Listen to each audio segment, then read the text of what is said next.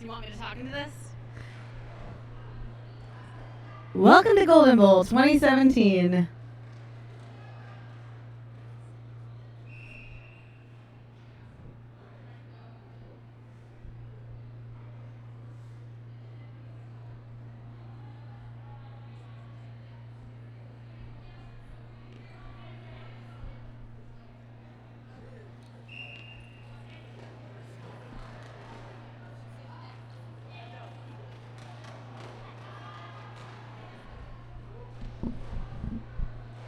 Am I sitting in front of a live microphone? Is that what I'm doing?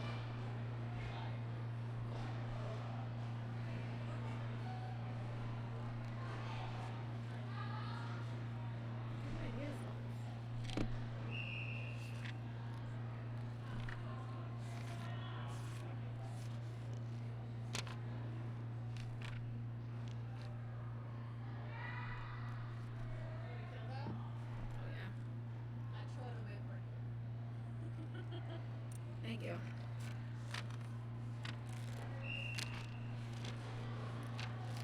This mic is hot, FYI.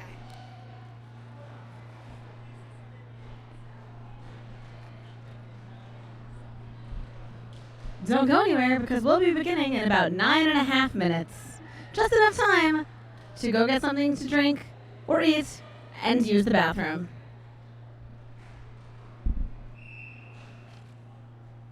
Hey, Sterling. I don't know if this one's up. I don't know either. That one I know is live. Okay, we can share. That's fine too.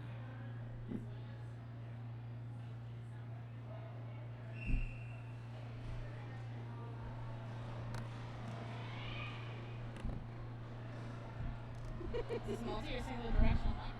I have no idea. Cool.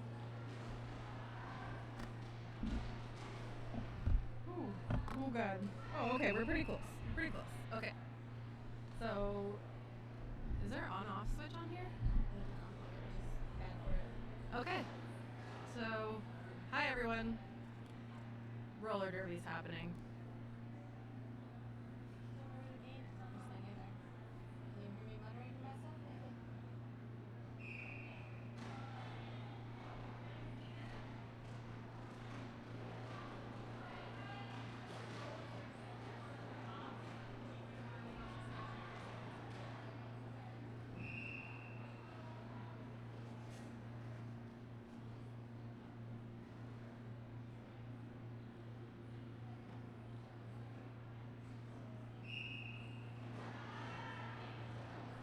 Hey Sterling, are both these live or just this one?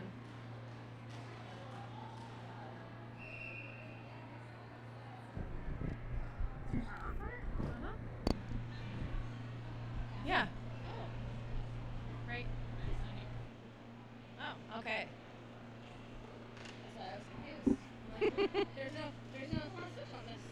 Thank you everyone out there for bearing with us while we get things rolling here at the Golden Bowl.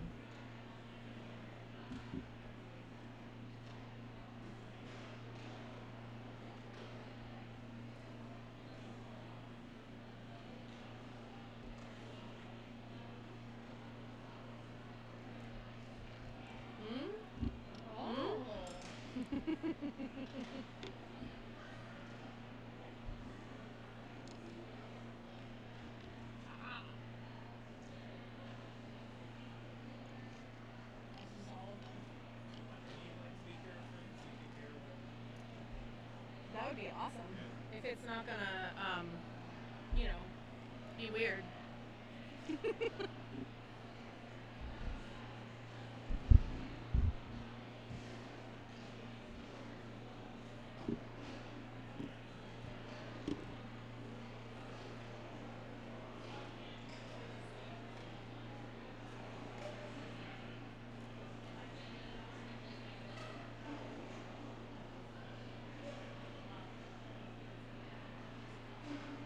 Little over 6 minutes to Derby, folks. Tampa versus Bay Area coming up. I don't believe we're going to have a score overlay for you. We are getting back to basics here at the Pearl in West Oakland.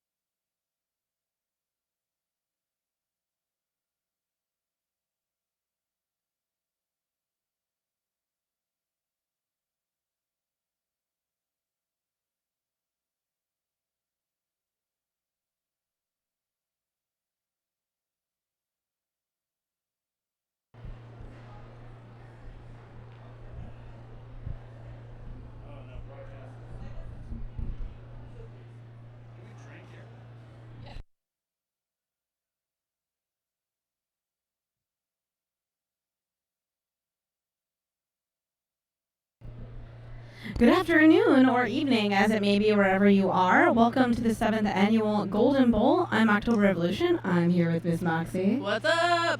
We're in the Pearl where it's warm and sunny, and there's some roller derby about to happen. In fact, Tampa roller derby is going to be playing Bay Area roller derby.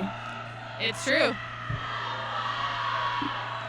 Bay Area doing their pregame. I mean, it's not really a haka. It's a pump up. It's a pump up is what's happening over there. It's echoey, so I have no idea what they said, but it sounded very energetic. It's very secret. You have to be jumped in to know what they're saying. So, Tober, who's on the roster for Tampa? Well, for Tampa, we have Anna Chang, Number 06, number 101, Smooth Operator. Number 138, Lauren Smith. Number 16, Amy Myers. Number 2, PH Diesel. Number 20, the Captain Winters. Number 21, Flex Abel. Number 357, Felony Bottom. Fat Bottom, excuse me. I read weird. Hey, it's the first game of the day. I know, and reading is not apparently my strong suit. Number 41, Amber Lou. Number 417, Amtastic. Number 424, Zombie. Number 7, Tasmaniac. Number 9, Walsacue. And number 90, Littlefield. Skating in black and gold for Bay Area, number 000, Demand a Riot. Number 1, Liza Machete. Number 13, Stephanie Maney. Number 20, Eva Menace. 23, April Bloodgate. 31, Frightmare. 36 is Skatelyn. 405, Dirty Little Trick. Number 44, The Forecloser. 49, Cassie Beck. Number 7 is Murderer Monroe. Number 818, Donnie Rada. Number 86 is Gretchen Vomit. Number 888, your captain, Brawlin' Angel. Looks like Skaters and officials are ready. 5 seconds. It is echoey here at the Pearl. We have our first whistle. April Bloodgate with the star for Bay Area.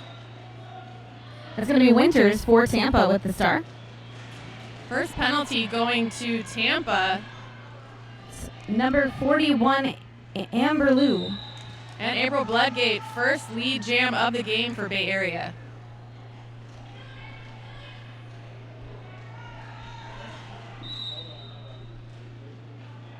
Misconduct called on the jammer from Bay Area. This is going to be a power jam for Tampa.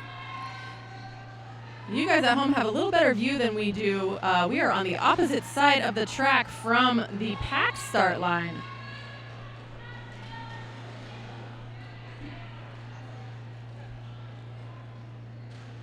Bay Area with their flat wall hanging on to the Tampa jammer.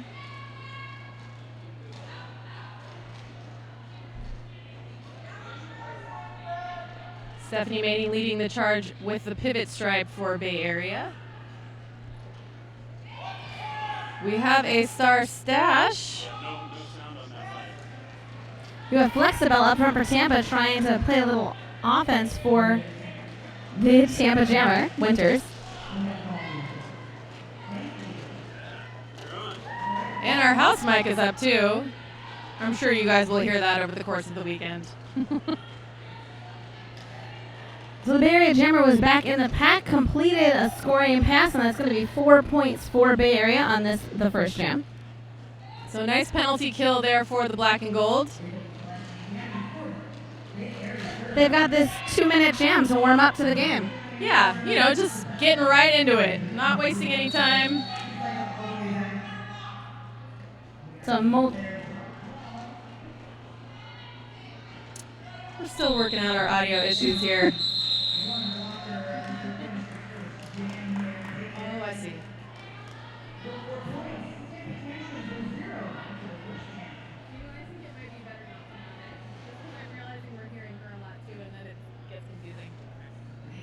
It was a Tampa blocker with a multiplayer block at the end of that jam, so Tampa's going to start down 1 blocker in the pack.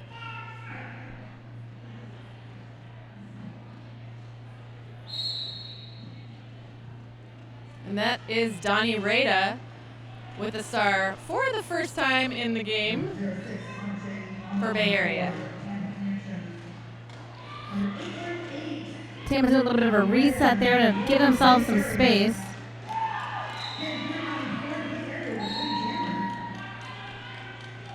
That is Donnie Rada with the lead jammer nod for the black and gold. About half a lap behind is the Tampa jammer. Hit it and quit it there.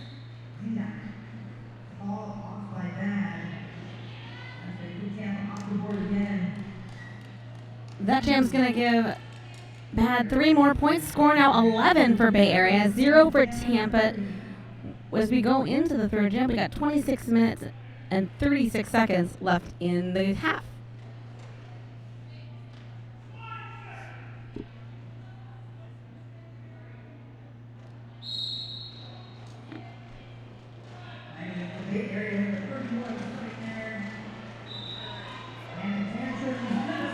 All right, jamming now for Tampa, the Tasmaniac, but lead goes to Frightmare from Bay Area. 3 lead jams in a row for Bay Area. A star stash for Tampa is going to free number 7, Taz. Frightmare, again, hit it and quit it, picks up all 4 points for bad, 5 points, and calls the jam. It's going to make the score now 16 for Bay Area, 0 for Tampa. It's 25 minutes, 42 seconds now in this half.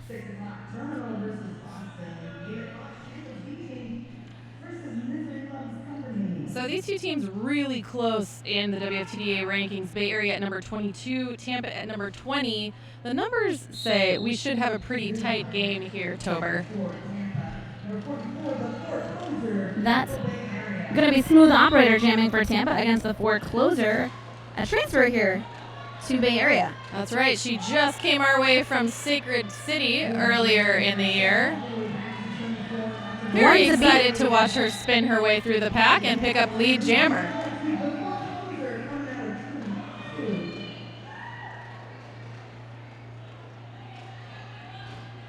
Tampa Jammer's really having trouble breaking free so far this game.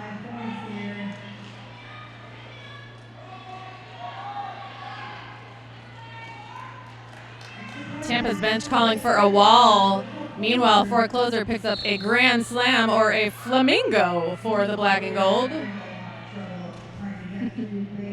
I thought that Tampa scored flamingos. You know what? You're right. You're right.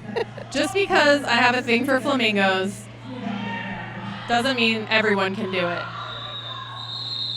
Forecloser called off the jam, picking up 2, but Tampa sneaking in their first 2 points of the game. That's going to make the score 23 for Bay Area, 2 for Tampa. 24 minutes about left in the half. And we're going to go to jam number 5. Number 20, Eva Menace taking the star for the first time for bad against number 2, PH Diesel for Tampa. Diesel jamming for Tampa. Number 20, Eva Menace for Bay Area.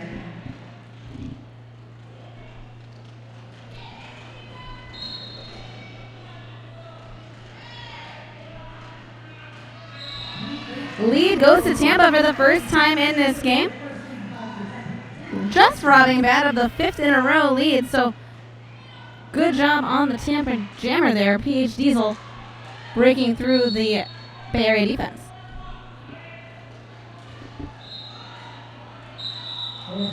So Tampa, 4 points on that jam, 0 for bad.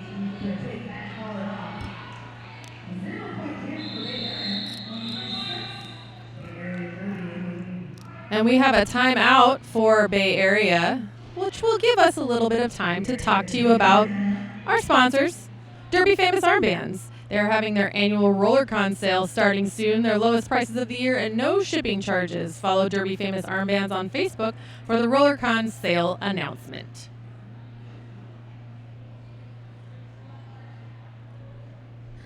The score, in case you don't remember, is 23 for Bay Area, 6 for Tampa. We played 5 jams and we've played 20. We have 23 minutes left. We have plenty of roller derby this weekend, 3 days of the Golden Bowl. We will get all of our technical issues ironed out by then. First game of the weekend. It's a miracle we can make roller derby move over the internet to the rest of the world. You know, it's like Willy Wonka. It's just like breaking up into little pieces and floating through the air. It's true, and coming back together right in front of you. Right in your computer screen. It's true, and you're probably doing dishes or folding laundry or getting ready to go somewhere, and you're watching roller derby at the same time.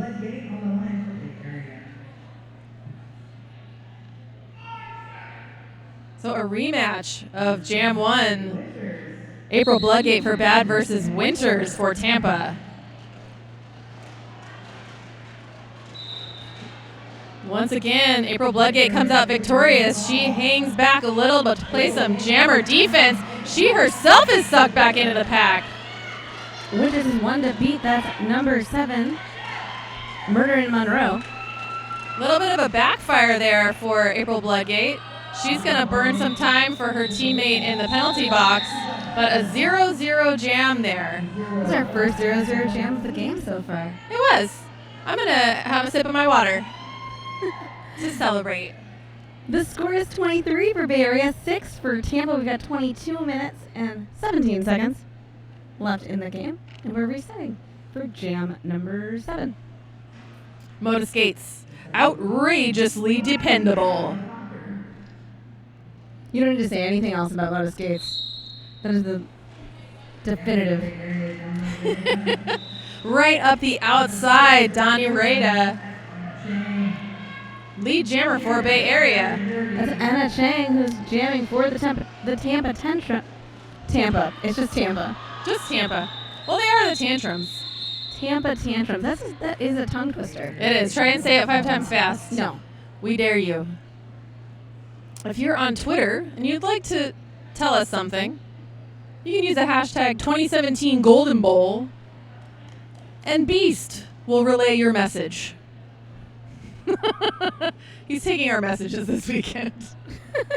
He's like one of those old-timey answering machines you used to have. Only way better. All right, that's Frightmare, number 31 with the star for Bay Area, and number 7, Tasmaniac for Tampa Tantrums. If you're sitting there and you want to get on Twitter, hashtag 2017 Golden Bowl. We'll say something for you. Recycle here for Bay Area, giving some time for Frightmare to try and get free. Tasmaniac is able to make this time and the distance up, and we now have a pretty tight pack, almost a scrum going on. Tasmaniac able to outrun number 49, Cassie Beck, and this lead jammer for Tampa. Right there, getting worked over here, coming between 4 and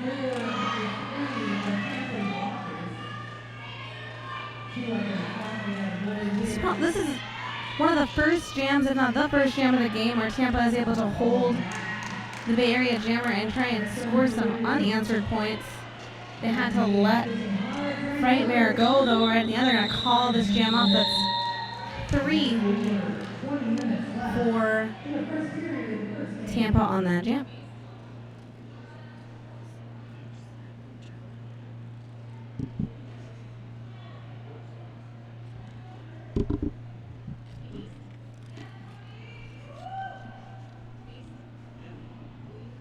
Alright, so the score now is 26 for Bay Area, 9 for Tampa, 19 minutes, 40 seconds left in the game. We have the forecloser jamming for Bay Area, that smooth operator for Tampa. Lead goes almost immediately to the forecloser, though she's not clear of the engagement zone yet. Now she is.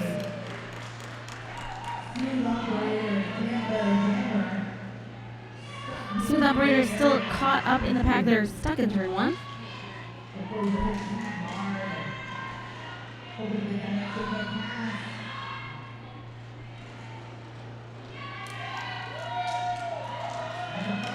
Grand slam for the forecloser and Bay Area. Star stash for Tampa is going to free their jammer, but forecloser coming around for another scoring pass. Again, called it off a little bit late. 2 and 2. Yeah, Tampa, by putting on the speed, their smooth operator was able to basically make that last pass not count. It's true. Score now is 33 for Bay Area, 11 for Tampa. We've got 18 and a half minutes left in the half.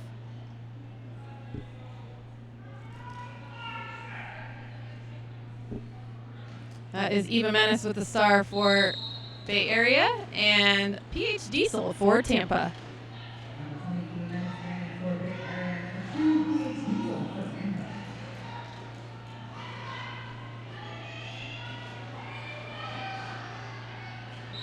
Lead jammer nod to PH Diesel.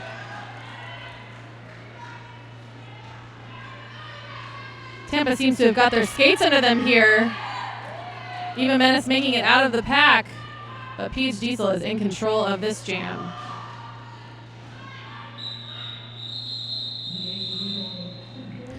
Bay PH Diesel picks up 2 on that, calls off the jam without any points by Bay Area.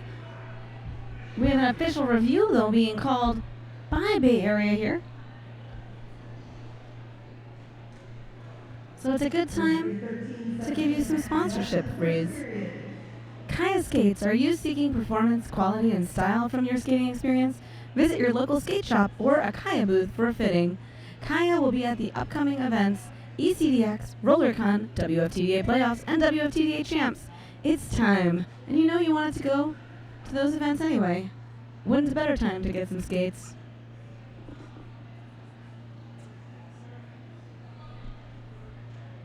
Score is 33 for Bay Area, 13 for Tampa.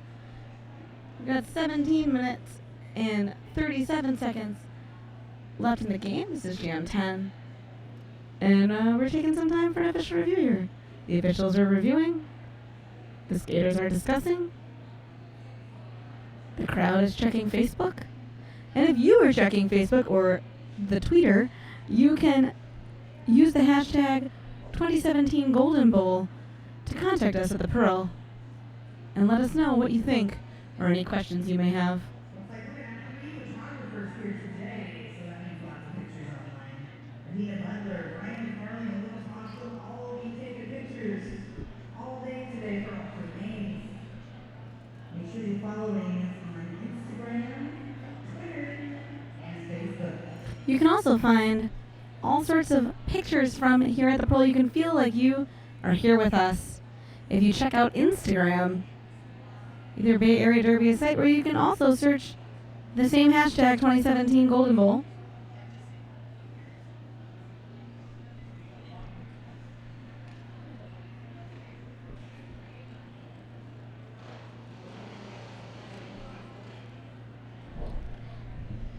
So from watching this game, you would think it would be a little bit closer in score than it is, although it took Tampa about 4 jams to really get a feel for Bay Area, get a feel for the floor, and keep them close into those, very low-scoring 2- and 3-point jams.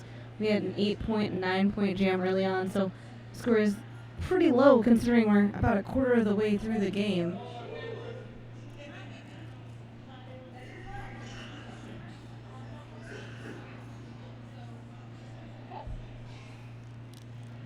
All right, the officiating staff just let me know that review was Bay Area looking for a cut to be called on Tampa's jammer in that last jam. The no call stands, and they will not retain their official review. And we will continue with gameplay here in a minute as soon as the teams are informed and everybody gets back in their position.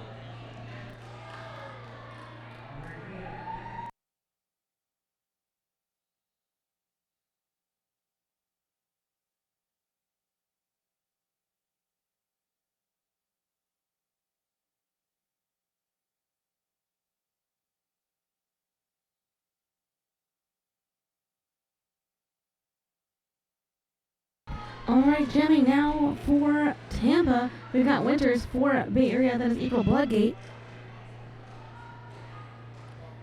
Got Winters is lead jammer. No, lead jammer goes to April Bloodgate, excuse me. It's a little hard for me to see over there in turn 1. There's lots of NSOs and refs standing in my way. Winters going to the penalty box on a back block call. It's going to be a power jam for Bay Area. April Bucket is 100% lead jammer percentage so far, although she loses lead. Heads to the penalty box, releasing Winters after sitting for only a couple of seconds, which means April gets released after just a couple of seconds. Now we have a 2-minute jam, and April Bucket is scoring eligible. I don't believe that Winters completed her initial pass, so I think that she's a lap behind right now.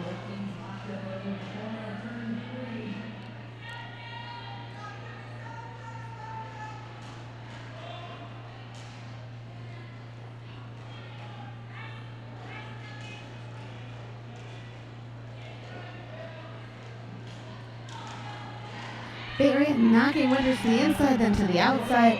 Big recycle for them. Draws a penalty on 1 blacker, so Tampa's got a bit of a advantage in the pack. Only 1 though. Successful star pass by Winters to number 21. That is Flexibel.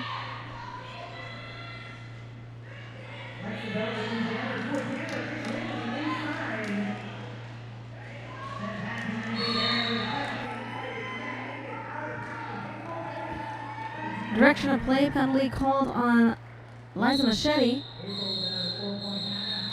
Jam expires. Going to be 8 for Bay Area on that jam, 4 for Tampa. Score now 41 for Bad, 17 for Tampa. And we are halfway through the first half of the first game on the first day of Golden Bowl. S1 is a part of the Bad All-Stars uniform. You can see it as the shiny gold helmet. So thank you to S1 for those happy shiny helmets, keeping brains happy and shiny.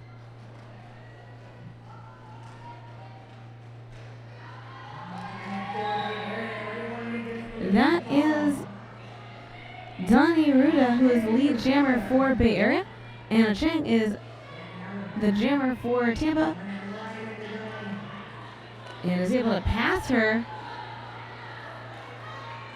and take a hit, absorb it, so that Donnie Ruda doesn't pass again. She's going to call that jam off. We're going to have a 0-0 jam.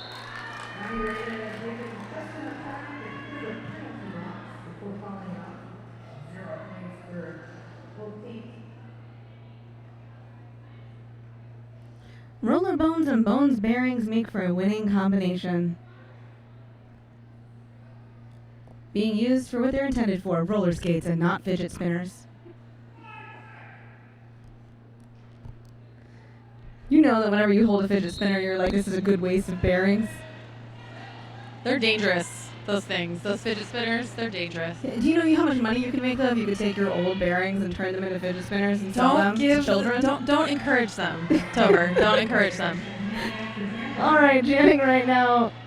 We've got Tasmaniac for Tampa and Frightmare for Bay Area. Frightmare being held up at the front of the pack now by number 21, Flexibel. That was some aggressive hugging. It was. There were arms wrapped around each other, very lightly, but very aggressively. I don't even want to think about how much other people's sweat you end up with on you. It's going to be 5 for Bay Area on that pass. Stephanie Maney just leveling the Tampa jammer on the inside.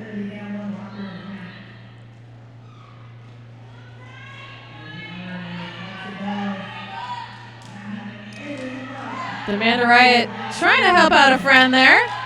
Premier stepped over that down skater. Doesn't get the point for it, I think. Anyway, 1 no pass, no pass. That's going to be 4 on that pass.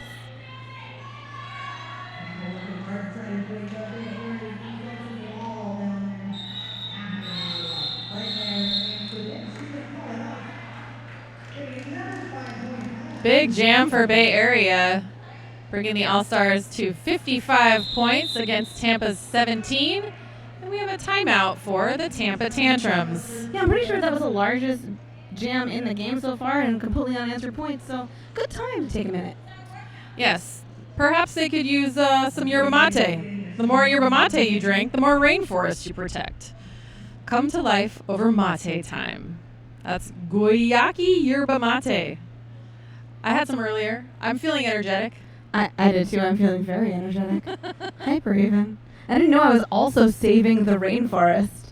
I caffeinated myself. I saved the rainforest. I feel pretty great. Win-win. Win-win, everybody. Amanda Riot was extolling the virtues of the yerba mate before the game. I did not know that you can drink yerba mate out of a gourd. Yeah, that's how it has like a metal straw. Yeah, see, everybody knows this. I had no idea. She literally showed me how to do it, and my mind was blown. I had no idea. Yeah, I had a boss once whose husband was from Paraguay, and she would all day, every day. I don't know how she lived with that much caffeine in her body. People are like, oh, tea versus caffeine. Coffee's got versus coffee. Coffee's got way more caffeine. Then you've never had yerba mate. Yeah, it's like cold pressed coffee, but you can drink it faster and more of it. We're back. Jimmy, now we got the forecloser for Bay Area, and that is Smooth Operator from Tampa.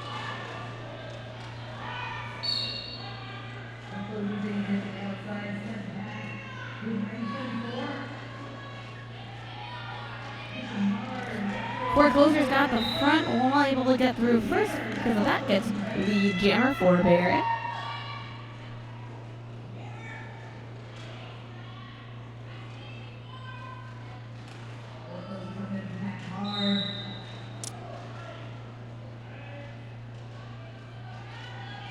So a track cut called on the forecloser is going to sit her in the penalty box just as Tampa's jammer is released. Another 2-minute jam. That's the way it goes.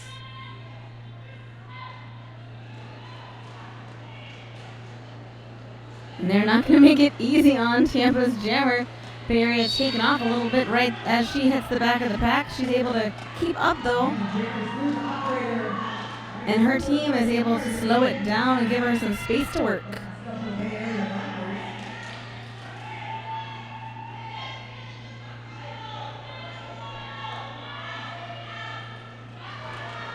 Forecloser out of the penalty box, hits the pack.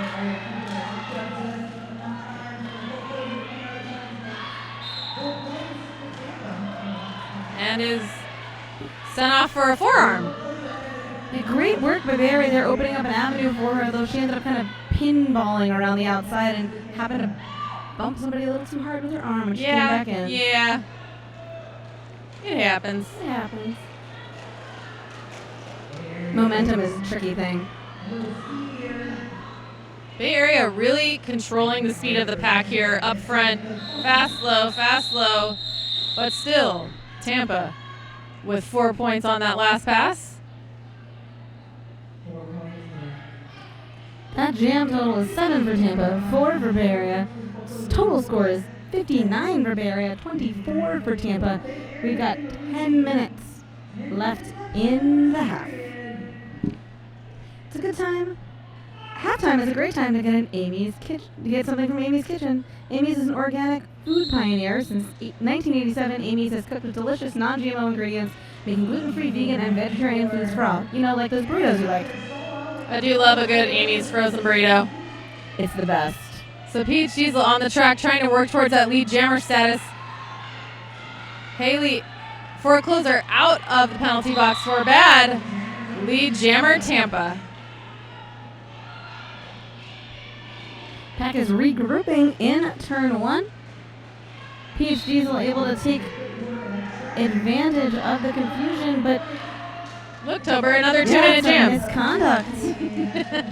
That's like 4 of them so far out of 15. I can't do math, but that's a high percentage, I'm going to say. And we had a star pass to Brawlin Angel through.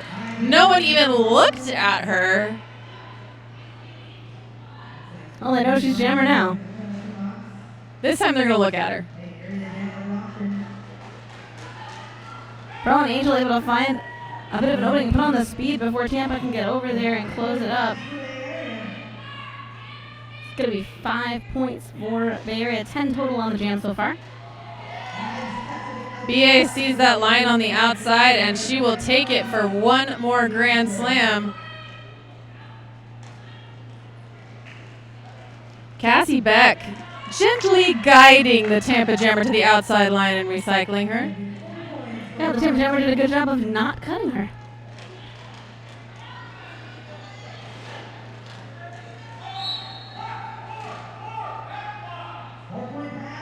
So forecloser being sent to the box as a blocker for a back block, and Brawlin Angel following her as the jammer. Not a lot of time left in this jam, so we are going to see a power start for the next one unless Paige Diesel picks up a penalty in the next 0 seconds. 0 seconds. So Bay Area going to start the next jam without their jammer and down a blocker. Looks like the jam total on that is 20 for Bay Area, 9 for Tampa. It's 79 for Bay Area, then 33 for Tampa. Now we have 7 minutes and 35 seconds left in the half. It's a pretty low jam count considering how far into this half we We've are. had several 2-minute jams, as we have noted. Also of note, team captain Brawlin Angel coming out of the box as a jammer once her penalty is over. So Tampa making quick work of that lead jammer call with Winters. Well, now we're at 3-on-3 as the pivot from Tampa heads to the penalty box. That's Zombie. Bad again, dictating pack speed, speeding it up. But they can't hang on to Winters. She picks up a grand slam for Tampa. Winters hasn't had a lot of opportunity in this game so far to exercise that speed and footwork with this jam she does, and she's doing a great job with it.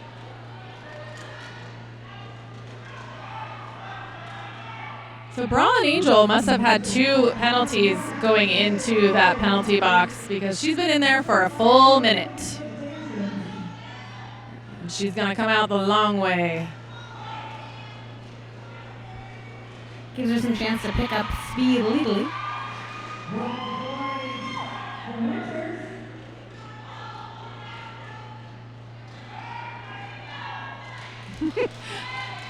Brawlin tiptoes her way through the pack and runs away from the last opposing blocker. So a big jam for Tampa there.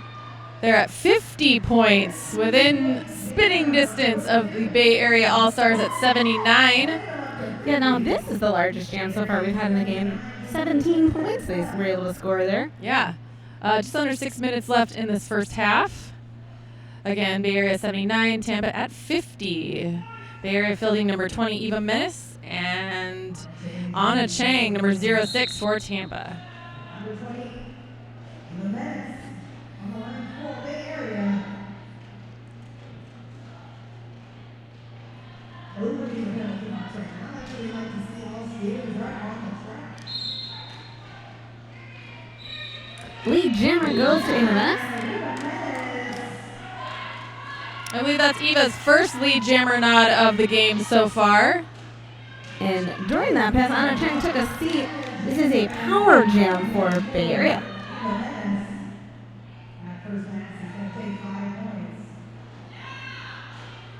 Bad playing active offense there. However, leaving Eva to fend for herself with the last blocker. She does pick up another grand slam. Bay Area 89, Tampa 50. And everybody's back on the track. We have an empty penalty box.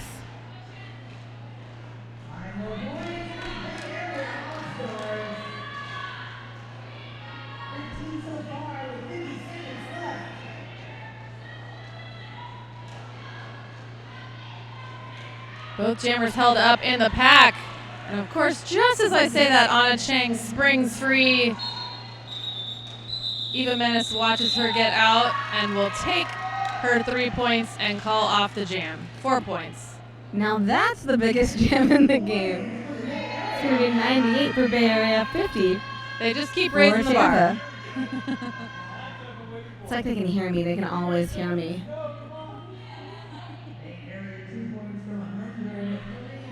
Oh, 3.5 minutes. Derby famous armbands, custom designs of roller derby armbands, any color, any font, any graphics, any logos, anything you can dream up. DerbyFamous.com or find them on Facebook.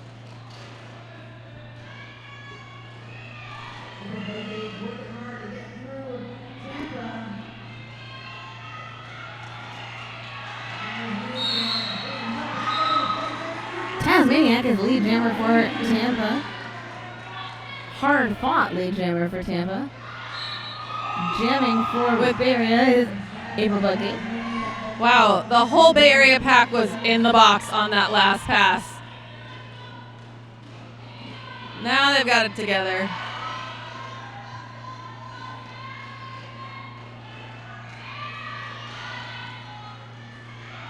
April Bloodgate out and clear. But Tampa in charge of that jam. Taz is going to call it off. They're still going to have a 3-2 pack advantage starting this jam, but not for long. Both the Bay Area blockers in the box are standing.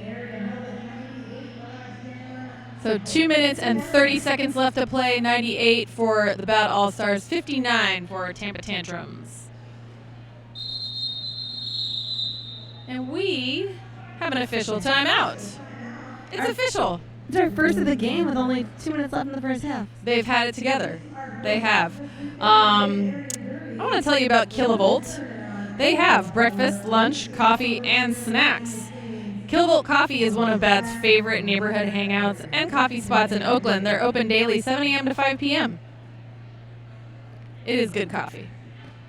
I feel like the coffee in the Bay Area just like raises the bar on coffee. Every time I have coffee is better than the last coffee. So if you say it's good coffee and you live here, then it must be really, really good coffee. We tend to be a little bit snobby about our coffee. Although, you know, I feel like Portland rivals the Bay Area for good coffee and coffee snobs. Yeah, the West Coast in general That's true. loves coffee. Yeah, we do love our coffee.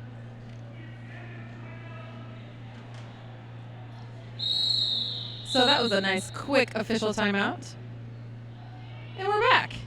We've got Danny Rada, number 818, jamming for Bay Area, and number 2, PH Diesel for Tampa.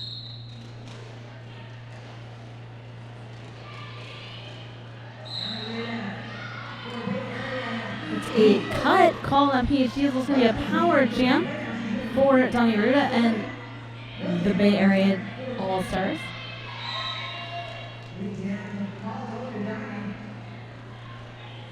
Lead for Bay Area.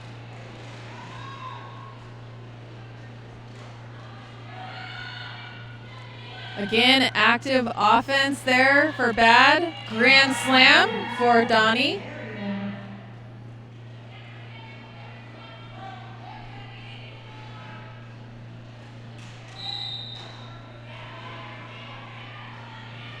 Back block called on Donnie Ruda. Good call there. The skater didn't fall, but she did stumble forward and give a little bit of space to lose her position.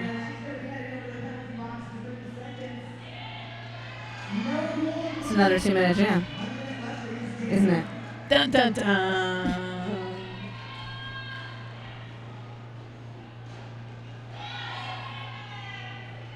So Scaitlin in the back with a nice jammer takeout, recycling PH Diesel.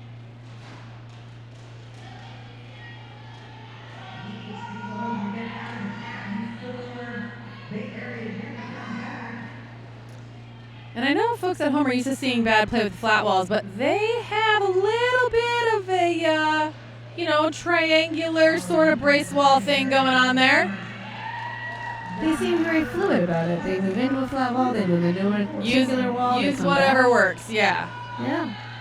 It's working for them because that's another scoring past 4 points for Bay Area, bringing their score to 107. Danny Rada out of the pack. Grand slam for Bay Area. I believe that's going to bring us into halftime. 5 more points for Tampa. So Bay Area at 112. Tampa at 64. Will we have one more jam? If I were Tampa, I'd use my official review here, but they didn't. So we won't. All right, 15 minutes for halftime right here at the Pearl in West Oakland, California. Bay Area at 112, Tampa at 64. Wait, we haven't. We have something. Will we have another? I don't know. Do the officials know? You know what? We'll just hang out with you for a minute. The halftime clock is ticking. So, as far as I'm concerned, we're at halftime. Okay.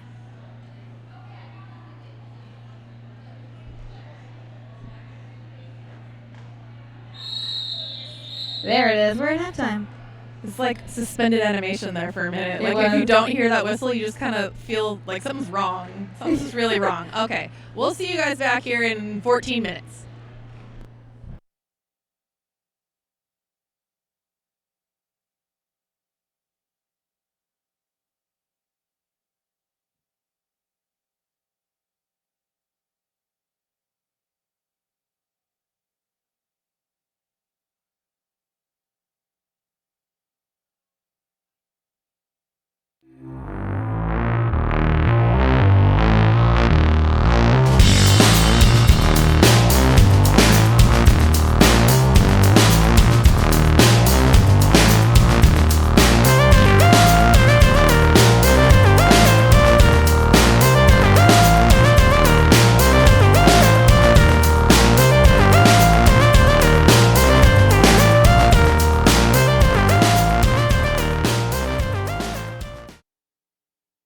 Hello, I'm Demanda Riot and I skate for Bay Area Derby. And today we're going to talk about guide out hits to the outside. So in this situation, our target is going to be in front of us as we come up in order to hit her towards the boundary and leave her out of bounds. So as you're coming up upon your opponent, you want to eyeball her stance. The idea is I want to make sure that my hips are lower than her hips, and that I'm going to be engaging my target zone, or my engagement zone in her target zone below her hips, really staying out of the way of her upper body altogether. So overall, I'm going to be thinking about making kind of a check mark shape, where I'm going to come in at my own normal skating stance. I'm going to probably drop in lower. And then at the same time, my feet are going to be facing towards the boundary that I'm going to be leading Skatelyn to. The fact that she is trying to head forward and my skates are at an angle is going to be able to both take speed away from her as well as direct us together towards that boundary, where I will then drop her off with a hockey stop type movement.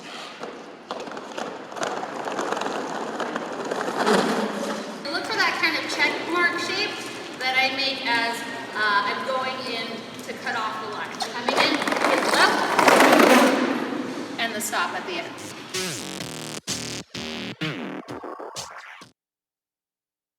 In 2010, we took soft foam helmets from every brand, including S1, into the testing lab and discovered that every single one of them failed current helmet safety standards. This is a soft foam helmet. It has a hard plastic outer shell and soft foam inserts. The problem with soft foam helmets is that impact energy travels directly through these helmets and rattles the brain. Soft foam helmets do not pass high impact or multiple impact certification tests. After learning this information, we set out to make a better, safer helmet. What we created was the S1 Lifer helmet with fusion foam. We make fusion foam by blending low, medium, and high density beads together to make our impact reducing inner foam mold. The inner foam mold is what does all the impact dispersion in the S1 Lifer helmet. We batch test every production run of helmets to ensure the quality and consistency of every S1 Lifer helmet made. Get a Lifer, be a Lifer. Hi, my name is Murderin and I skate with Bay Area Derby. Today we're going to be talking about lock and drive. So for a lock and drive hit, you want to think about three specific things. First, you want to come at your opponents from slightly behind, looking at the space right at the top of their thigh or right below their glutes. So when you come in for a lock and drive, you want to both step and sit. Okay, so that they're resting on top of you. Then you want to use your whole legal blocking zone to come across your opponent so that you're pinching them between your thigh and your upper body.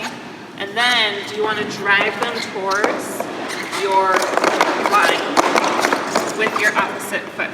So you want to block them here and then drive them with other outside leg.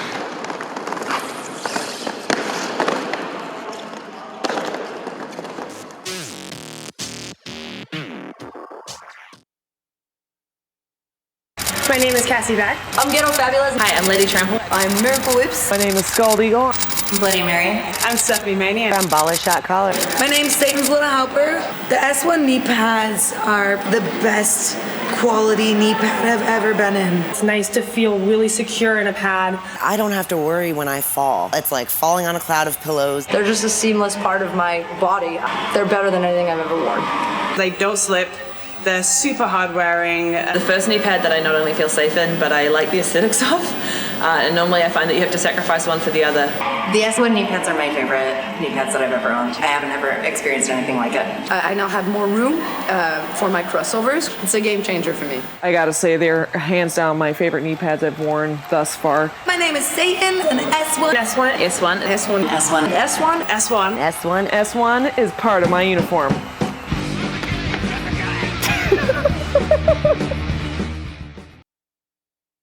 Hi, I'm BA with Bay Area Derby, and we're going to work on like a traditional hammer nail.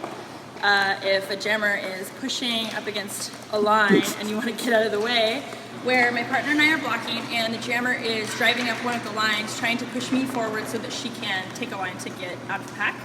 And what I'm going to do is, as she's pushing me forward, I'm going to try and turn my hips out of the way to give my partner some room so that she can then drive the jammer out of bounds, and I'm going to try to reset behind the jammer since I have position and haven't been passed. So as the jammer is coming up, I'm going to hold her, I'm going to turn my hips, I'm going to say now, I'm going to turn my hips, and I'm going to allow my partner to push the jammer out of bounds. I will reset back, and my partner will come back and reset. Jammer, come out. Down, start.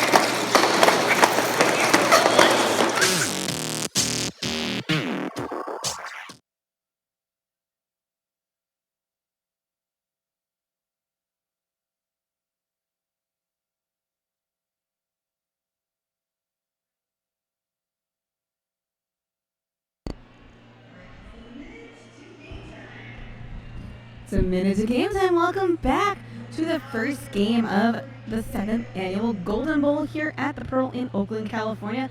This is Bay Area Derby playing Tampa Roller Derby, and the score right now is 112 for the Bay Area All-Stars and 64 for the Tampa Tantrums. I'm October Revolution, and I'm here with Miss Moxie. Hi. And I was saying earlier in the first period, Tober, that we expected a little bit of a closer game, at least in the first half here. These two teams are only 2 apart in the WFTD rankings. Tampa at number 20 and Bay Area at 22, but we do have a relatively significant point spread here at halftime. Yeah, interesting fact. Bay Area has had leads 68% of the time so far, so that is 13 leads to Tampa's 6, and they have 63% of the points. So it's a pretty close correlation. I mean, I'm not a data scientist, but you have numbers and a brain. And a you brain. know what to do with them. But for bad, Danny Rada has had 100% lead jammer percentage. There's a lot of percents happening there, but pretty impressive from a rookie. Yeah, it's awesome. And also, you know, if you're thinking like maybe jammer penalties have something to do with the story, they don't. They're at 5 apiece. So we have had a lot of 2-minute jams because apparently you can only get a jammer penalty if you were lead jammer. And that's the facts, Jack. So there was only 19 jams in the first half, which is pretty low. So, folks, if you're out there listening, watching on WFTA.tv, thank you for bearing with us while we work through our technical difficulties here. Game 1, day 1 of the 2017 Golden Bowl. If you want to talk to us, you can use the hashtag 2017 Golden Bowl on the Twitters, and our producer will pass us notes. We kind of had an official timeout at the end of the first half, and I'm not quite sure why, but the result of it was Paige Diesel was going to start this half in the penalty box, so that is where she sits, making Danny Arruda the jammer for Bay Area and the only jammer on the track. And she is out 20 seconds into the jam. Lead jammer bad.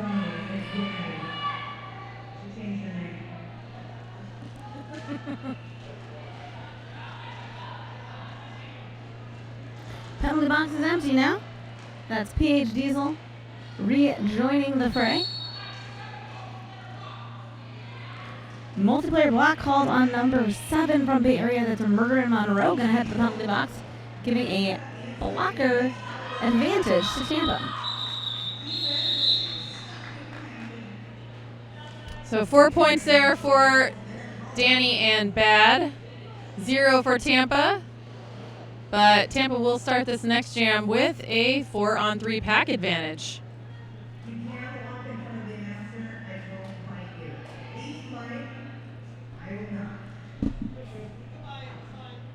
Lining up to jam now for Tampa, that is Winters. And for Bay Area, that is April Bloodgate. We've seen this matchup several times this bout. I'm guessing we're going to see it several more. Winters, lead jammer for Tampa. Winters struggled a little bit at the first half of the first half, but kind of hit her stride towards the end of it and seems to have kept that momentum going through the halftime. Star pass to Stephanie Maney for Bad.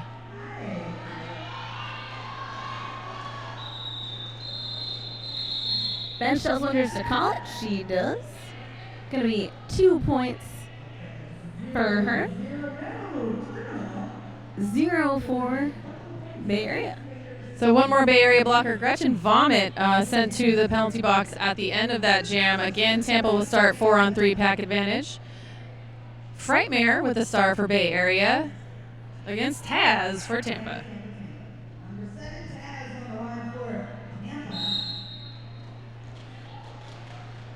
Score now stands at 116 Bay Area, 66 for the Tampa Tantrums.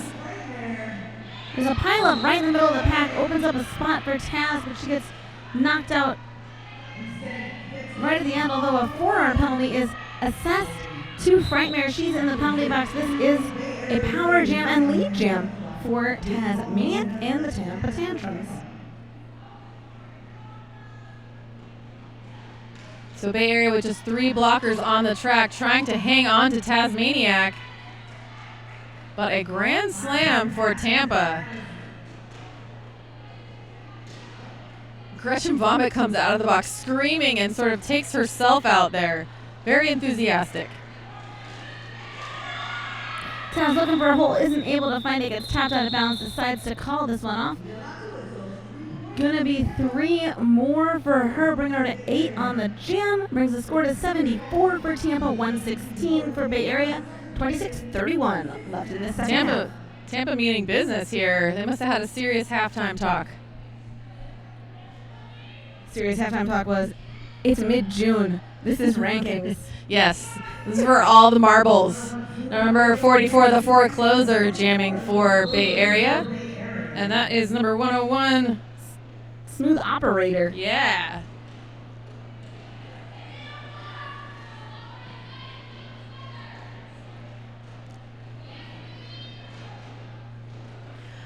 I just heard Tampa's bench call her Smoothie. I like that. I'm going to steal it. Forecloser lead jammer for Bay Area. Smoothie for Tampa. Still stuck in that Bay Area pack. Here's the flat wall by Bay Area. Smoothie not able to jet around it. Well, the forecloser gets caught up behind a 2 brace down to 1 and is free for 5.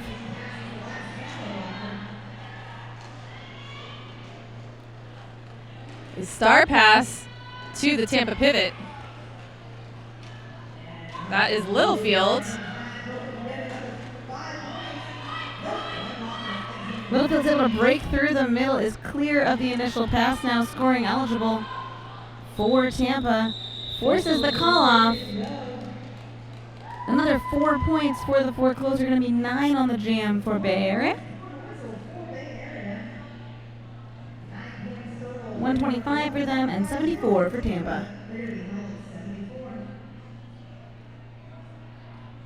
Derby Famous, we make those armbands. Proud sponsors of the Bay Area Derby and Team USA World Cup Women's Team, derbyfamous.com, or find them on Facebook. Jamming now, we've got Ava Menace for the Bay Area All-Stars and Paige Diesel for the Tampa Tantrums.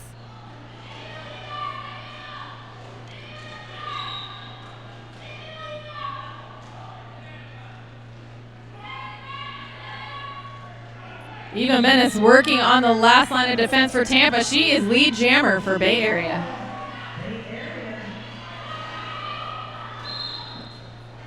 The Tampa jammer out half a track behind her. Eva hitting the pack on her scoring pass and quickly hitting the deck, calling off the jam after picking up 3 points for her efforts. She looks at the jam ref like, come on, I know there's one more hiding in there. Can I have that? Can I have that? No. She gets the 30 seconds to tick off the clock, too. This is the second half. Every second is like extra points. Motor skates, react quicker, fly higher, last longer. Ladies and gentlemen, Boston is in the house. I repeat, Boston is in the building. Jamming now for the Tampa Tantrums, that is NHA. Jamming for the Bay Area All-Stars, that is Danny Rada.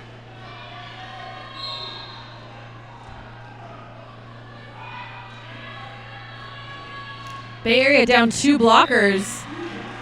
A big advantage for Tampa, and they will take advantage with Anna Chang, lead jammer.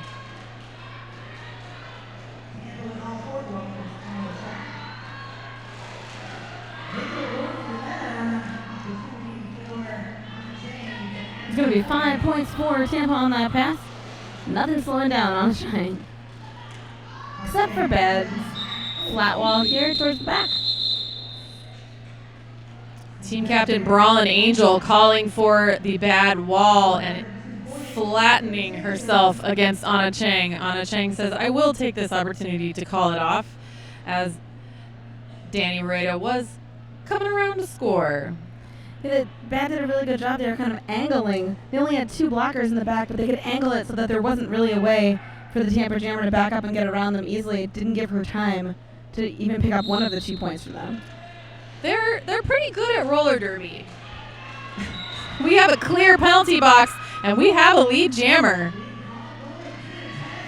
That's Tasmaniac for Tampa. Out quickly behind her is April Bloodgate.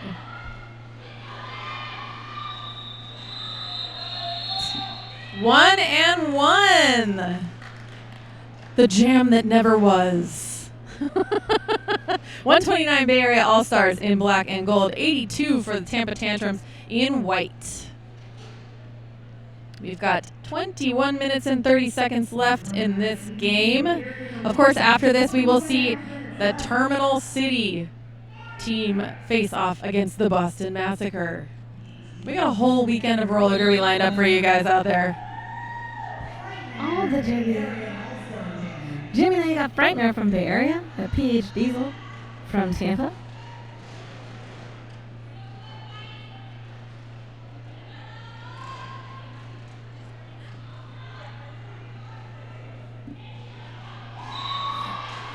PH Diesel finds a hole on the inside, gets lead jammer for Tampa.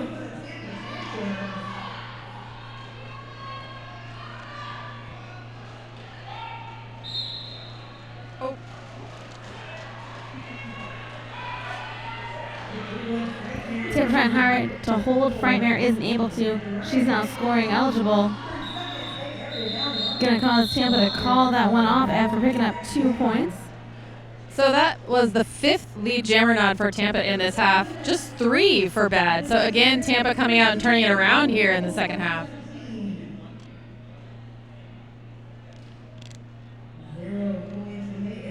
We will start this jam with a 4-on-3 pack advantage for Tampa. Number 44, the forecloser, jamming for Bad. Number 101, Pete Smooth Operator, Smoothie for Tampa. Interesting fact to go along with your lead jammer stats is that the score is pretty even. I mean, Bay Area scored 17 in this half, and Tampa has scored 20 in this half. So even though Tampa's had control of the floor, they haven't been able to capitalize or make that into points. A lovely pirouette on the inside line, frees Smoothie. Lead jammer Tampa. Pivot for Tampa headed to the penalty box, going to give Bad a 4-on-3 pack advantage. Forecloser now free of the pack, but not before Smoothie scores the point on her and the rest of the blockers. It's a 5-point pass. She calls it off.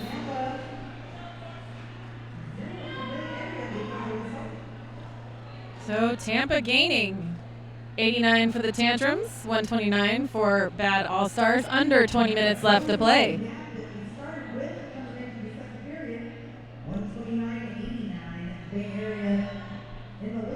Closest this game has been was about halfway through the first half. It was about 30 points.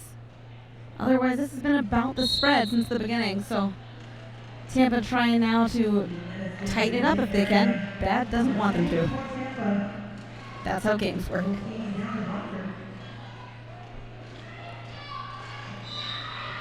Lead jammer Anna Chang for Tampa. It's 5 lead jammers in a row for Tampa. We were so excited about that. We said it at the same time. Start pass to Steph Maney for Bad. And Anna Chang going to the penalty box. So Steph Maney going to try to do some work here. Asking her pack to please play offense. Don't make me do this all by myself. Yet another 2-minute jam in this game.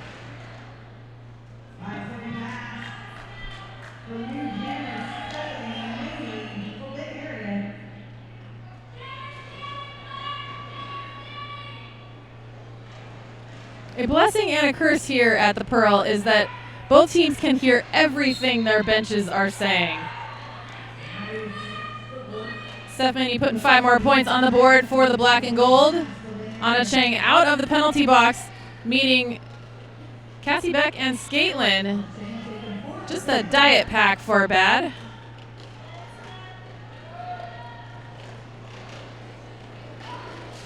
Bad choosing to run this jam. And the action is right in front of the announcer's table. That was delightful. It's so rare. Score on this jam so far, 10 for Bay Area, 8 for Tampa. Got about 11 seconds left on the jam clock. And folks, that's what a good flat wall will do for you. Right there. So, Bad cannot call off this jam. That was a star pass. Tampa adding 3 more points to their total. Bad picking up 4 on that pass. So Tampa at 101. They have reached and crossed the century mark. Bay Area at 143. 16 minutes, 33 seconds left to play. Yeah, that 2-minute jam was a win for Bay Area. They ticked 2 minutes off the clock. They kept their lead almost exactly the same. And they cleared the penalty box. Big win.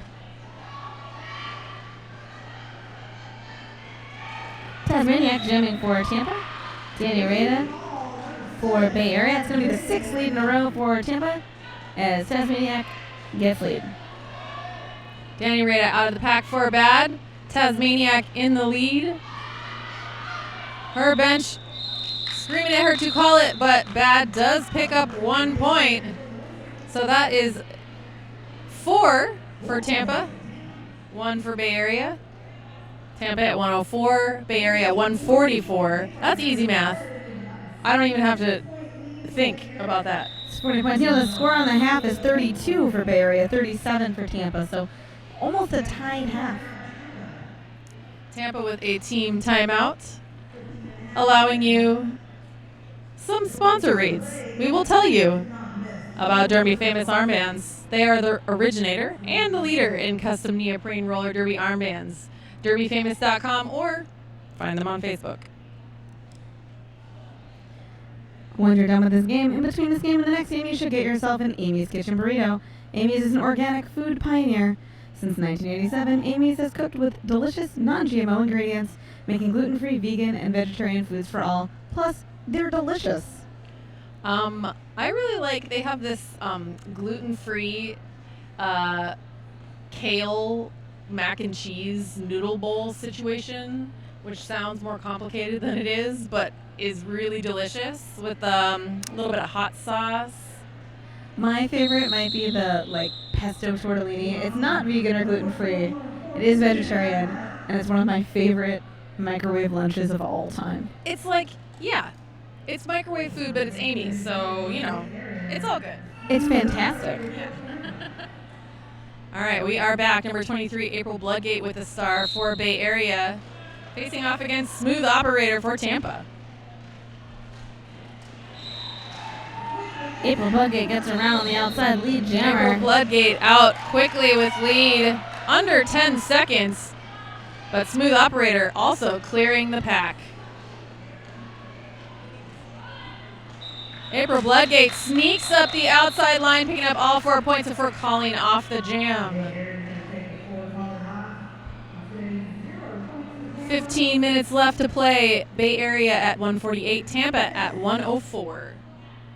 And remember, Tampa is ranked 2 above Bay Area at 20 and 22.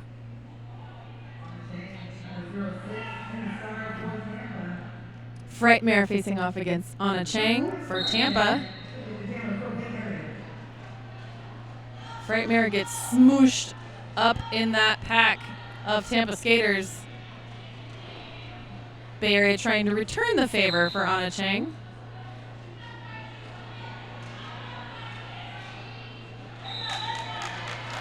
Frightmare finds the outside lane open. Lead jammer bad. For a while there, Tampa was really picking up lead a whole lot more than they were in the first half, but they weren't able to capitalize on that or score points. And now in the last few jams, Bad has really gotten their rhythm back and is starting to chain together these leads. On a chain clearing the pack for Tampa. Frightmare through for one more Grand Slam before calling off the jam. 10 points for Bad, 153 for the Bad All-Stars, 104 for Tampa. 13 minutes, 45 seconds left to play.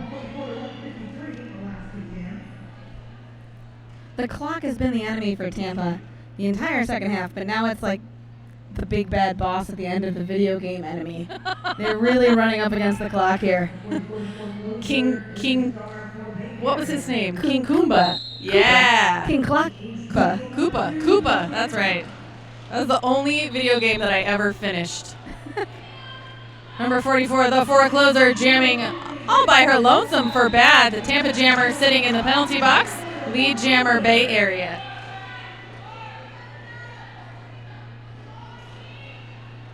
Bay Area just opening up that outside lane. Playing some active offense there in the back. Forecloser taking her time, picking her routes. Grand Slam, Bay Area.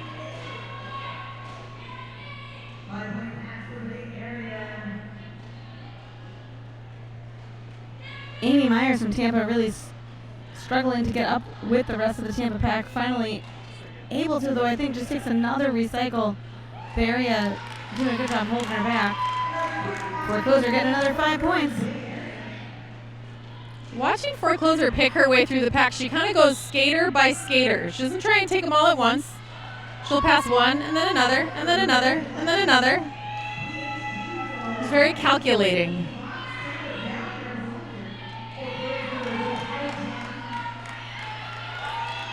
Can you imagine she has like 5 more points up for Bad?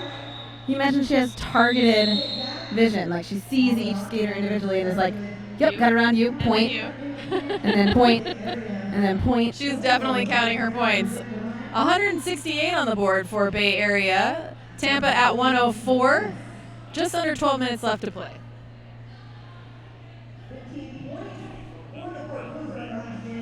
Thanks to Beast, we know that is a 24-0 run for Bay Area, and they will start this with a power jam. Eva Menace with the star for Bad.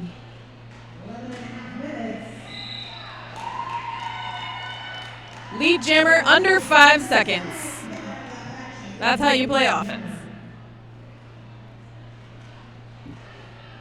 She tried that inside line again and did not find it open this time.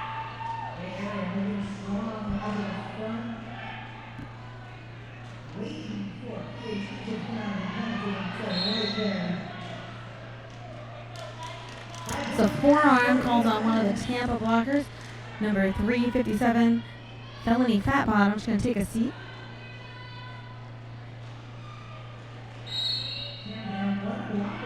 Eva with 1 to beat will pick up 4 more points.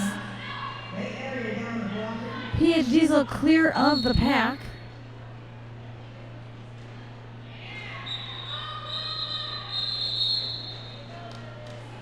Sneaking in 4 more before the end of that jam. Another big jam for Bad. 181 points for the All-Stars. 104 for Tampa. I can't do the math, but Tampa hasn't scored in several jams. We don't have any fancy, computers in front of us or spreadsheets or anything. I can tell you the second half score is 69 for Bay Area and 40 for Tampa. So it's opened up here in the second half, similarly to the first half. Danny Rada finding that inside line open yet again. Lead jammer, Bay Area. Tasmaniac, the jammer for the Tampa Tantrums, scoring eligible. Lots of call it. But I think Danny has eyes in the back of her head. She said, guys, I still have like half a second. Give me a second to get this one last point. She does pick up all 4 before calling it off. You can't teach that jammer awareness, that intuition as much as you think. She's a rookie and she's able to see that without seeing it, feel that timing. It's great. She feels the jammer in the back of her brain. So 5 scoreless jams in a row for Tampa. 185 for the Bad All-Stars. Tampa still at 104. 9 minutes left to play. Smooth Operator jamming for Tampa. April Bloodgate jamming for Bay Area. Smooth Operator having a much better second half than she was first. Hoping to stop that scoreless run, but April Bloodgate gets lead jammer for Bad. We have a star pass to number 90, Littlefield for Tampa, but 4 points quickly picked up by April. Some high fives. All of these jams are wins for Bay Area, not only because they're scoring points, because you think, it's not a lot of points, but they're ranked 2 below Tampa, so any points they're scoring that's more than them is a huge win. And then also, they're ticking 30 seconds off the clock every time they call that jam. That is correct.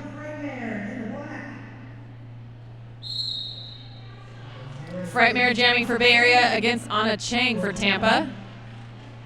Clear penalty box.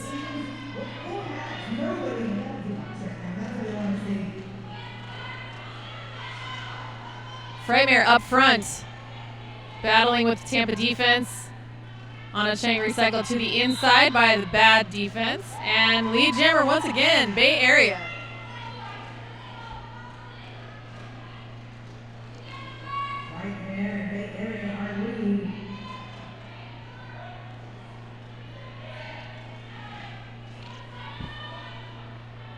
To your point, Tober, Bay Area has 2 more games this weekend. They can kind of just slow things down here, eat up the clock, and not, they don't have to use all of their energy right now.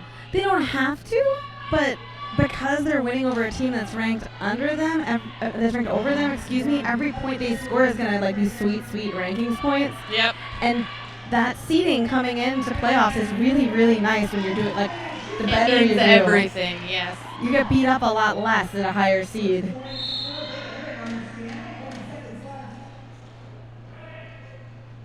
That said, it's warm. It's early in the weekend. You're right, they might decide to pull back a little bit.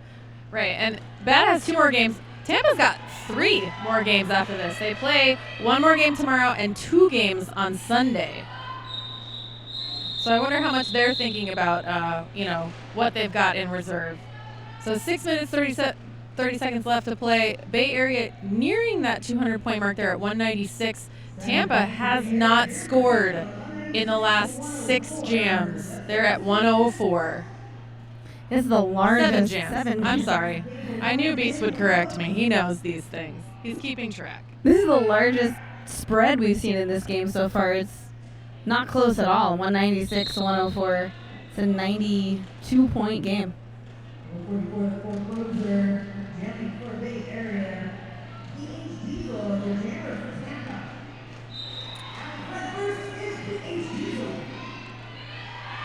It's the first lead Tampa's gotten in a little while yet. Star pass to Brawlin Angel for Bay Area. PH Diesel calls off the jam, but Brawlin will steal points herself. That is a 4-4 jam. You gotta love that when you're a pivot, be able to sneak in those 4 points. 4-3 jam. Bay Area picks up all 4. Tampa only picks up 3. So a win. A point gain on the differential. Well, scoring points in general helps Tampa. Driving the score up in any way is helpful, although getting on the differential is even more helpful. Yes. Little jammer defense there from number 20, Eva Menace for Bay Area, taking out Tasmaniac, but Tasmaniac getting right back up and into the fray there. She is at the apex with 2 to beat for Bay Area. Tasmaniac not giving up here, gets through lead jammer. Tiny, tiny steps, tiny, tiny steps, tiny, tiny steps.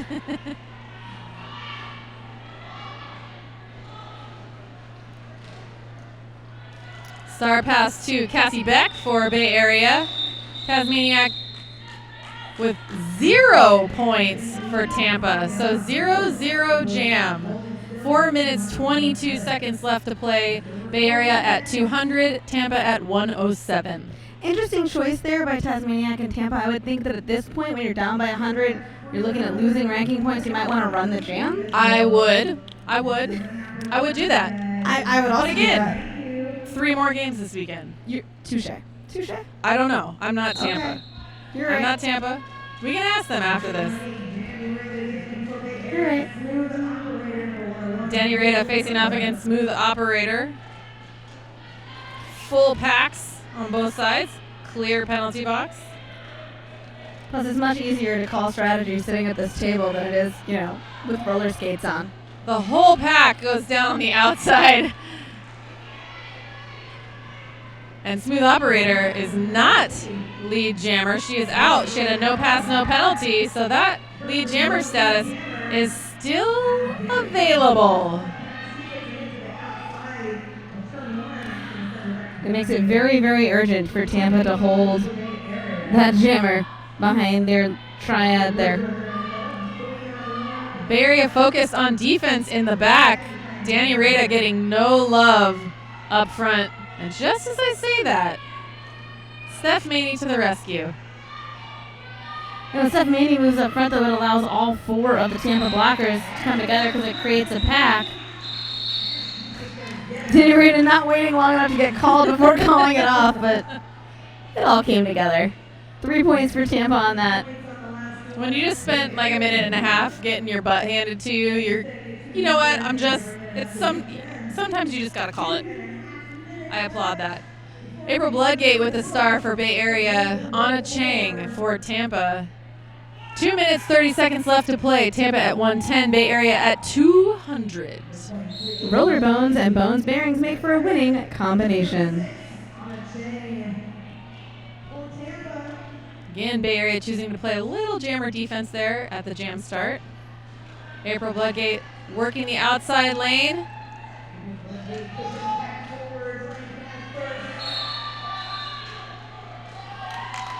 And lead jammer Bay Area.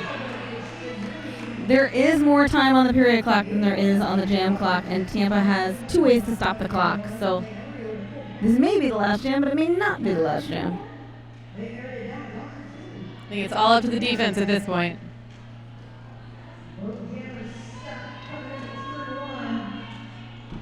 So we have 1 apiece in the penalty box. April Bloodgate clears the pack with a grand slam. Anna Chang has yet to clear the pack for Tampa.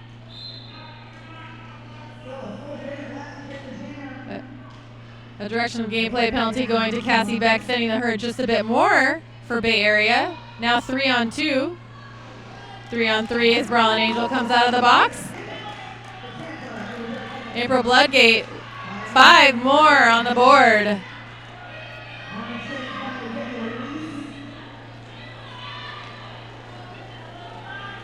Pack speeds up here, trying to tire out April Bloodgate, making her call off the jam. Both jammers are scoring eligible and free. A whip from Brawlin Angel to April Bloodgate to keep her up to speed. Isn't enough. Tampa just took off. It is gonna force the call off. We've got 38 seconds on the period clock when the jam ended, so we will have another jam. So a 100-point differential here going into the final jam. Bay Area fielding number 31, Frightmare. It looks like it's PH Diva on the line, number 2 for Tampa.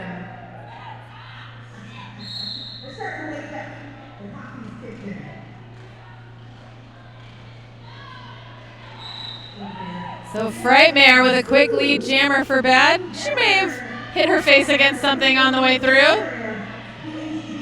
Not concerned. Fright hits the pack, picks up some points. 2 points.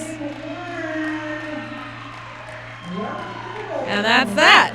Unofficial final, 212 for Bay Area, 110 for Tampa. Huge win for Bay Area. I did not expect this. I didn't Gonna be either. honest, I don't think, anyone, except for maybe Bay Area, expected this. They know what they got. They know what they're working with. So yeah, big win for Bad here. 212 points is our unofficial final for Bay Area. 110 for Tampa. The officials will converge. They will cross their I's and dot their T's. And we will have a little bit of time until our next bout. At 6 p.m. Pacific Standard Time, we will see the Terminal City All-Stars face off against the Boston Massacre.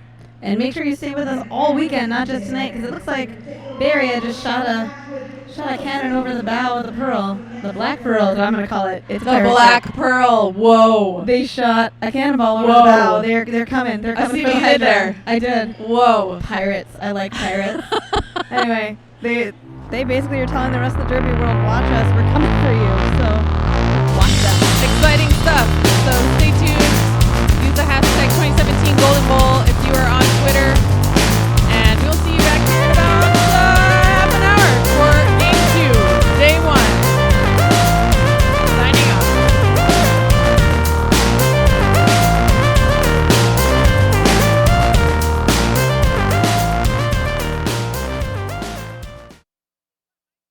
Hello, I'm Demanda Riot, and I skate for Bay Area Derby. And today we're going to talk about guide out hits to the outside. So in the situation, our target is going to be in front of us as we come up in order to hit her towards the boundary and leave her out of bounds.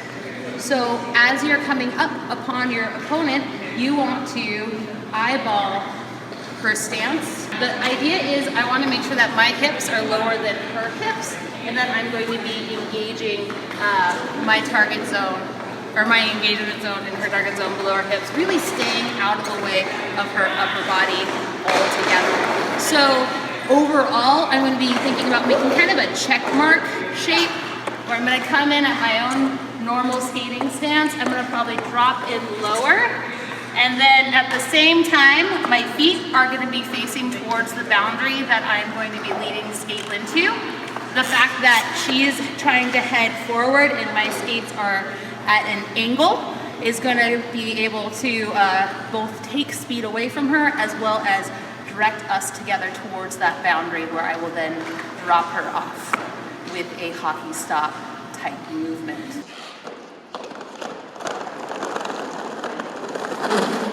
Look for that kind of check mark shape that I make as I'm going in to cut off the line. Coming in, hit left, and the stop at the end.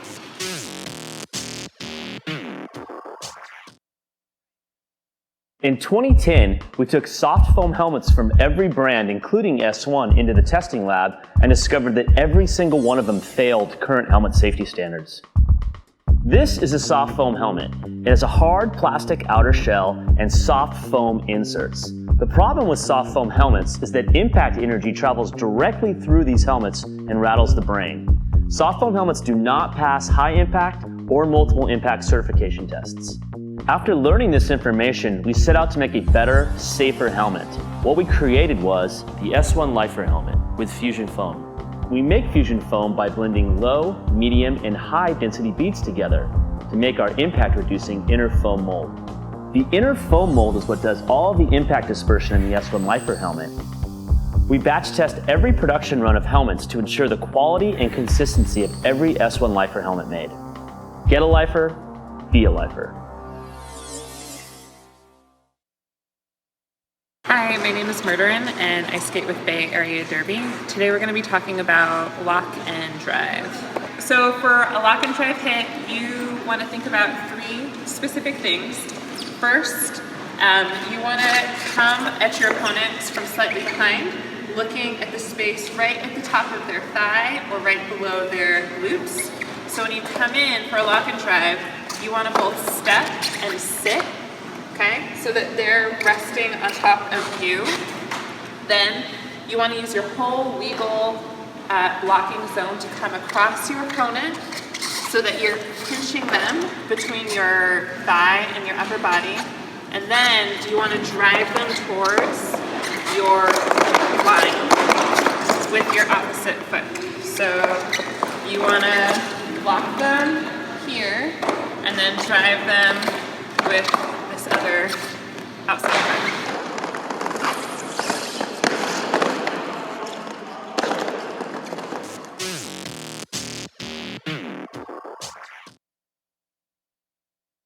My name is Cassie Back. I'm Ghetto Fabulous. Hi, I'm Lady Trample. I'm Miracle Whips. My name is Scald Eagle. I'm Bloody Mary. I'm Stephanie Mania. I'm Baller Shot Caller. My name's Satan's Little Helper. The S1 knee pads are the best quality knee pad I've ever been in. It's nice to feel really secure in a pad. I don't have to worry when I fall. It's like falling on a cloud of pillows. They're just a seamless part of my body.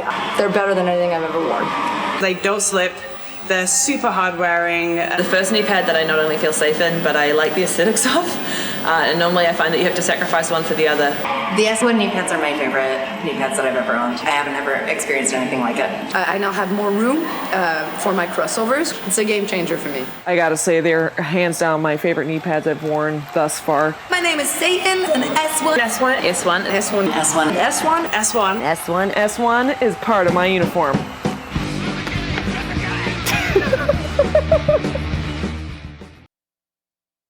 Hi, I'm BA with Bay Area Derby, and we're going to work on like a traditional hammer nail.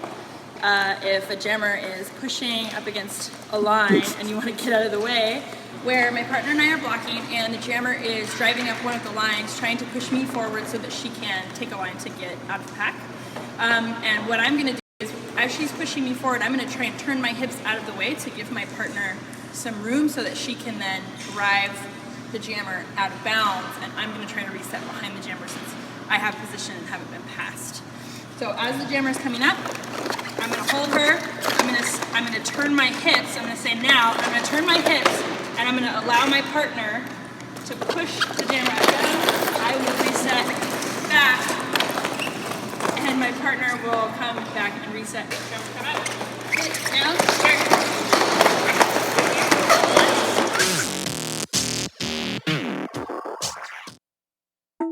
This is the totally redesigned Lifer Visor helmet from S1.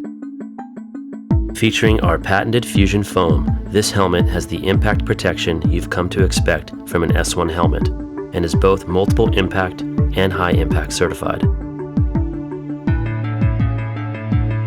Our new custom visor is made with a high impact polycarbonate lens, which is optically correct and features our patented cover catcher, which allows for multiple covers to be worn with easy on-off. The outside lens has an anti-scratch coating, while the inside has an anti-fog coating. The outer shell is equipped with in-mold mounting hardware, so that the visor can be removed and replaced if needed.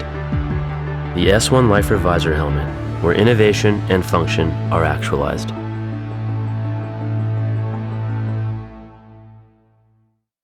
Hi, I'm Stephanie Maney. I skate for Bay Area Derby, and today I'm going to be showing you correct jammer form. A lot of jammers, after they've maybe been stuck on the back of a wall for like 10 to 20 seconds, get into a fairly lazy pose, which is just kind of butt in the air, chest forward, and just driving a wall slowly forward, hoping that something is going to change, and very rarely it does. The reason why that's ineffective is because your form isn't in your body isn't in a good position, and also you're not in a great position for the next move that you're going to do. When you're coming through the back of a wall, a lot of people will come through like this, and as you can see, like your butt's in the air, and you're just all tired, and you're just not really getting anywhere, and your feet are behind you, which means that even if these two do stumble and do fall, my balance is really not great, which means that then I have to get back up and then I have to run away as quick as I can. But you know, my pickup speed isn't going to be great, and I'm not in a great position to do something next. So what I need to do is I need to make sure that I'm not leaning forward and that I'm actually busting through the middle of this wall with my weight underneath myself, that my weight is nice and balanced. And so that means that I can't lead with my chest. It means that I have to tuck my hips underneath myself, kind of push my pelvis forward. I need to make myself very narrow and then drive through it, and I need to come through with my legs underneath me, because if my legs aren't underneath me, then they stay behind me and I continue in this butt high position and chest forward. And so I need to make sure that when I'm coming through, my legs come through and that I've got something to step onto. So you're kind of walking like a baby dinosaur through the pack. Okay, so one more time. Ready?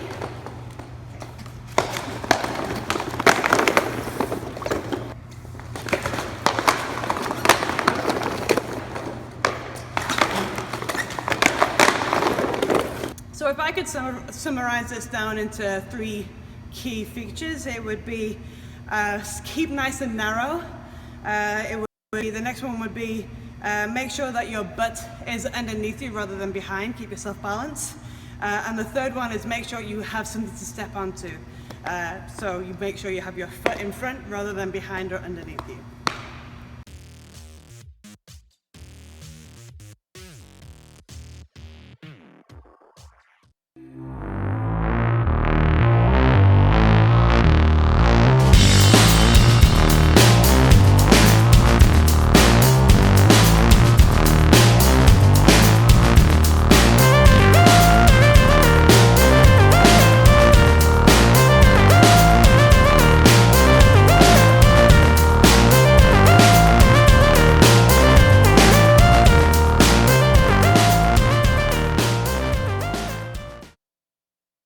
Hi, my name is Cassie Beck. I skate for Bay Area Derby, and today we're going to be talking about doing offensive picks on the line.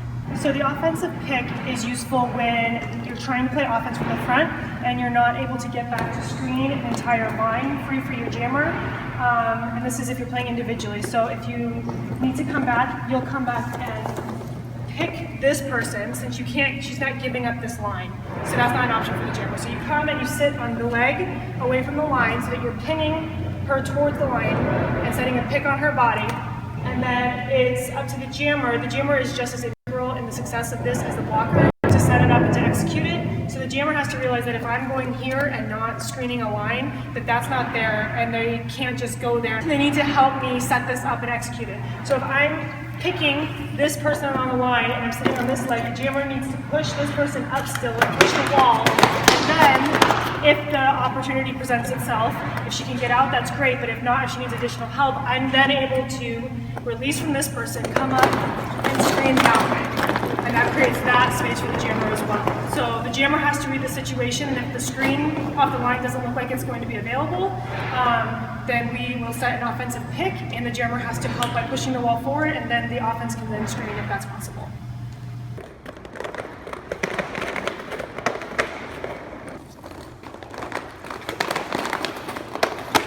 So the 3 most important things to remember when setting the offensive pick is that you're going back and sitting on the opposite leg from where the blocker is towards the line so you can pin them to the line. The second thing is that the jammer has to push the remaining blockers forward if you're going to be able to successfully execute the next screen.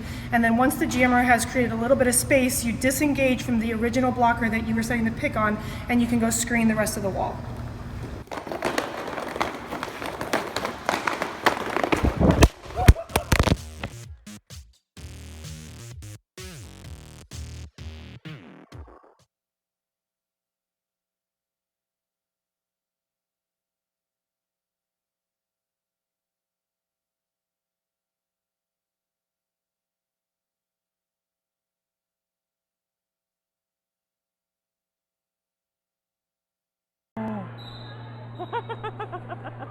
Okay, let's check the audio. All right, let's go to the screen. Testing. Yes, okay, we're live. Let's see how it sounds. Put those in your ears.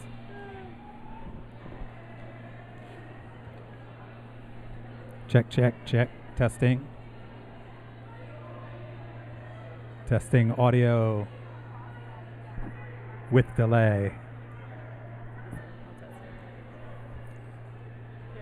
Here, sit down now. Testing. Golden Bowl 2017. Testing. 1, 2, 3, Golden Bowl 2017.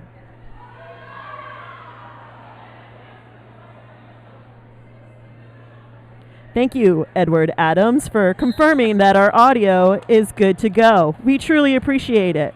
Shout out to Edward Adams. Cha-ching!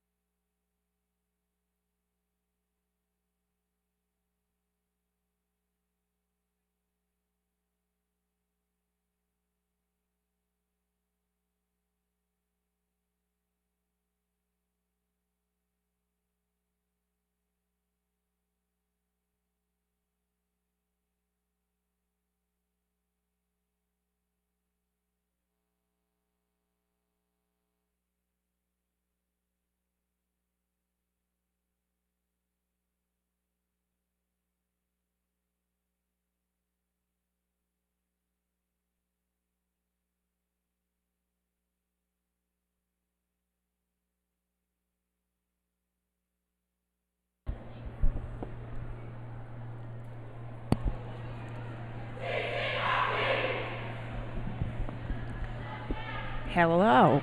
How's it going? It's going good. How are you? Are you ready for this, the second game? I'm ready. I'm fired up.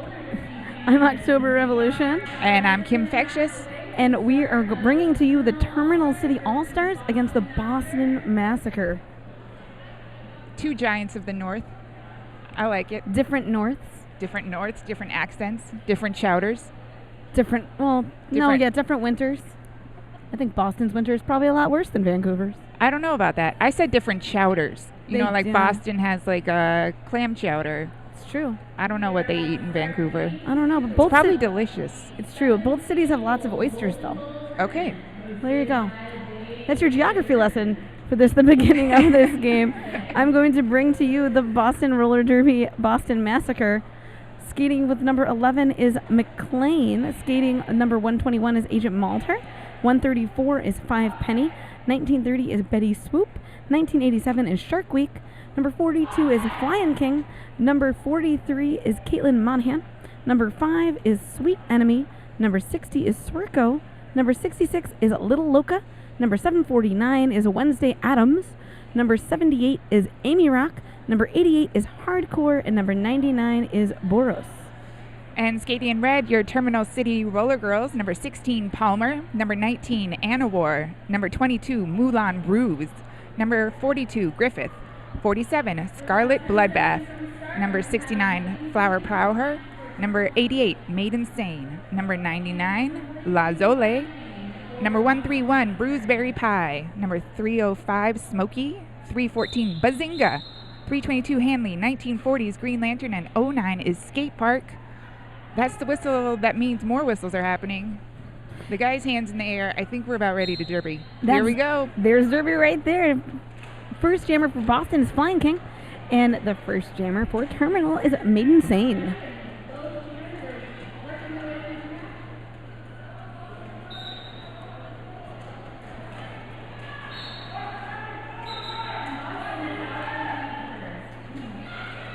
Lead jammer goes to Boston. That's Flying King. Boston is playing in white. Terminal City is playing in red.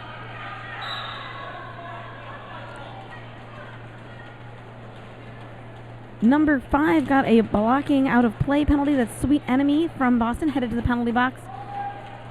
There's also another blocker in the penalty box for Boston. Going to be a 4-2 pack advantage for Terminal. So Boston was able to score 4 and call off that jam.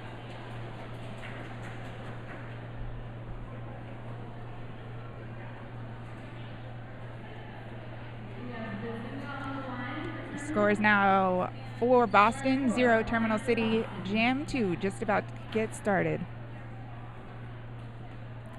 If you want to talk to us during the game, the hashtag is 2017 Golden Bowl.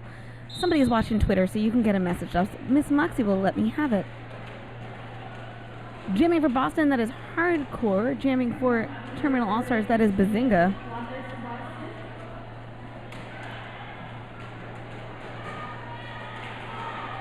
Both packs starting to speed up in turn 2, and Boston is your lead jammer. That's number 88, Hardcore.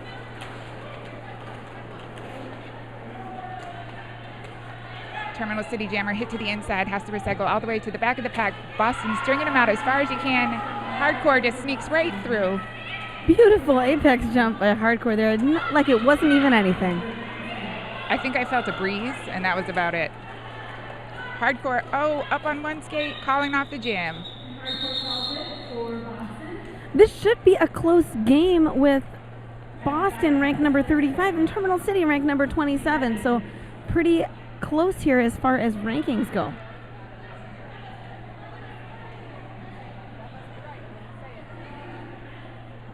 Although the game before this was also very close in rankings, and we saw Bay Area win by over 100 points against Tampa, so anything can happen, as they say over and over again, they being me. Number 22, Moulin Rouge, jamming for Terminal City, taking on number 60, Swerko for Boston.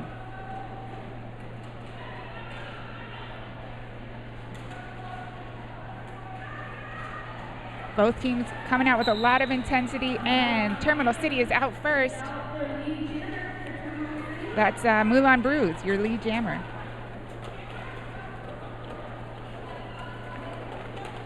approaching the back of the pack. Some nice footwork on the outside. Boston hits her out. She recycles all the way back. Palmer working on Swerko to the inside. Well, Amber's almost finding a hole there, but gets knocked out by number 78 from Boston, Amy Rock. Blockers will do that. They'll give you just a little piece. Just here, come take it. And then no, they don't give it to you. It's so satisfying to watch. I'm sure it's satisfying to do as well. Yeah, 5 more points for Terminal City. Their first 5 of the game. Awesome.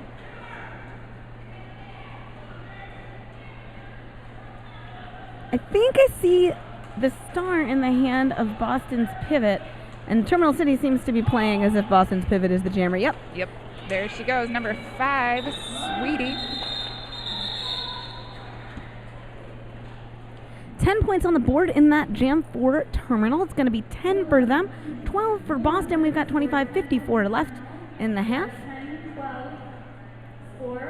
And it's a good time to remind you that roller bones and bones bearings make for a winning combination. Check out roller bones.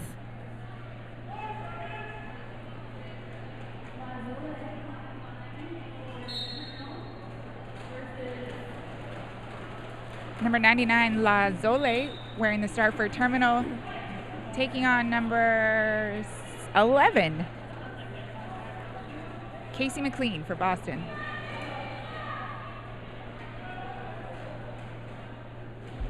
Terminal with a nice little triangle, taking McLean out to the line a couple times in a row. Meanwhile, number 99, La Zole, is out, and she's your lead jammer. She's already back to the pack. The pack is speeding up, and she is out again. 5 more points, Terminal City. Boston with another star pass. That's going to be Esther Boros as the jammer. Twice now when Boston hasn't gotten lead, they've immediately passed that star almost too fast to see. It's going to be a 0-0 pass, 5-0 jam, score 15 for Terminal, 12 for Boston.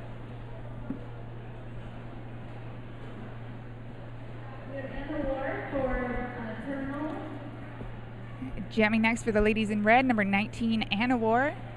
And for Boston, a very sneaky jammer whose number I cannot see yet. Is that Betty Swoop? Yes, it is.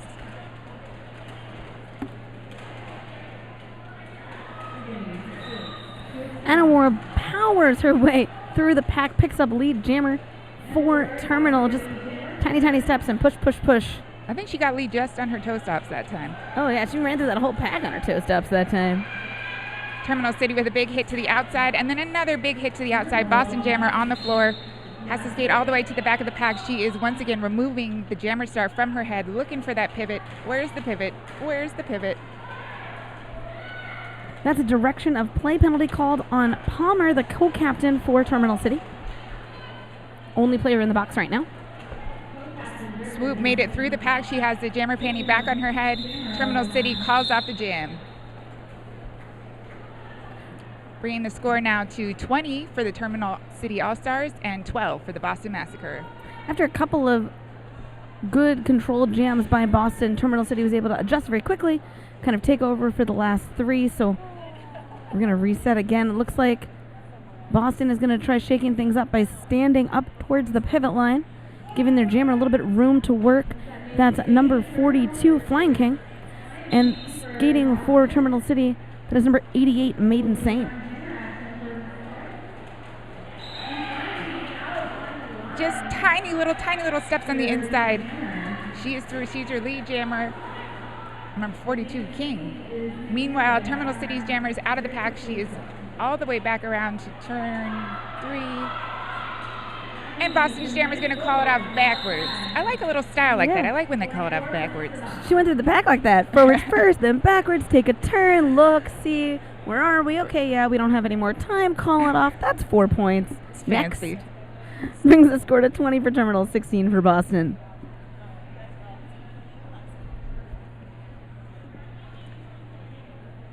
Jamming next for Vancouver, number 314, Bazinga. And jamming for Boston, number 88, Hardcore. Hardcore Bazinga happening right now. And Bazinga is out, and she is your lead jammer. Do you think at home people yell Bazinga when she gets lead? Because I would. I totally would. It's a multiplayer block being called on a blocker from Terminal City that is number 09, Skate Park. Bazinga is out of the pack again, number 5 points for her. Hardcore also out of the pack. She is hot on her tail. Bazinga's yelling to her pack, go, go, go. 2 points for Boston, 0 points for Terminal City. Sometimes the timing just isn't perfect. Well, Hardcore really turned on the gas there, so it was hard to judge how fast she was going to approach that pack. I think that Bazinga really thought she could pick up a couple of points before she got there, but it sneaky burst of speed. And Boston is able to eke out a little bit on that, mitigate their point loss to 3 on that jam.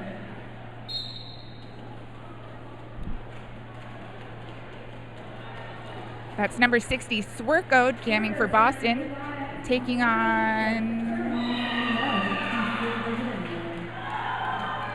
number 22, Moulin Bruise, and Swerko's out. She is your lead jammer. Moulin Bruise recycled to the back of the pack by Loka. A nice little Boston triangle waiting for her. Dragging her to the outside, dragging her to the inside. Big recycle by Scarlet Bloodbath, number 47, able to hold up Swerko in the pack, give a little bit of time for the Terminal City block jammer to get through and complete her initial pass, which she does. Swerko's out, and she calls the jam. 5 more points for the Boston Massacre. One of the benefits to the Pearl where this game is being played is that you can hear pretty much everything, so it's very easy for the bench to say, okay, now it's time you call it. Please now? Please, yes. All right, and so far lead jams, Boston has 4, Terminal City has 4, which it's like they're tied up everything. Yeah. The score, penalties, lead jams, neck and neck and neck and neck. So many necks. It's like a baby. That's the kind of roller derby we like. We thought this game might be close, and so far it is close, and we've only played a little under 10 minutes, but still. Number 16 taking a seat for Terminal City, going to give a pack advantage, a 4-on-3 pack advantage to Boston. It allows Katie McLean to pick up lead jammer for Boston. She is jamming against Lazule for Terminal City. Lazule out of the pack. Chrissy McLean calling it off. 4 more points. 4-0 jam. And we have a lead change, ladies and gentlemen. So if you're at home on your couch having a beverage, drink it. Score is now 27 Boston Massacre, 25 Terminal City All-Stars. And we have an official review for Boston. Speaking of official reviews, I should say stuff. So, Chaya Skates. Are you seeking performance, quality, and style from your skating experience? Visit your local skate shop or a Chaya booth for a fitting. Chaya will be at the upcoming events, ECDX, RollerCon, WFTD8 Playoffs, WFTD Champs. It's time. Won't you be at all those events? I wish I would be at all those events. Well, you know, maybe 1 or 2. We'll see. 2 skaters from the last bout are sponsored by Chaya. Frightmare from Bay Area and Anna Chang from Tampa. Yeah. They both had custom Kaya Diamond boots, and they both skated really, really well. Coincidence? I don't know. Probably not. There was a couple jams where they skated against each other. It's true. You know, those were some fast jams. There's nothing better than a boot that really fits your foot super well. It's like you move, and the boot comes with you. Yeah, it's delightful. I wonder what Terminal City thinks a boot that, you know? A boot? Yes. A boot. You know, I live in Minnesota, so it doesn't even sound weird to me when you say that. I'm like, wait, is that an accent that people don't have? Oh, yeah. Don't you know? Yeah, sure, you betcha. All right, there's a ref coming over here. I think she knows what's up. I think she's going to tell us.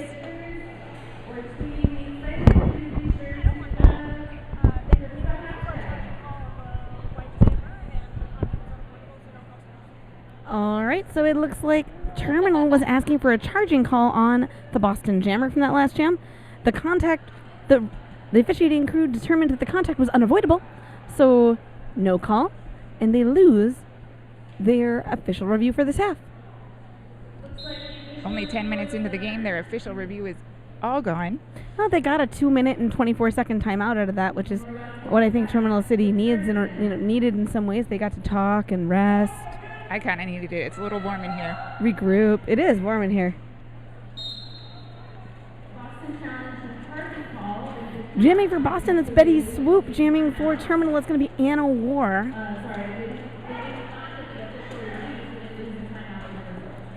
Both teams playing very similar defense styles. The triangle, the apex, whatever you want to call it. 3 on Jammer. Terminal City doing a nice job driving the Boston Jammer to the inside. There was a whistle. What happened? Terminal City is lead Jammer.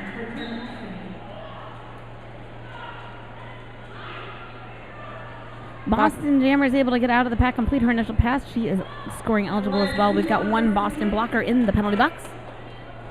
2 Boston blockers in the penalty box. That's a cut. Called on Loca.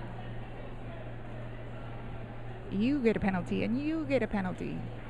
Penalties for everyone. Another lead change. 4 points for Terminal City on that jam. 29 for them now. 27 for Boston. 17:56 left in the half. There's a 3-on-2 pack advantage for Terminal City.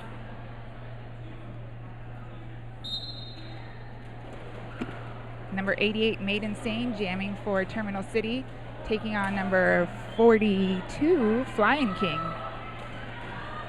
I believe this is Flying King's first jam of this half as a jammer. And Made Insane is your lead jammer. Boston did a great job with only those 2 blockers of slowing Made Insane down, but Made Insane was able to separate them because they couldn't grab each other because multiplayer blocks are bad. That's true, She's they lead. are. That is a sure way to go to the box, is a multiplayer. There's all kinds of whistles happening. People are having feelings. The jam is called off 4-0. Score is now 33 for Terminal All-Stars, 27 Boston Massacre. Now it's a 2-on-3 pack advantage for Boston. 2 of Terminal City's players ended up in the box, the pivot and the blocker. We've got 1 for Boston in the box. So a reverse of the last jam, and they're set up exactly reverse of the last jam. It's playing very similar strategies. We got Hardcore jamming for the Boston Massacre and Bazinga for Terminal All-Stars. Hardcore Bazinga. I like this jammer matchup. A cut called on Hardcore. It's going to be a power jam for Bazinga and the Terminal All-Stars. Bazinga getting lead jammer. Bazinga. That was fun. She's coming back around. This is the first power jam of the game so far. Almost halfway through the first half. Nice work, jammers. Way to keep it clean. Uh-oh, a little player on ref damage happening out there, out to the outside. Both packs trying to reform.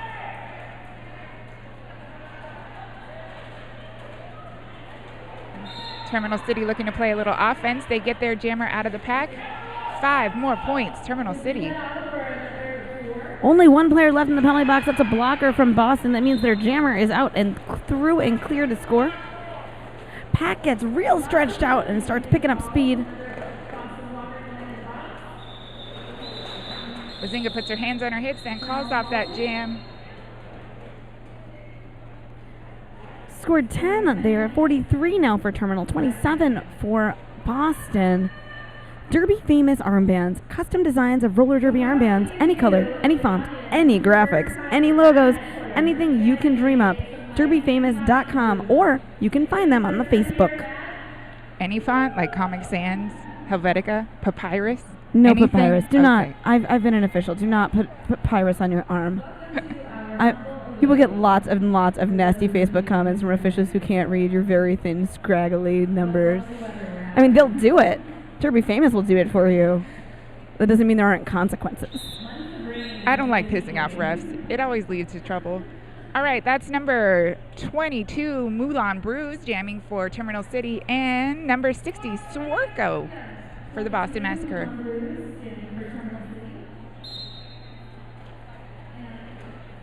We got 2 Boston blockers in the box. 1 from Terminal City, so another 3-on-2. Moulin Brews with her fast feet, moving that pack of 2 up. She's only against 1. She's almost out, pushing her way through, and she is free. She is your lead jammer. It's a clinic on good blocking and good jamming over in turn 1. Good thing the camera is closer to you than to us. You got to see it. Swarco taking a spill on the outside line, pulls that jammer hat from her head, gets ready to block. Moulin Brews working her way to the outside. 4 more points, Terminal City. Close call from Moulin Brews. I saw her tap her hips twice, but her back was to her jam raft, so she got a mulligan. Forearm called on number 135 from Terminal City.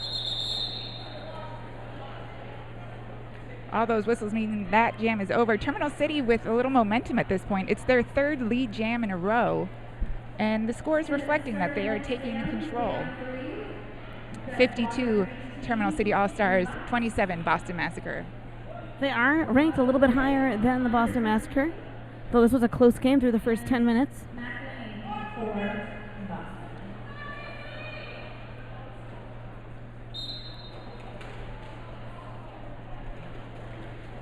We got Casey McLean jamming for the Boston Massacre and Lazole for the Terminal All-Stars. Whoa, the pivot from Terminal number 47 just jumped, Scarlet Bloodbath just jumped over her jammer trying to get back to avoid that cut. That's a good blocker. She's willing to take one for her jammer. That's what you need. McLean fighting against that Terminal City wall, still so close to the jammer line. And just like that, she is out. She is your lead jammer. We've seen a lot of those pods in the front, pod in the back, and then as soon as somebody drop back to play a little bit of offense, it confused things a bit to get lead for Casey McLean. Terminal City lays out Casey McLean. She calls it off from the floor. 0-0 on that pass. Score is now 27 Boston Massacre, 52 Terminal City All-Stars.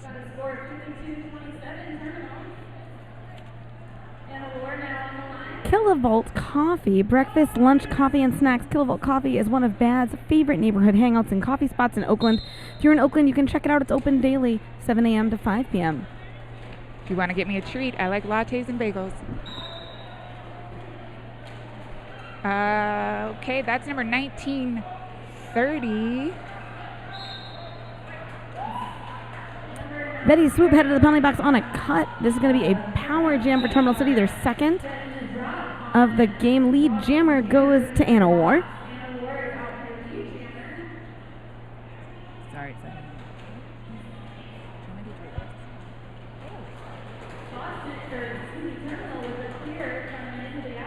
5 more points for Anna War, sorry.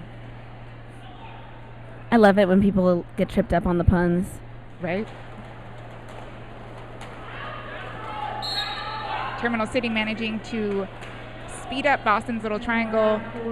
Gets Anna War through the pack. 5 more points for the Vancouver.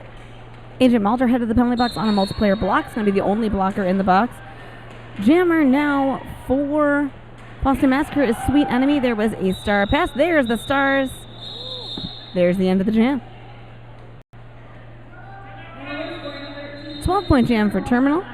And a timeout for Terminal City. 13-point jam for Terminal. It's going to be 65 for them, 27 for Boston. And Boston decides they want to try a momentum change here. They call a timeout. It's going to take a second to regroup. Speaking of regrouping, Amy's Kitchen is an organic food pioneer. Since 1987, Amy's has cooked with delicious, non-GMO ingredients, making gluten-free, vegan, and vegetarian foods for all. I'm Thanks, going to have Amy's. one of those burritos for dinner. I hope they have pot pies. I like Amy's pot pies. Yeah. There's broccoli in it. I really, really like the tortellini bowl with the pesto. It's like the best pesto on the planet. Oh, yeah. Forgot about the tortellini bowl. I'm going to have to get all over that. There's like a vegan, gluten-free kale mac and cheese, too, that's pretty good. Really, Amy's is just the best. Let's talk about it. Yeah. Sounds delicious. I don't think I've tried the kale mac and cheese yet. Might have to get after that. Speaking of getting after things, that's number 42, King, jamming for Boston, and number 88, Made Insane for Terminal City. Made Insane attacking the back of that pack. She is out. 7 seconds it took her to get lead jam.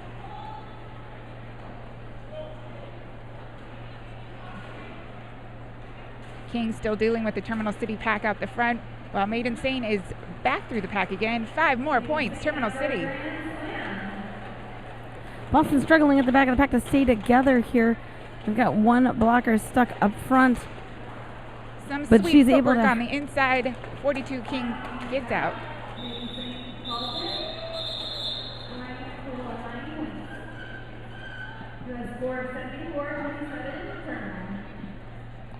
Four on that pass, 9 on that jam, 74 for Terminal. Still 27 for Boston, 10 minutes left in this half. So far, lead jammers, Boston has had 10 lead jams and Terminal City has had 6.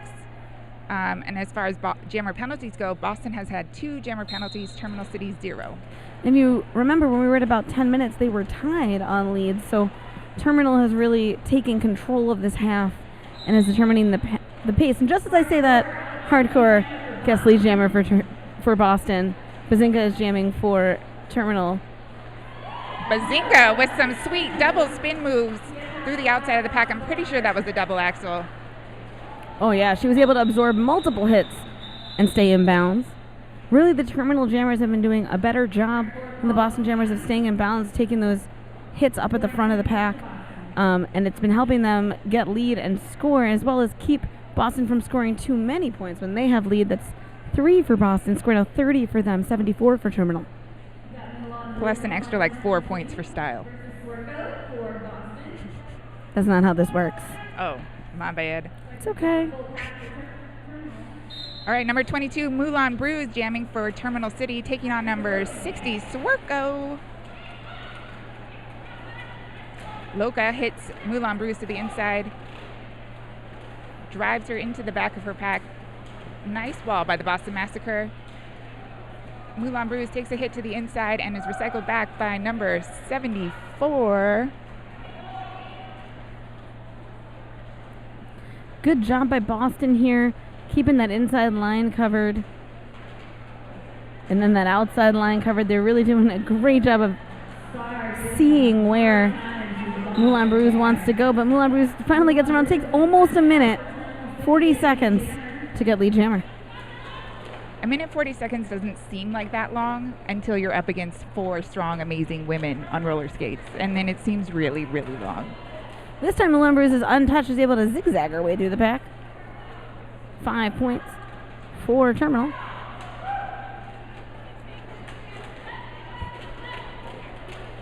Looks like Boston's pivot has the star in her hand.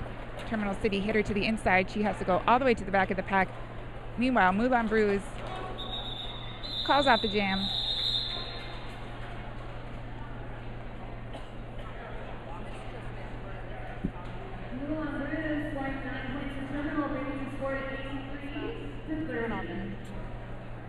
Scoring now is Terminal City 83, Boston Massacre 30. 9 points for Terminal on that jam. 7 minutes and 26 seconds left on the clock. Boston Massacre broke that seal. They were stuck at 27 for a little bit. And now they push through to 30. Jamming now is Casey McLean for Boston, Zole for Terminal. Casey McLean, lead jammer for Boston.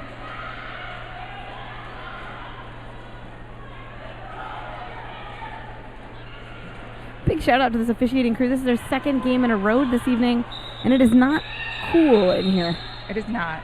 And I don't think the stripes help. Definitely, it doesn't help to be skating in circles for 2 hours. For sure. Boston takes control of that jam, 2-0, bringing the score now 32 Boston Massacre, 83 Terminal City All-Stars. That's a 51-point game we have. I can do simple math in my head. Hey, Modus skates, they're outrageously dependable, so you know you want them. Number 19, Anna Ward, taking on number 42, Flying King. Flying King is on the inside and the inside again, and they are your lead jammer. Star pass up at the front of the pack by Terminal City. New jammer is number 47. That's going to be Scarlet Bloodbath. Flying King, though, is able to burst through the middle of the pack. They pick up 4 points. Call off the jam. Excuse me. Maybe it's not 4. No, I see 4. 6 total. 36 for Boston. 83 for Terminal. I think the scoreboard's being wonky. I think that was just 4 total.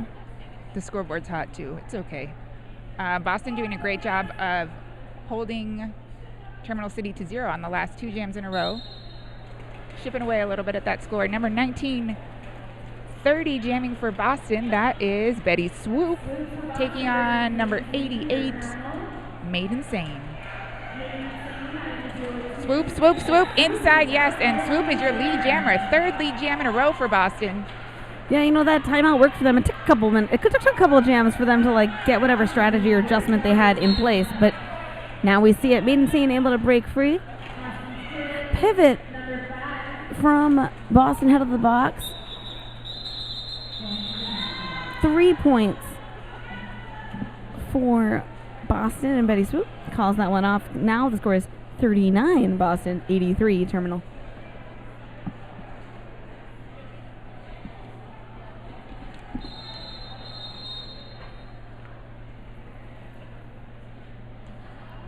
Oh, it's official timeout. Some whistles, some hands on shoulders. There's some zebra huddles. S1 helmets. S1 is part of the Bad All-Stars uniform. Those shiny gold, beautiful seamountain reflection in them helmets are amazing. Also, they keep your brain safe, which is super important because your brain is probably your biggest investment. For sure. Also, it's nice when your brain works. Yes. I'm full of all sorts of deep, introspective thoughts. It's good when you can think.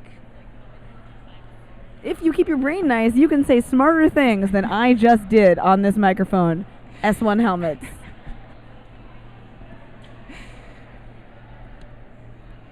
Well, they are officially taking too long, so I'm going to tell you about Goyaki. Goyaki yerba mate has the strength of coffee, the health benefits of tea, and the euphoria of chocolate, all in one beverage. I had one earlier instead of a nap, and I tell you it works. Yeah, me too. I was really tired. Yeah, I'm super jet lagged. I came from Minnesota. I didn't really sleep last night at all. I was awake for almost 24 hours. And then I got here, and I had one, and now I feel delightful. Maybe we just don't need to sleep anymore. Just nonstop Goyaki. I wouldn't go that far. Sleep is really nice. This looks like it has morphed into an official review taken by Boston. You know, the refs just want all the attention sometimes. They're like, you know what, we're here.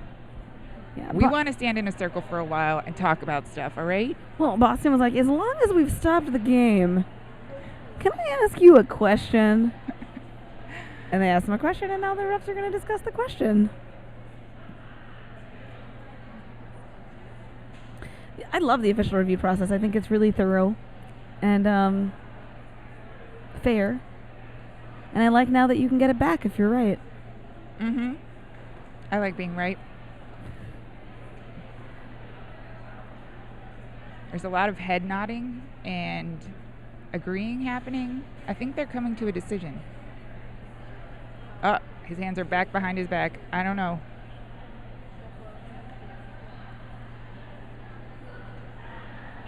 head ref is Werner von Baum. If I was going to give an award for this tournament, it would be to Terminal City for the best team cheers. Before the game, they were doing something hilarious, and now they just did like a 5-way squat thing, which was pretty amazing. And look how they're smiling and happy. Like, they're just having a really good time. How could you not be having a really good time? It's sunny. There's an ocean nearby. There's roller skates.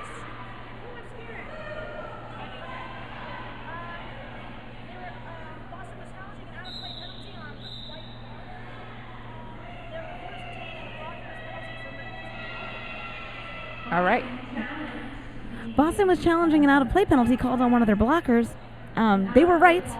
The blocker had the penalty removed, and their review is retained. So, proving me wrong. I often say don't challenge penalties because if they saw it, they wouldn't have done it. But Boston is right here. They get their review, and they get their blocker back. It's beautiful. Nice work by Boston's captains. That's number 314, Bazinga, jamming for Terminal City, and number 11, Casey McLean for Boston. Both jammers fighting through the back of the pack. Casey McLean on the outside. She is your lead jammer. Sometimes those official timeouts give you some time to discuss whether or not what you think should be reviewed can be reviewed, because often in 30 seconds you don't have time. So it gave Boston the chance to review it. They were able to get their blocker back. Having their blocker back helped them get lead, and now they theoretically are scoring points.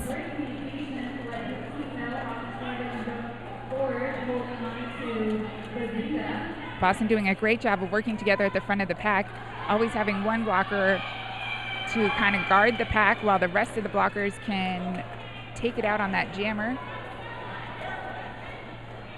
Bazinga working her way through the front, using the whole track, working laterally to try to get through those last two blockers.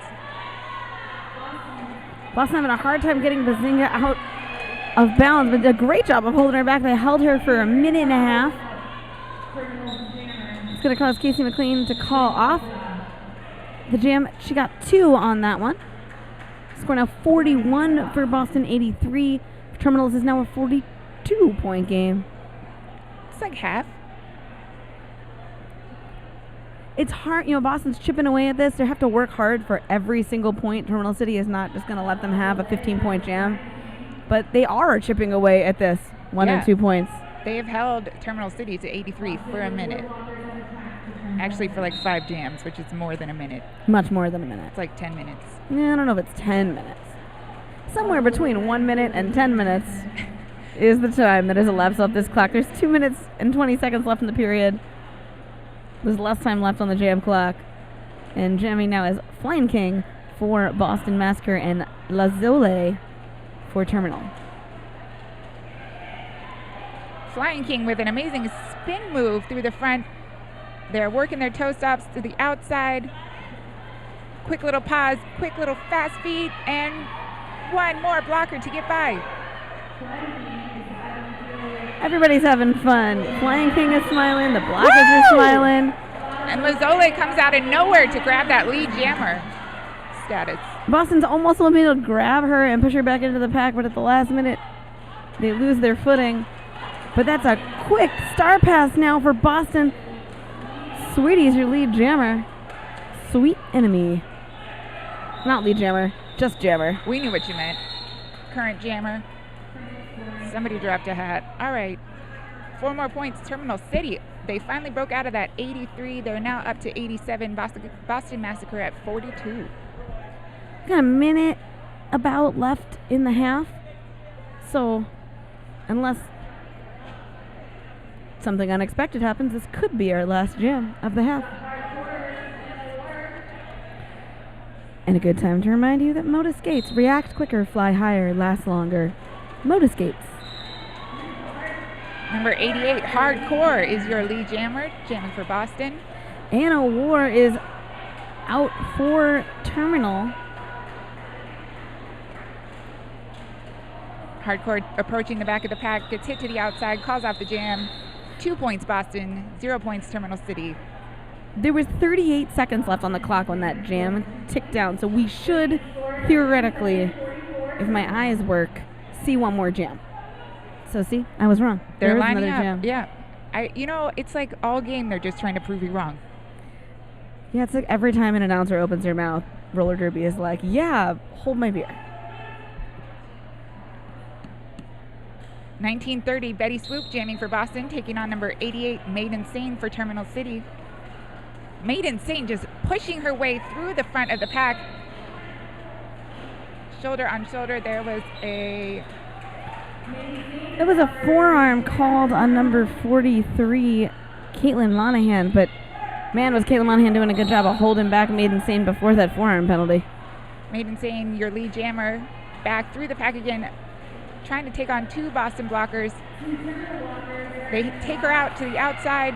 Meanwhile,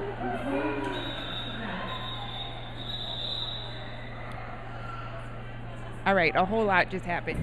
There's people in the box, there's whistles. Okay, so two terminal skaters got sent to the penalty box. At the same time, Boston did a great job of pushing Made Insane out of bounds, but also taking the terminal blockers out of bounds. So we didn't know on the track for a second. And the terminal blockers got out of the track, then Boston blockers got back on the track, and Made Insane was like, you know what? Take a 10-minute break.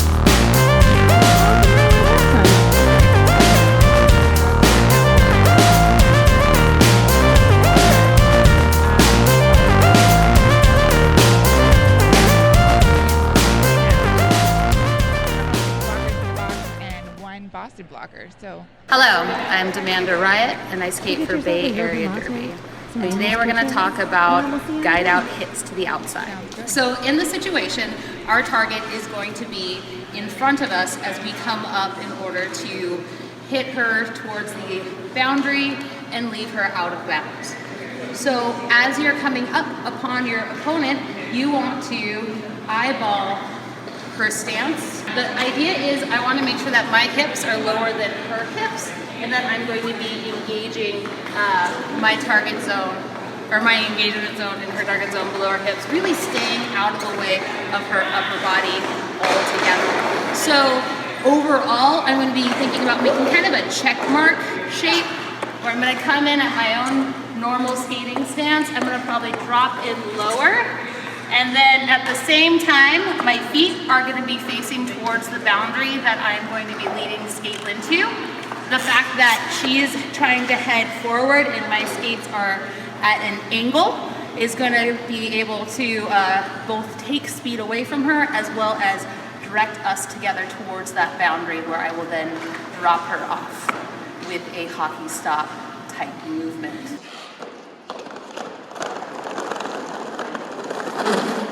Look for that kind of check mark shape that I make as I'm going in to cut off the line. Coming in, hit left, and the stop at the end.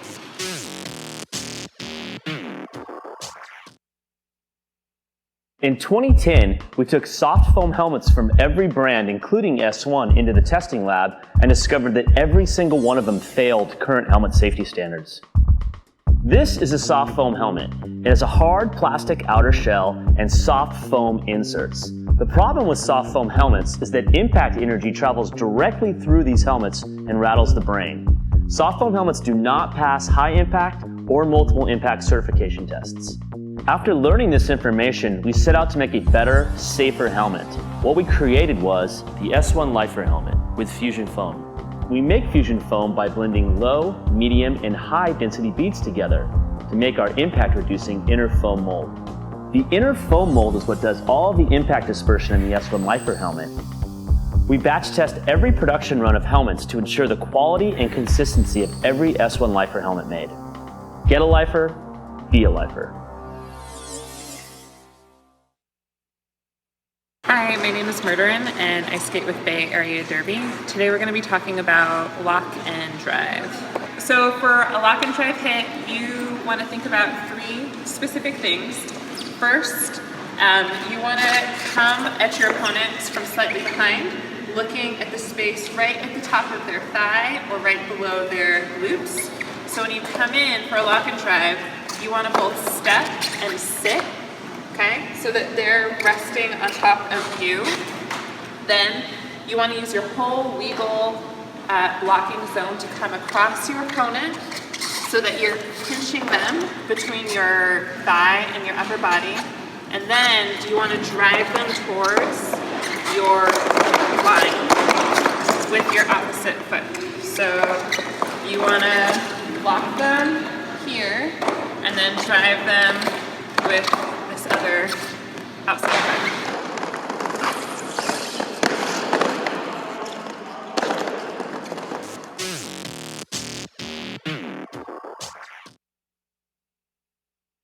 My name is Cassie Beck. I'm Ghetto Fabulous. Hi, I'm Lady Trample. I'm Miracle Whips. My name is Scald Eagle. I'm Bloody Mary. I'm Stephanie Mania. I'm Baller Shot Collar. My name's Satan's Little Helper. The S1 knee pads are the best quality knee pad I've ever been in. It's nice to feel really secure in a pad. I don't have to worry when I fall. It's like falling on a cloud of pillows. They're just a seamless part of my body. They're better than anything I've ever worn. They don't slip. They're super hard wearing. The first knee pad that I not only feel safe in, but I like the aesthetics of. And normally I find that you have to sacrifice one for the other. The S1 knee pads are my favorite knee pads that I've ever owned. I haven't ever experienced anything like it. I now have more room for my crossovers. It's a game changer for me. I gotta say, they're hands down my favorite knee pads I've worn thus far. My name is Satan, an S1. S1. S1. S1. S1. S1. S1. S1. S1 is part of my uniform.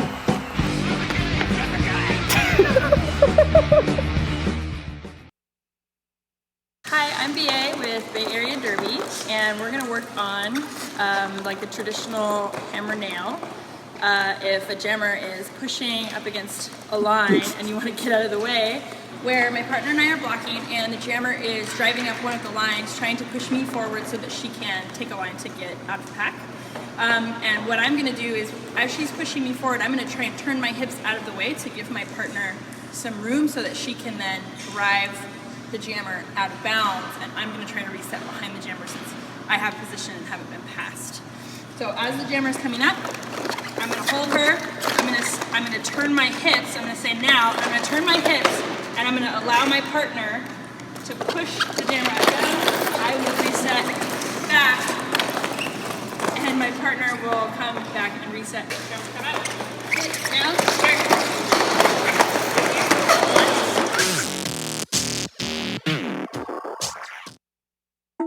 This is the totally redesigned Lifer Visor helmet from S1. Featuring our patented fusion foam, this helmet has the impact protection you've come to expect from an S1 helmet and is both multiple impact and high impact certified. Our new custom visor is made with a high impact polycarbonate lens, which is optically correct and features our patented cover catcher, which allows for multiple covers to be worn with easy on-off. The outside lens has an anti-scratch coating, while the inside has an anti-fog coating. The outer shell is equipped with in-mold mounting hardware, so that the visor can be removed and replaced if needed. The S1 Lifer Visor helmet, where innovation and function are actualized.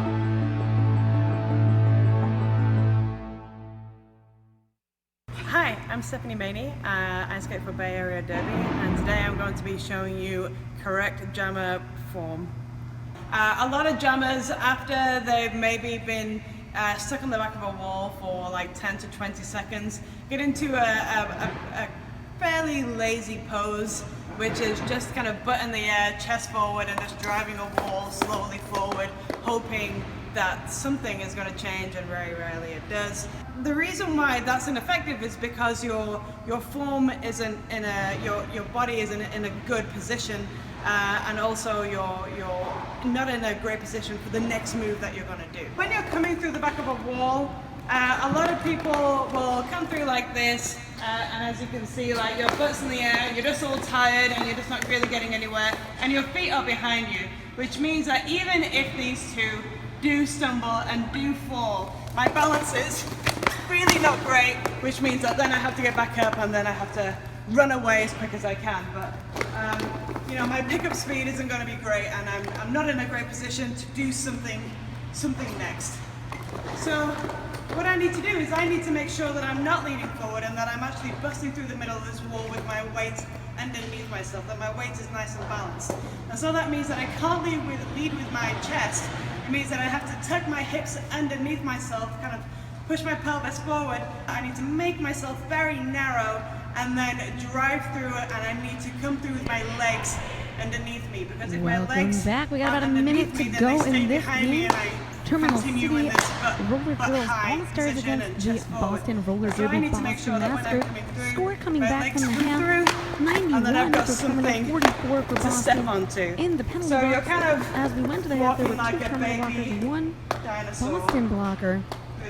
Well, the story of this game, lead jammer pretty much tied. Boston 12, Terminal 13. Jammer penalties, Boston had 2, Terminal 0, but very, very few. Very penalties. In 30 minutes. So if I could I think the story of this game really is that Terminal City is able to get their jammer out of the pack immediately when keep Boston nice gets and narrow. Their jammer having the next one would be make sure that your butt is underneath you rather than behind. Keep yourself balanced. And the third one is make sure you have something to step onto. That's a big word. I like it. So you make sure you have your foot in front rather than floor. behind. They're just stuck to the floor. Maybe they have crazy glue on their wheels. Maybe it's a Canadian thing. Then that would be maple syrup, I guess, if it's a Canadian thing. Okay. This is a surmountable point spread, though. It's only about 50 points, a little bit under 50 points, and these teams are ranked 35 for Boston and 27 for Terminal City. So I don't have the rankings calculator in front of me, but I don't think we're too far off of what would be expected. Number 42, Flying King, is your lead jammer. Bazinga is jamming for Terminal. Bazinga is out of the pack just as Flying King approaches the back of that Terminal City wall. They're looking, not calling. Boston with an amazing hit to the inside, bringing Bazinga all the way to the back. Just in time for Flying King to swoop to the inside, work him to the outside. That's one way to combat Terminal being able to get their jammer out on that initial pass right away, is let them have it. Run it long. See what happens. Yeah. And that's what Flying King and the Boston bench is doing here. Working so far, although I think both jammers are probably right now about equal in points. It's hard to tell because everybody's scrambling around. The Boston pivot, doing a great job of transitioning from offense back to defense. And Flying King is out of the pack, 5 points for Boston. Yeah, and Boston now doing a great job holding Bazinga. This was a good gamble on their part. They're going to be able to pick up some more points on the differential. Remember that Bazinga is scoring eligible. She does have points right now, but Flying King's a whole lap ahead. There are those 4 points for Bazinga. There's the bench saying, call, King, call it. King calls it off. We're going to see how many more that is. It's 2 more. So that's 10 points for Boston on that jam. 4 for Terminals. They were able to gain 6 on the differential. Nice call. I wonder if that's what they discussed in the locker room. I wonder if it's a problem-free philosophy of Flying Kings, I do. I know exactly what you're talking about.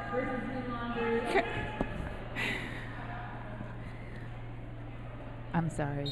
It's okay. I forgive you. Number 88, Hardcore, jamming for Boston, taking on number 22, Moulin Rouge.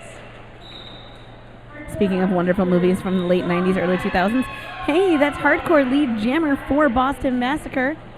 Moulin Rouge, though, out of the pack about a half a lap after Hardcore. This time they decide not to run it long. They're going to pick up 4, call it right off. Scoring now 58 for Boston, 95 for Terminal. Strong start for Boston.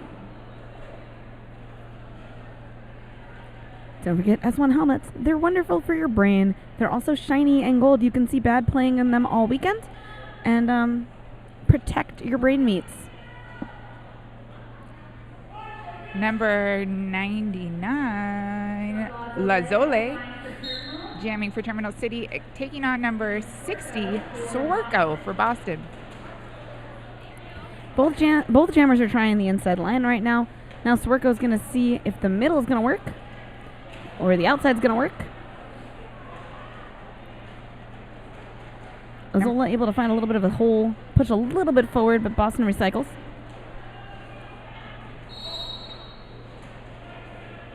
Number 69, Plowher, doing a great job of playing offense in the front and then going back to the back with her pack.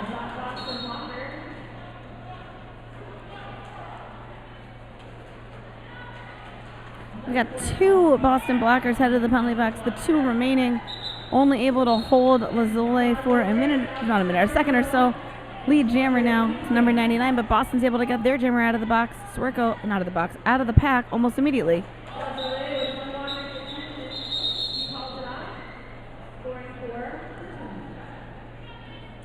Lazole calling off the jam. 4 more points for Terminal City. No points for Boston on that pass. Boston Massacre now 58. Terminal City All-Stars 99. Don't misspeak like I just did. Have Gayaki Yerba Mate. The more mate you drink, the more rainforest you protect. Come to life over mate time. Also, be more alert.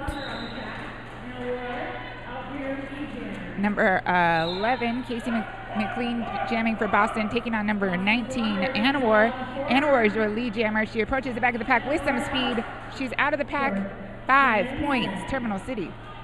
Only 2 blockers on the track for Boston. Actually, only 2 players on the track for Boston. Their jammer and 2 blockers were in the box.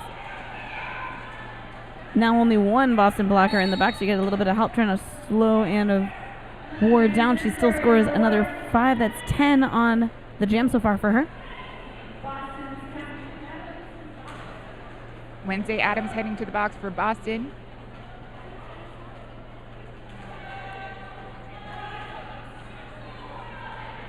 Great work by Boston. They're able to pull Anna Ward out of bounds, but unable to recycle her back.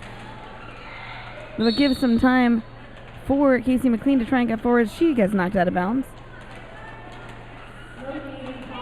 We're stopped now in turn 3.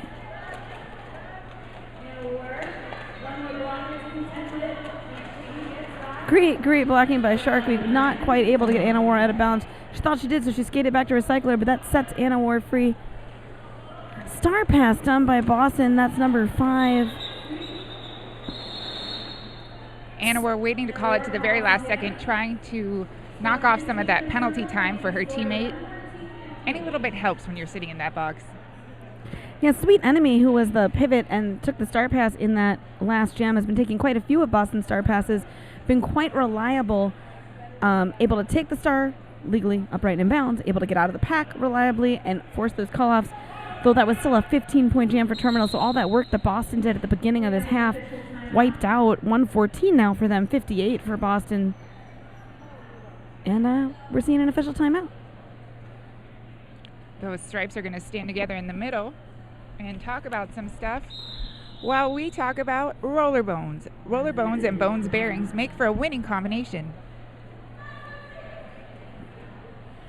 Have you heard of those fidget spinner things? Oh, I have. I talked about them in the last game. I think that we should all take our used, worn out bearings and create a fidget spinner company. We could fund all of roller derby with it. We could. Number 1930 jamming for Boston, taking on number 88 Maiden Sane. And Boston takes your lead jammer. That's Betty Swoop. Maiden Sane, though, able to get out of the pack, about half a track behind Betty Swoop again. Terminal doing a good job.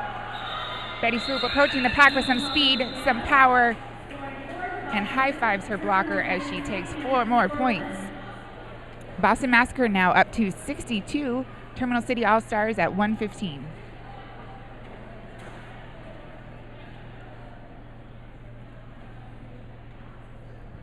And we're going to reset, start again. I think, we saw one time Boston run it long, try to trap that jammer again, risk giving up a little more points, and it worked out for them. So I'm curious as to why they haven't tried it again.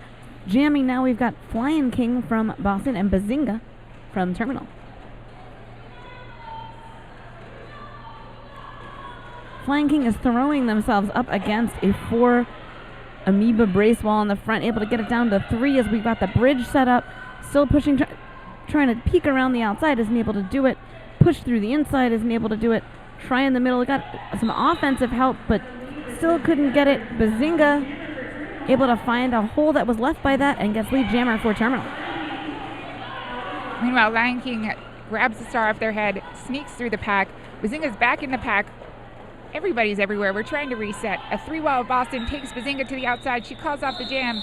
It is now 2 points, Terminal City, 0 points for Boston on that jam. 117 for the Terminal City All-Stars, and Boston Massacre is at 62. 21:35 left in the second period of the second game of the first day of Golden Bowl. And if you want to talk to us, we are listening to you. You can tweet to hashtag 2017 Golden Bowl, and the lovely Miss Moxie will let us know what you say, as she has been doing throughout this game so far. Jamming for Boston, that is Hardcore. Jamming for Terminal, it's Moulin Brews. Hardcore is lead jammer.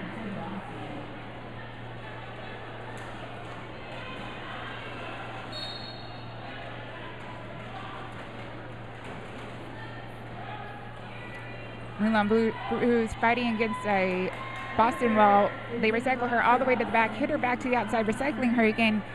Meanwhile, Hardcore got through the pack and is approaching again. And there is a star pass for Terminal City. I don't believe we've seen that yet tonight. No, it seems to be the first one. Their jammer now is Scarlet Bloodbath. Actually, maybe the second. I think Scarlet Bloodbath had the star once earlier in the first half.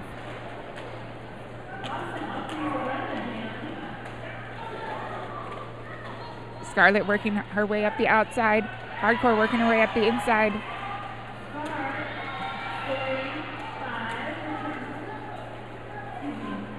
Four and 4 on that pass. Still 13 for Boston, 4 for Terminal on this jam. Looks like they're going to try running it long again like they did in the first jam of the half. Here they are. They're getting a little bit of help, and Hardcore is able to capitalize on that. 5 points, Boston. Meanwhile, the Boston wall takes number 47, Scarlet Bloodgate, to the outside, recycles her all the way back as Terminal City recycles Hardcore back. This is really working for Boston. They saw that in the first jam. I don't know why it took them so long to try it again. It's really working out. They should have just asked you, you know? You could have given them the advice. You know everything when you're sitting at a table with a microphone in front of your mouth. Everything. Both jammers driven to the outside. Pack resetting, recycled together. Oh. It's getting a little rowdy in here now. It's really exciting. 21 points for Boston, 8 to Terminal. So they were able to really put a dent. You know, one of the larger dents they've been able to put in the point differential since the middle of the first half. It's 83 for them, 125 for Terminal. It's closer. Number 99, Lazole, jamming for Terminal City, and number 60, Swerko, jamming for Boston. This is a 42-point game again, as it was at about 10 minutes the first half. That is lead jammer for Swerko. Boston with a huge hit to Lazole on the inside line and recycles her back. Swerko is all the way back in the pack again. Ooh, Terminal City with a big hit to Swerko on the inside.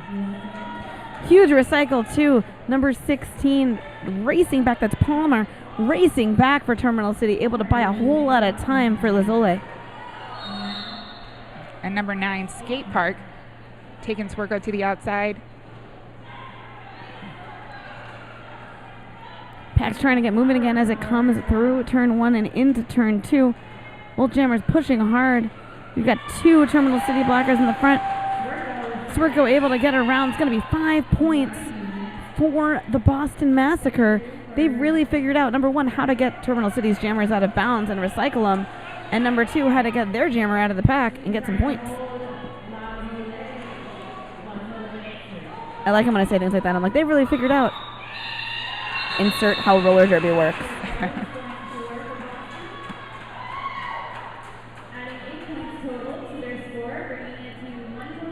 3 more for Boston. It's 91 for them now, 25 for Terminal.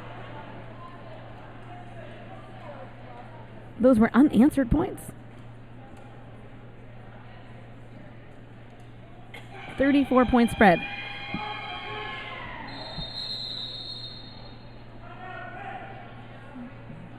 Did he say timeout, Red? I think Terminal City is taking a timeout. Yes.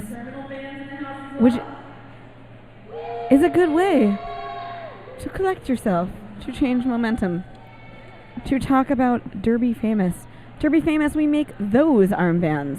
Proud sponsors of Bay Area Derby and the Team USA World Cup Women's Team. DerbyFamous.com, or you can find them on Facebook by searching them on Facebook. Is that how Facebook works? All right.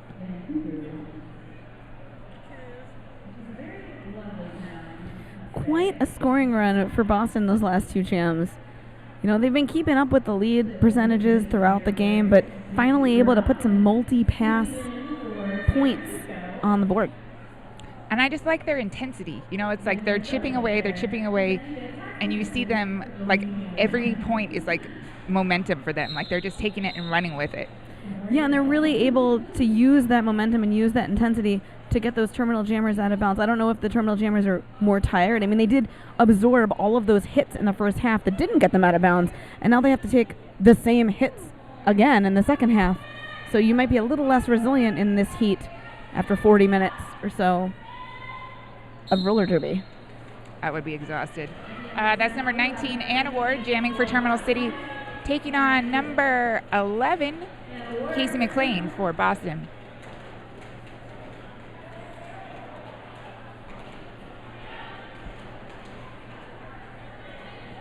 Big recycle there for Boston on the terminal jammer. This is going to be a power jam for Terminal City, though. It's the third jammer penalty for Boston. Terminal City has yet to have one. Lead goes to Anna War. And we've got some passive offense, as I like to call it. Less passive offense now. Terminal City is going to let the pack move, but also clear away for Anna War. Anna War is through the pack. 5 more points for number 19. Now we're standing in turn 2. Now we're skating in turn 2. Anna Ward takes a bit of a hop, able to get up to those Boston blockers in the front, looking for a weakness in this tripod. Gets a little bit of help offensively, but has found a spot through on the other side. Doesn't work out. Anna War is recycled. Penalty box was clear for a second, but a Boston blocker just sat down.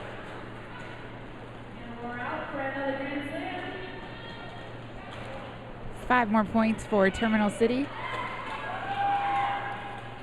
Number 11, McLean, is through the pack, putting the star back on her head.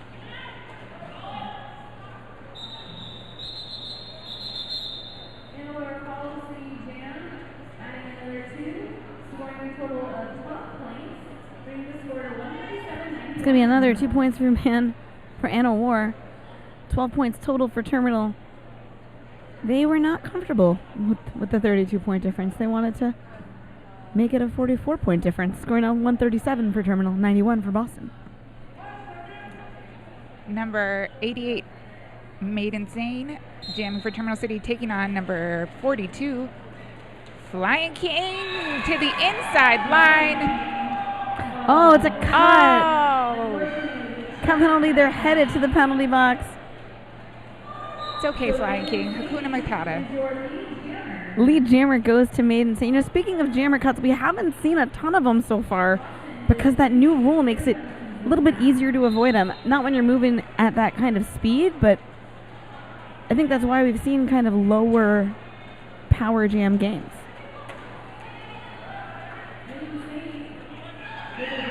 Maiden Sane works her way through the front of the pack, and she will also get that jammer point. 5 more points for Terminal City.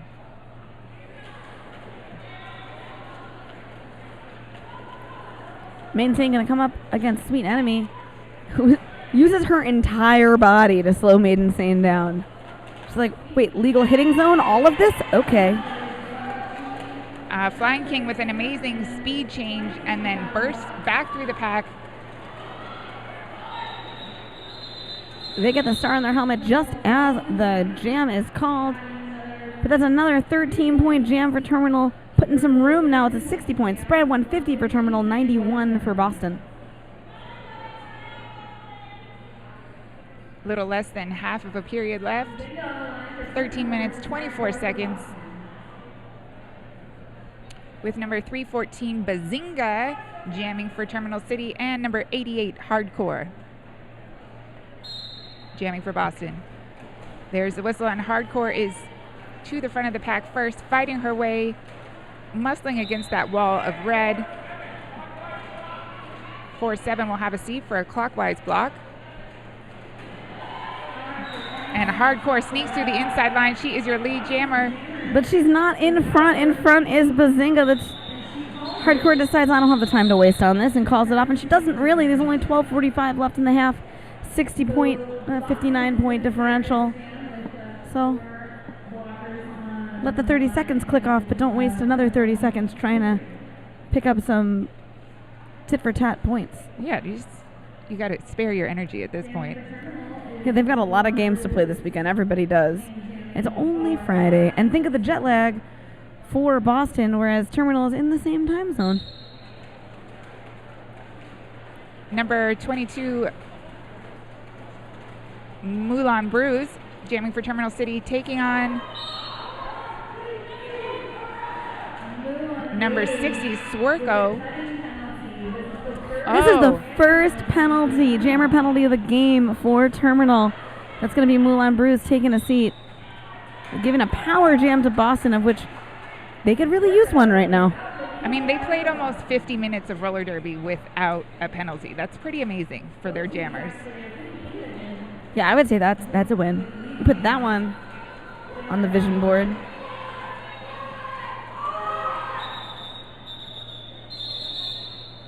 All right, Boston choosing to call it off. They're going to have a power start on the next jam. 5 points, bringing the score up to 96 for the Boston Massacre, 150 for the Terminal City All-Stars. Don't forget Kilovolt, breakfast, lunch, coffee, and snacks. Kilovolt Coffee is one of Bad's favorite neighborhood hangouts and coffee spots in Oakland. When you're in Oakland, you should check it out. They're open daily from 7 a.m. to 5 p.m. Check out Kilovolt. Boston opting for a power start. Number 1930, Betty Swoop, wearing the star for Boston. Pack is off and moving real quick. We're out all the way to turn 2 already. Betty Swoop swooped all the way to the outside, hits the floor, recycle back, and Moulin Bruise is already out of the penalty box. Both jammers now back to turn 2. It's a cut called on Betty Swoop. She miscalculated who was in front of her and who was behind her when she went out of bounds. Didn't go back far enough. It's going to give some time for Moulin Bruise to get lead. She is now lead jammer of this jam.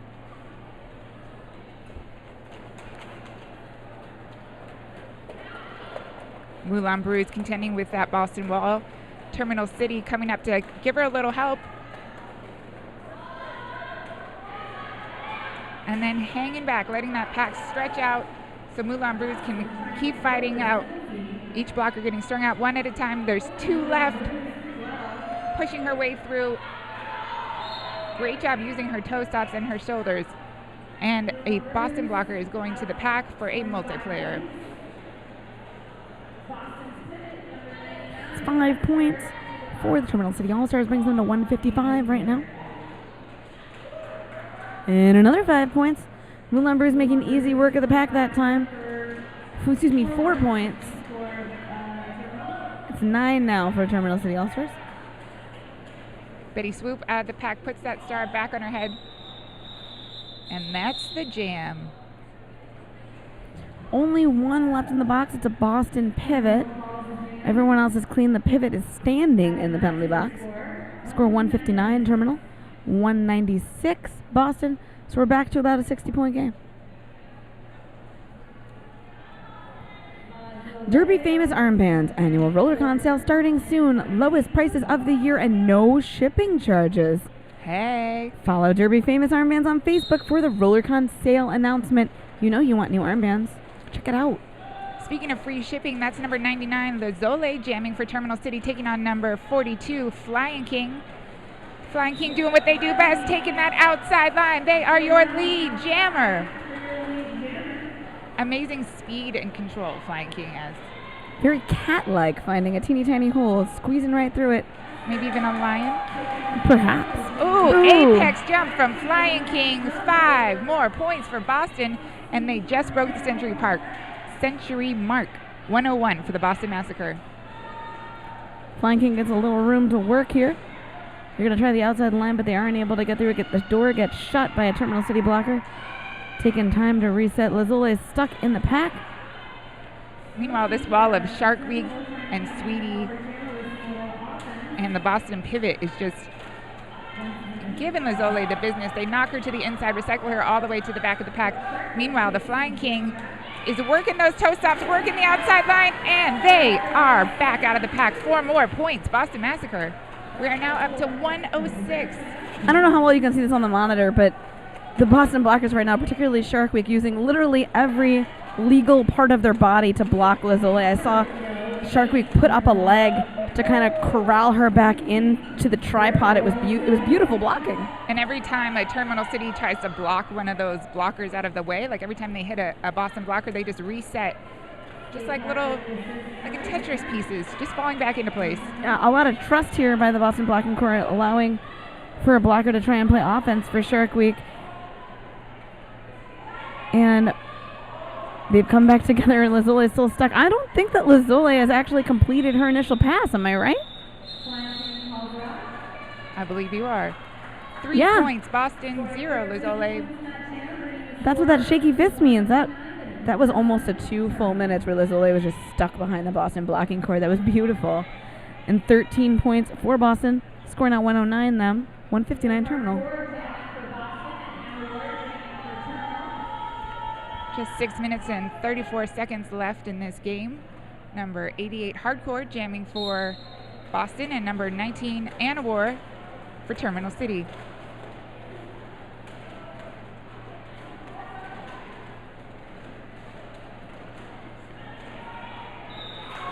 Hardcore just pushes through. Terminal City able to pick up lead on this jam.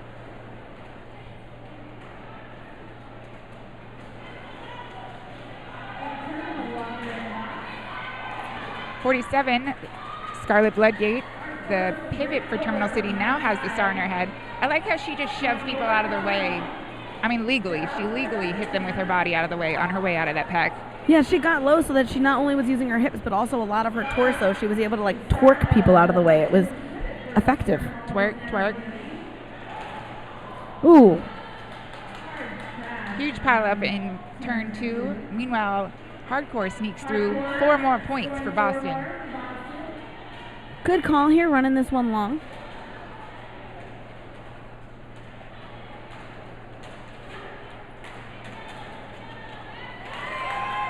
Burst of speed for Hardcore, and then managed to save herself from going out on that inside line. Yeah, beautiful head tilt by the ref, checking to make sure all of those wheels were in. Is it all 8? Is it all 8? Yes, yes. Yep. All right. They were like 1, 2, 3. Yep, we're good, we're good.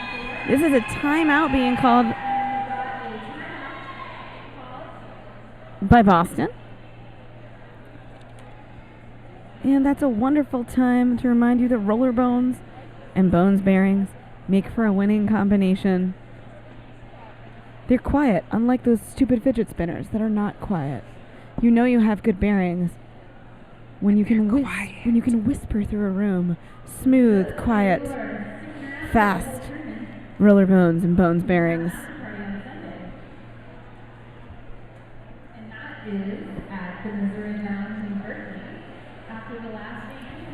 And don't forget, if you're coming to Oakland this weekend, make sure you check out Kilovolt. They've got breakfast and lunch and coffee and snacks, all of things that I want right now. Bring me a latte. 2 Always. sugars. I will take some iced coffee. I don't even really like iced coffee, but it's warm in here in the Pearl. And don't forget, you can talk to us at hashtag 2017 Golden Bowl.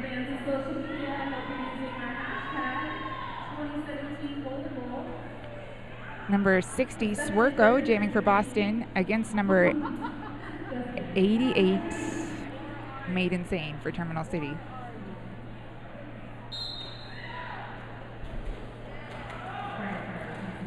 Swerko's taking the inside, Made Insane taking the middle. Both jammers ferociously pushing their way through the front. Made Insane, just a little freight train out there. She's got one more Boston blocker to go, and she's just going to go right through her. There she is. She is your lead jammer. Yeah, there was no stopping Made Insane there. She was going to push and push and push. Arms were not a problem. No, she is the little engine that can. Here she comes back to the outside of the pack. Oh, they're just giving away that outside line. That was 5 more points. There was actually a Boston blocker who saw that, Beeline was going to try and get over to stop Made Insane, but Terminal saw it and just closed the door, didn't let that blocker get up there. It was great blocking work. You don't see you weren't able to see all the pieces come together sometimes when you're watching, but I had a good angle on that one. Nice. Sweetie takes the star pass, forcing the call off for Made Insane. Score now 122 Boston Massacre, 173 Terminal City All-Stars.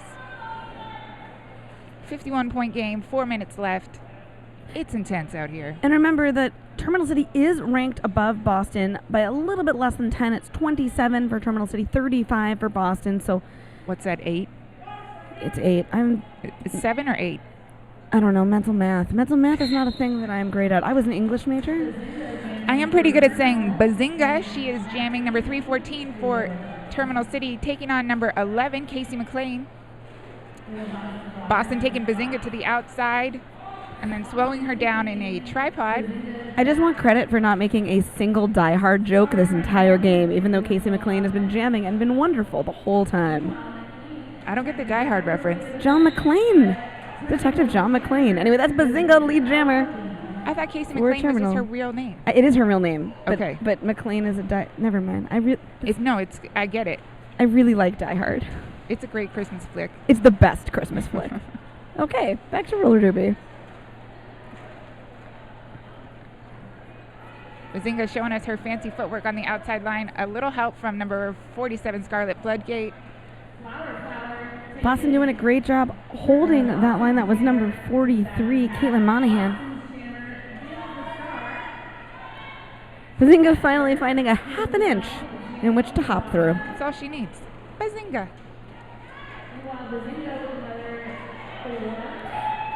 Do you think her name is a reference to that TV show about those nerds? I have no idea, but Esther Boros is now the jammer for Boston, forces the call off. That was an 8-point jam for Terminal City, 181 for them, 122 for Boston. And there was a bunch of whistles. Yep, there's the timeout signal. Timeout goes to Boston. But do you know what show I'm talking about? I do. I think it's The Big Bang Theory. Oh, yeah. Bazinga. Speaking of big bangs, Terminal City All-Stars sitting at 181 to Boston Massacre's 122. A little over 2 minutes left. I think strategically Boston's doing everything right in the second half. They're getting outplayed by Terminal City, although they're keeping it within that 30 to 60 range, but they're running jams long that I, as somebody who gets to say things on the internet about roller derby, thinks they should be running wrong. They're managing their clock in a way that I think is good for their team. Yeah, really smart play on both sides. And it's interesting to see two teams who play very similar styles playing against each other, and the pieces that each team can capitalize on, whether it's like choosing to play offense or whether it's choosing to do the star pass. And both have been effective for both teams. Yeah, and it's great fun too to watch teams from two different coasts play each other. You don't get a ton of crossover. Yeah, you don't get to see that all the time. Because this country is big and it costs a lot of money to get all the way over there. I know. I came half the distance Boston came, and I am tired and poor. Number 19, Anna Ward, jamming for Terminal City, taking on 42. The Flying King is out of the pack on a cut, and Anna Ward is out as your lead jammer. There's 1:43 on the jam clock, 1:58 on the period clock. This is a power jam, as you just said, for Terminal City.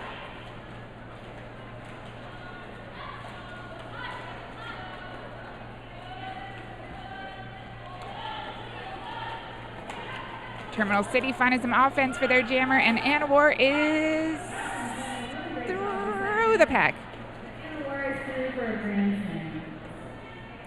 Boston has some great one-on-one blocking. They managed to hold the jammer for just a few seconds longer, which in this game makes a lot of difference. And they don't give up. They run all the way to the end of that 20-foot mark. They want that ref to stay out of play before they're like, okay, we'll go home now. They don't stop partying until the party's over, you know? Flying King out of the box. They're now lined up against a tripod from Terminal City. That skate park in the back. Sneaky little star pass to number 5, Sweetie. Sweetie jumps over number 42 from Terminal City, and Sweetie's out of the pack. Great switch from the Terminal City blockers, but they just weren't as fast as Sweetie was. Going to force the call off. Got 44 seconds left on the clock. Boston's going to use their official review, it looks like. They would have gotten another jam if they didn't, but they did, so let's see. Let's see what happens. You know what adjective I like for Boston? Explosive. Their transitions are explosive. Like, their jammers can cut from the inside to the outside and go from like stopped to like 60 miles an hour really quick. It's true, and they can trick you into thinking they're not gonna, and then they do. And also you can see their blockers are tracing the jammer through the pack, so that if you're the blocker holding the inside line, but you see the jammer going to the outside line, they'll like apex jump and cut across to try and stop it. But then on the other hand, Terminal has a really good pack awareness in that they're able to see their blockers doing that and actually defend the blockers. They're not just paying attention to the jammers, they're also paying attention to what the Boston blockers are doing. This is right, and a they're really just complex absorbing the hit or moving around it so they can still keep doing. They're like, no, we're doing what we want to do. Yeah, this is a really nice try. Like complicated and compelling game of roller derby we're watching. It's not just points and points. There's a lot of strategy going on inside the pack that's super fun to watch this time of year. All right. Oh no, it's the 88-88 jam. This whole jam is a palindrome. That's hardcore taking on no, it's not. Made Insane. Made Insane. There's nothing I would love more as a jammer ref right now than having both the jammers being 88. And that is Hardcore, your lead jammer for Boston, the Boston Massacre. Oh, Made Insane absorbs a huge hit, still manages to make it out of the pack. She is not lead, but she is quickly approaching Terminal City with a huge hit to Hardcore on the outside, forcing the call off.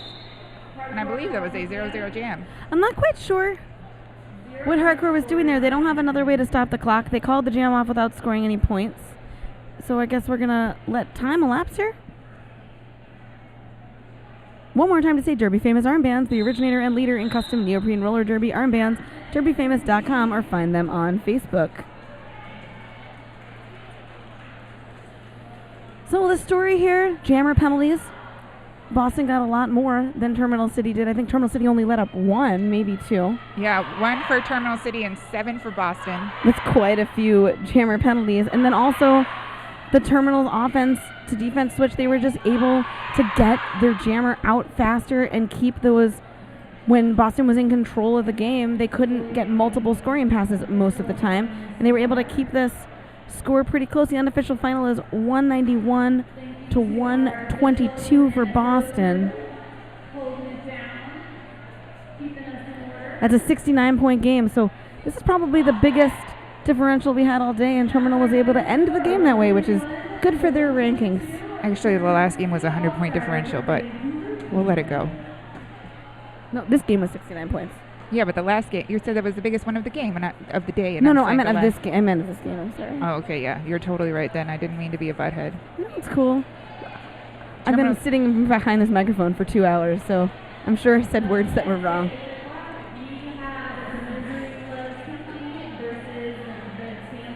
Well, we have so much more roller derby coming up both today and this weekend. Make sure to stay here at 8 o'clock, which is in just about half an hour. You can see the Tampa B team play the MLC. It's a regulation game. MLC is Misery Loves Company. It's a pickup team comprised of some local Bay Area teams. That sounds like super fun. I think I'm going to stay and watch it. Mm-hmm. I've been October Revolution. And I've been Kinfectious. Y'all have a good day. See you half an hour.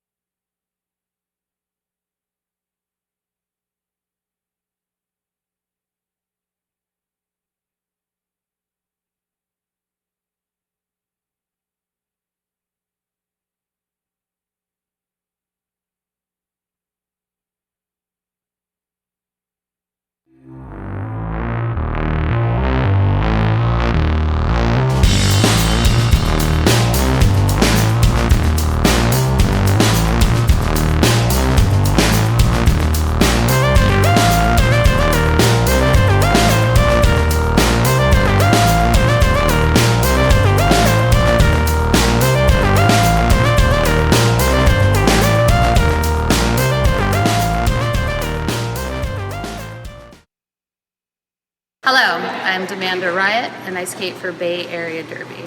And today we're going to talk about guide out hits to the outside. So in the situation, our target is going to be in front of us as we come up in order to hit her towards the boundary and leave her out of bounds.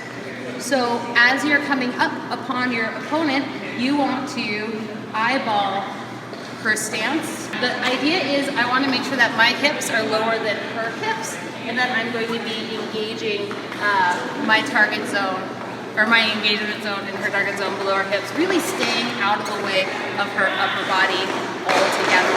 So overall, I'm going to be thinking about making kind of a check mark shape, where I'm going to come in at my own normal skating stance. I'm going to probably drop in lower, and then at the same time, my feet are going to be facing towards the boundary that I'm going to be leading Skatelyn to.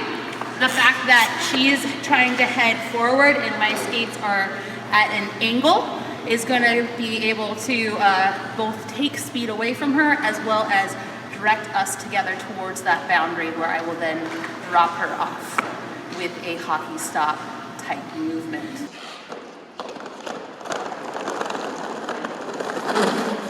Look for that kind of check mark shape that I make as I'm going in to cut off the line. Coming in, hit up, and the stop at the end.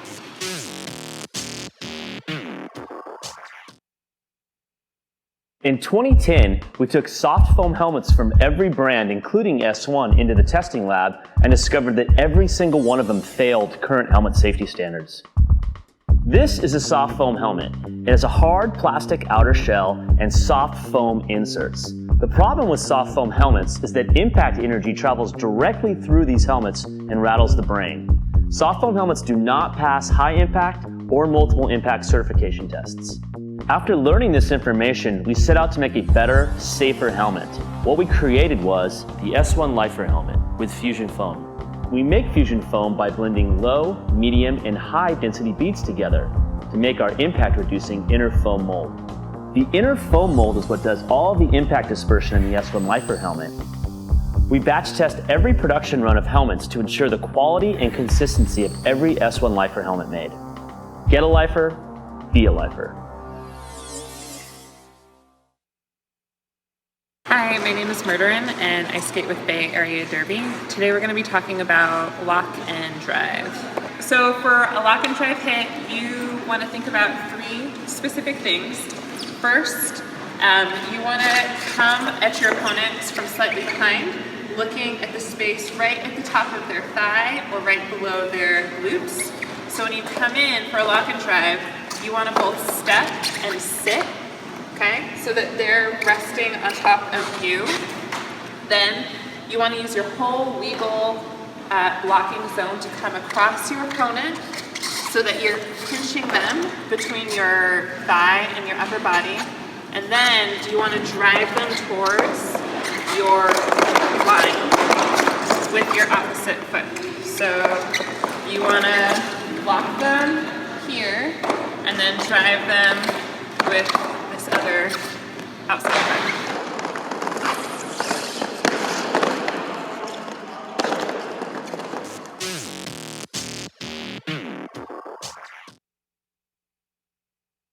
My name is Cassie Beck. I'm Ghetto Fabulous. Hi, I'm Lady Trample. I'm Miracle Whips. My name is Scald Eagle. I'm Bloody Mary. I'm Stephanie Mania. I'm Baller Shot Collar. My name's Satan's Little Helper. The S1 knee pads are the best quality knee pad I've ever been in. It's nice to feel really secure in a pad. I don't have to worry when I fall. It's like falling on a cloud of pillows. They're just a seamless part of my body. They're better than anything I've ever worn. They don't slip. They're super hard wearing. The first knee pad that I not only feel safe in, but I like the aesthetics of. And normally I find that you have to sacrifice one for the other. The S1 knee pads are my favorite knee pads that I've ever owned. I haven't ever experienced anything like it. I now have more room for my crossovers. It's a game changer for me. I gotta say, they're hands down my favorite knee pads I've worn thus far. My name is Satan, and S1. S1. S1. S1. S1. S1. S1. S1. S1 is part of my uniform.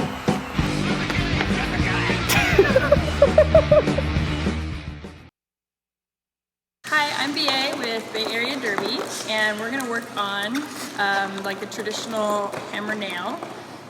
if a jammer is pushing up against a line and you want to get out of the way, where my partner and I are blocking and the jammer is driving up one of the lines trying to push me forward so that she can take a line to get out of the pack.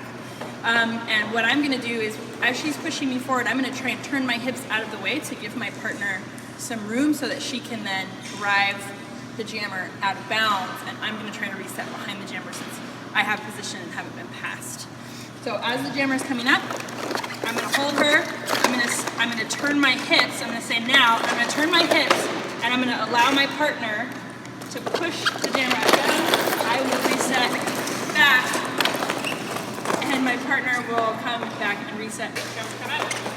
Now, start.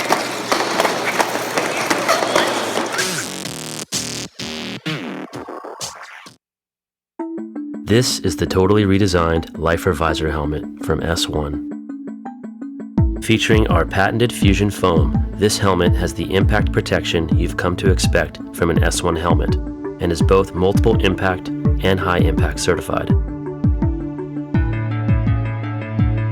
Our new custom visor is made with a high impact polycarbonate lens, which is optically correct and features our patented cover catcher, which allows for multiple covers to be worn with easy on-off. The outside lens has an anti-scratch coating, while the inside has an anti-fog coating.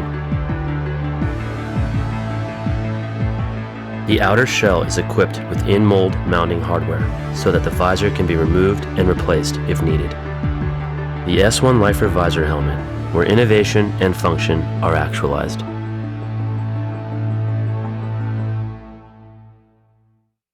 Hi, I'm Stephanie Maney. I skate for Bay Area Derby, and today I'm going to be showing you correct jammer form.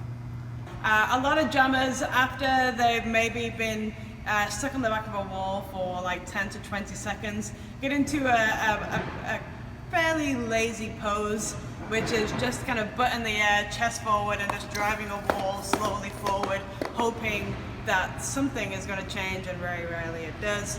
The reason why that's ineffective is because your form isn't in your body isn't in a good position, and also you're not in a great position for the next move that you're going to do. When you're coming through the back of a wall, a lot of people will come through like this, and as you can see, like your butt's in the air, you're just all tired and you're just not really getting anywhere, and your feet are behind you, which means that even if these two do stumble and do fall, my balance is really not great, which means that then I have to get back up and then I have to run away as quick as I can. But you know, my pickup speed isn't going to be great, and I'm not in a great position to do something next. So what I need to do is I need to make sure that I'm not leaning forward and that I'm actually busting through the middle of this wall with my weight underneath myself, that my weight is nice and balanced. And so that means that I can't lead with my chest. It means that I have to tuck my hips underneath myself, kind of push my pelvis forward. I need to make myself very narrow and then drive through it, and I need to come through with my legs underneath me, because if my legs aren't underneath me, then they stay behind me and I continue in this butt high position and chest forward. And so I need to make sure that when I'm coming through, my legs come through and that I've got something to step onto. So you're kind of walking like a baby dinosaur through the pack. Okay, so one more time. Ready?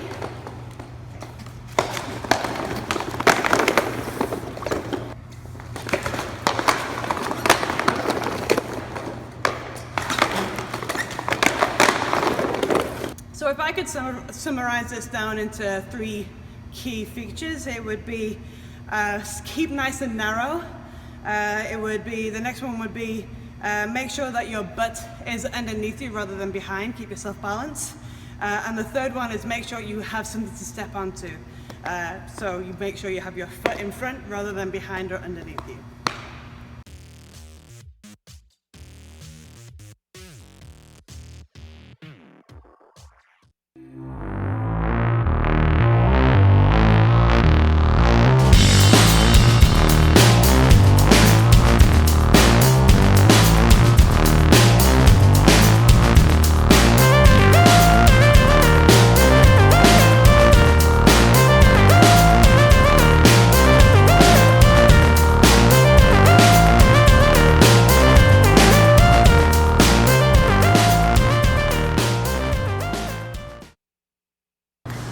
name is Cassie Beck. I skate for Bay Area Derby, and today we're going to be talking about doing offensive picks on the line.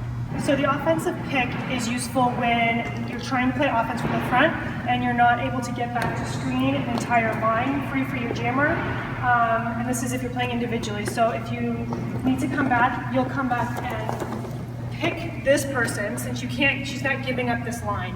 So that's not an option for the jammer. So you come and you sit on the leg away from the line so that you're pinning her towards the line and setting a pick on her body.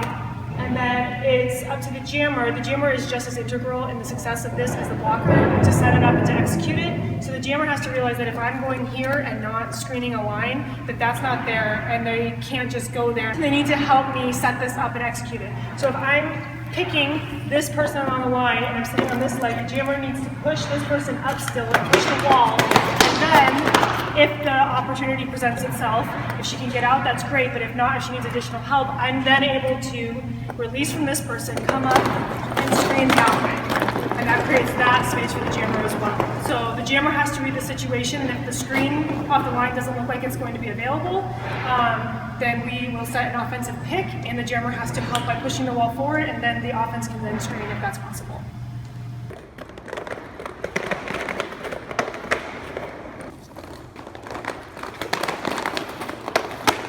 So the three most important things to remember when setting the offensive pick is that you're going back and sitting on the opposite leg from where the blocker is towards the line so that you can pin them to the line. The second thing is that the jammer has to push the remaining blockers forward if you're going to be able to successfully execute the next screen.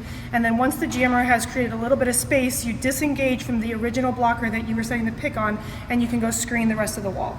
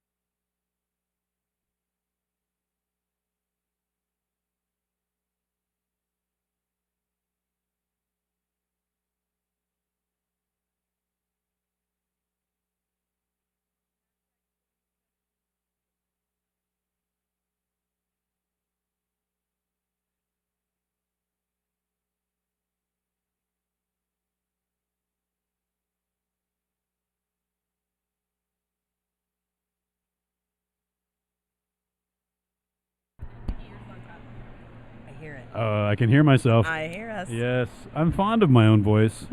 That's how I got into this whole thing. Ladies and gentlemen, welcome back. It is Golden Bowl 2017. That's Golden Bowl 7. Yes, Nikki. number 7, not 4, not 5, not 6. Number 7. Number 7, everybody. Make sure you write that down.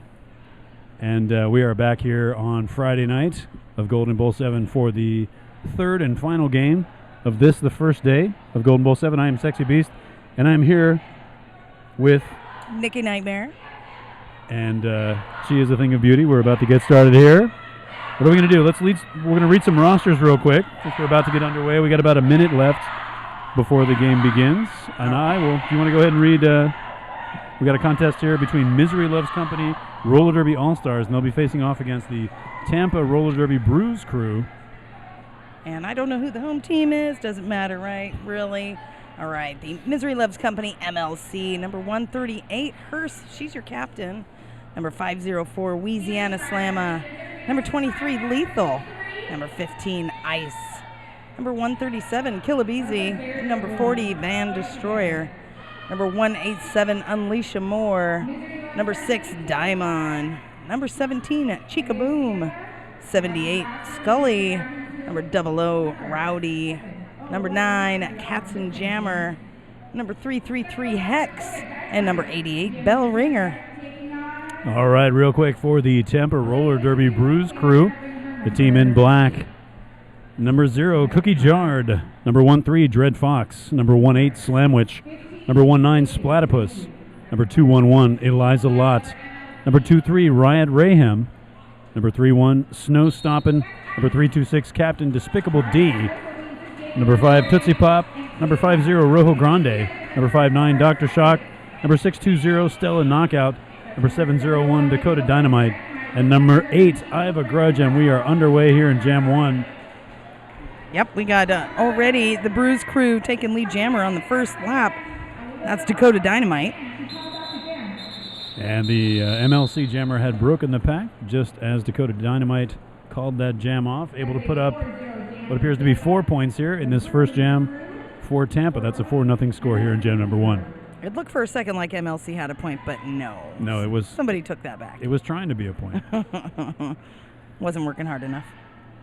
All right, so we are on the opposite side of the track from the jammers, so we're going to try to guess here. I only see half a number. Me too. I see a 2. I see a 5. I see a 2 on a Tampa skater.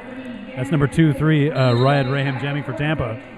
That is Louisiana Slamma for MLC. She's out in front. She's going to be the lead jammer. Yeah, she's going to jam unopposed here for the first part of that because number 23, Riot Rayhem, in the penalty box already.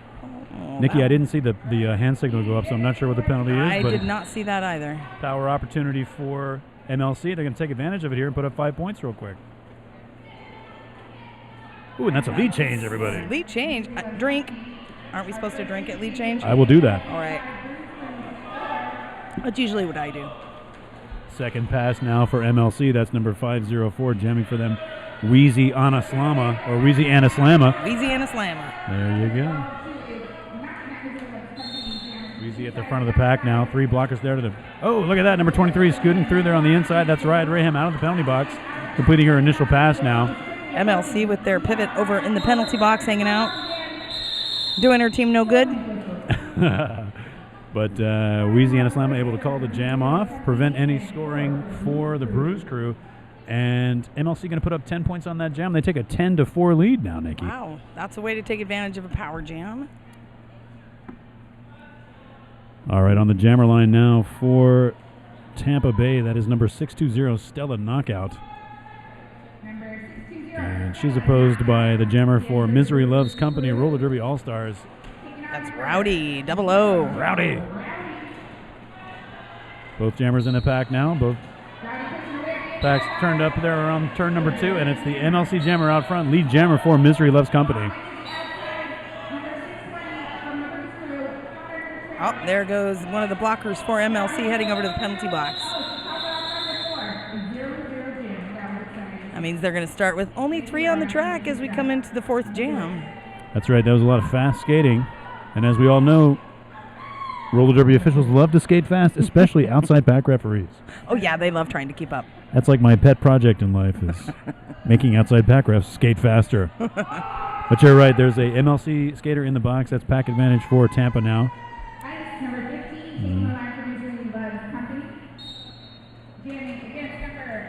Dread Fox jamming for Tampa's Bruise Crew. That's number 15, Ice, jamming now for MLC. Dread Fox getting knocked back to the jammer line. Coming back in, trying to back her way in through the front of the pack. Gets put outside now, again to the outside. Meanwhile, the front of the pack, MLC jammer has been awarded lead. That's Ice. Ice. Baby. Red Fox through the pack now, having completed her initial pass. Ice in the pack. Yes, made it through there on a scoring pass. She's going to take those points and get on out of there. That's going to keep Tampa off the board again. They haven't scored since the first jam when they grabbed those first 4 points. They have not, and MLC has opened up a 10-point piece of real estate between them and the Bruise Crew now. Jamming now for the team in black. That's your Tampa Roller Derby Bruise Crew. That is number, wow. Cookie Jard, that is, 2 zeros. And that is Louisiana Slamma on the line for Misery Loves Company. MLC pivot going down there in the back of the pack. Louisiana Jammer getting knocked to the inside. Has found a way back inside now around front. Lead jammer now for MLC.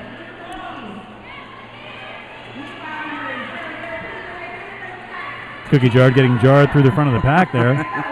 Getting dunked in some milk and then coming up strong, able to complete her initial pass. Louisiana Slammer hit to the outside. She's going to call it off. That did keep Tampa off the board again, I believe, right? I think that's a null jam. Yeah. 0-0 jam. I don't need an excuse. Gonna take a sip here. Right. As we mentioned earlier, this is Golden Bowl number 7. Hashtag 2017 Golden Bowl. Don't forget, use your social media before they take it away. Tell us what you like. What are you doing? What are you wearing? What are you wearing? What are your pets wearing? We want to know. All right, on the jammer line now for Tampa, that's number 701, Dakota Dynamite, already through the front of the pack and lead jammer for Tampa. Rowdy, 00 getting worked in the back, coming into turn 1. Tampa surrounding her. Yeah, Tampa defense strong there at the front of the pack. Rowdy cycling through some blockers, trying to find some room on the outside. She does find that eventually. 5-point pass for Dakota Dynamite. Rowdy out of the pack now, just about a half a track behind. Dakota Dynamite going to call it off as she tries to buttress her way through those last 2 skaters in the pack. Looks like she picked up 2 points on that pass, 2 out of 4. All right, 7-point jam. That'll bring him up to 11. Misery Loves Company stuck at 14. Yeah, MLC stuck at 14 for a few jams here, but I'm liking the competitiveness. That's what you want to see. Back and forth. Yeah. Nobody wants a blowout. That's not fun. No, that's no fun. No fun at all. Unless it's like your family reunion picnic and you're playing horseshoes. You know. Then you have to win. F you, Uncle Jeff. Ice jamming for Misery Loves Company. Riot Raham for the Bruise Crew. Lead jammer going to Tampa. Yeah, it looks like Tampa flexing that 5 jammer rotation to MLC's 3 jammer rotation thus far. Jammer's getting a little more rest for Tampa. MLC, a local crew. Yes. And picking up skaters where they can. I got 2 skaters headed off the track right now. Strong block at the front of the pack there. That's number 88 for MLC, Bell Ringer. Nice block on the jammer there. That ends the jam. 5 points on the board now for the team in black. I'm sorry, 4 points. Correction, 4 now. Look at that. Lead change. Lead change. Drink. Yay. Bruise Crew now on top, 15-14. Oh, it's right here, as a matter of fact. I keep forgetting about them. Oh, yeah, we have things we need to talk about We're going to talk roller to you. derby. That's right. I'd like to talk to you about agricultural products. All right, with the jam underway, jamming now for the Bruise Crew. That's Stella Knockout. And number 00, Louisiana Slamma for Misery Loves Company. Wheezy stuck at the back now. Stella trying to weave her way around the front, and she does, picking up lead jammer status for the Bruise Crew. Wow, 3 Tampa blockers in the penalty box right now. Oh, it was like a migration. It was just and 3 MLC. wow. and the MLC jammer now. And we got 3 skaters on the track now. I think we're at about 3. If there's anyone in the area that would like to come and skate, there's a lot of space. But look at that. So the jam ends now. Looks like 4 points on the board for the Bruise Crew. A total of 5 on the jam.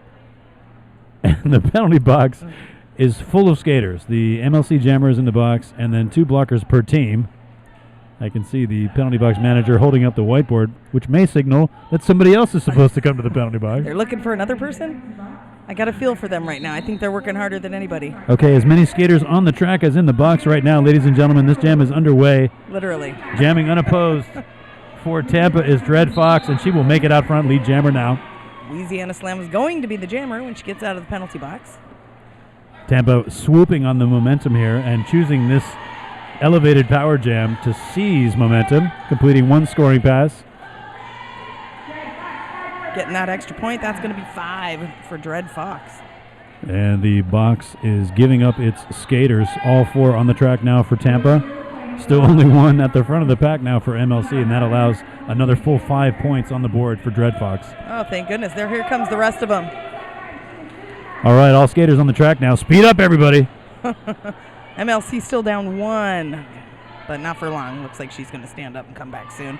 I'm sure her jammer will appreciate that. Wheezy back on the track on a scoring pass. And Dread Fox going to call it off, having completed a 4-point pass for a total of 14 on that jam. Wow. Nikki, that puts them 20 points ahead now of MLC, 34-14. So at one point we had a 14-4 game, right? Yeah. And then now we're at 34-14. I think I remember that. But now we're back up to 34-14 with the Bruise Crew in the lead. I remember stuff like that. It looks like we're in a team timeout now, and that team timeout is for, or maybe it's an official timeout. No, that's going to be tell. MLC. Nothing is flashing on the scoreboard. Nothing is, but I think I see. Oh, is the jam timer? Yeah. Yep, he's very pointing. Good. So MLC taking a timeout. That's going to give us plenty of time to talk about this list of stuff that we got to talk about. So, ladies and gentlemen, the 2017 Golden Bowl, which is, of course, Nikki, Golden Bowl number 7. Number 7. Brought to you in part by Chaya Skates. Are you seeking performance, quality, and style from your skating experience? Visit your local skate shop or a Chaya booth for a fitting. Kaya. It's okay. I had to ask.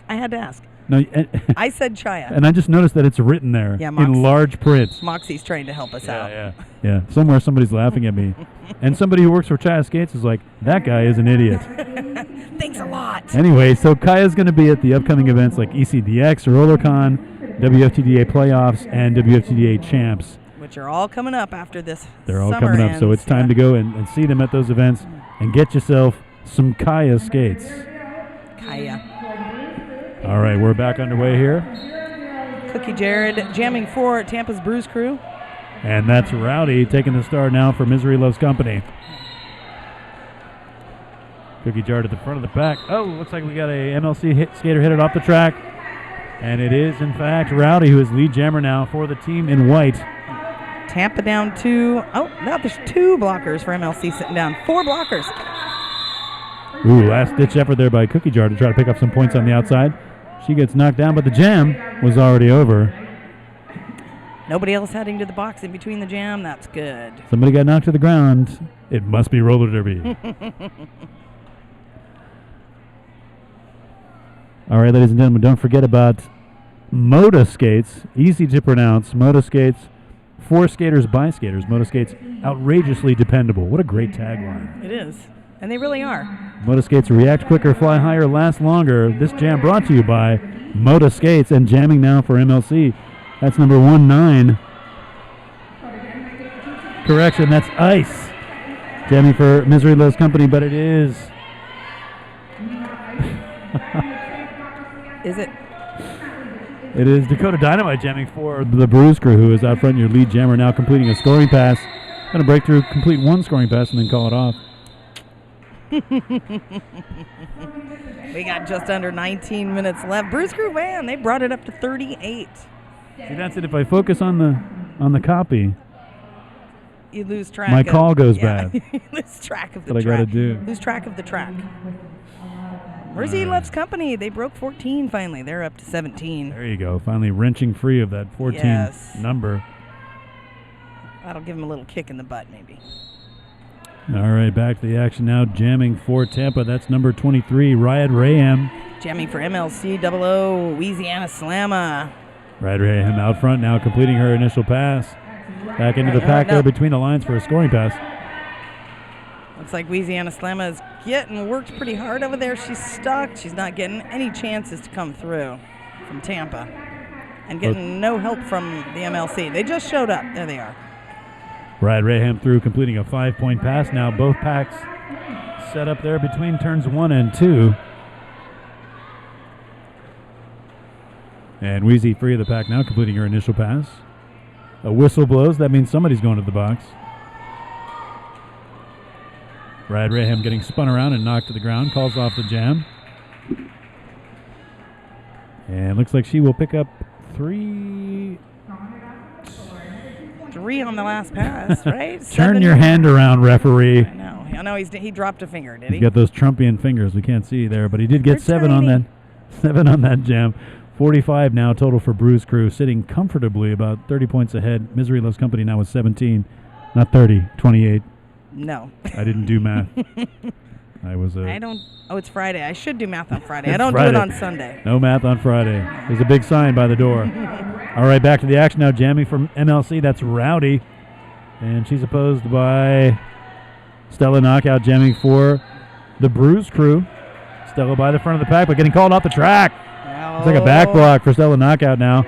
Create a power opportunity for MLC. Let's see how many points they can try to get. 30 seconds is a quick penalty with the new penalty time. It's not a lot of time. Goal number 1, obviously getting lead jammer status. MLC getting drawn all the way back to the pivot line. Running out of time before Stella Knockout comes back. Stella Knockout still sitting now as Rowdy tries to make her way through the front. Still had, did she do it? Nope. Oh. It is a cutting the track penalty for Rowdy now. Jammer for MLC headed to the penalty box. That means we go in 2 minutes. And Stella Knockout, having exited the box before, means Rowdy will sit for the full 30. Stella back in the pack now. Whistle's blowing. Stella making her way through, completing that initial pass. Got about 45 seconds left in the jam for Brews Crew to score. MLC set up 4 wide up front. Stella's going to come into the back of the pack. Nice knockout there. That number 138, that's Hearst. Good put out to the outside. Send Stella all the way back. Eating some clock here.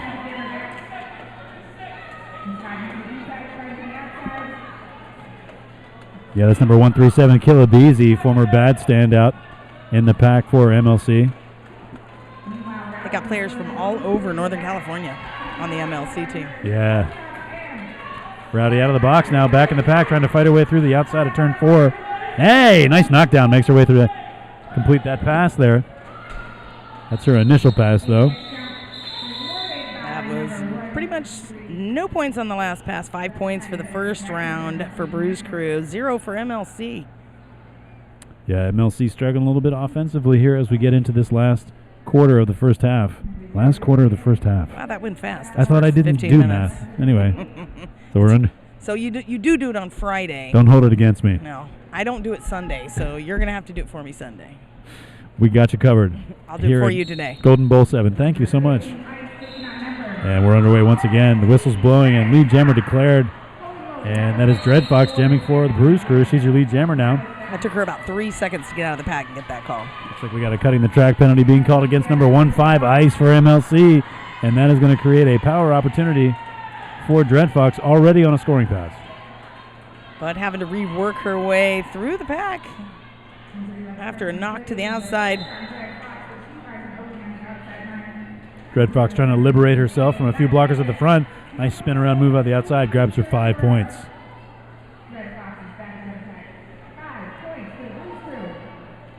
Ice standing in the box now as Dread Fox comes back into the pack, having already passed a couple of MLC blockers.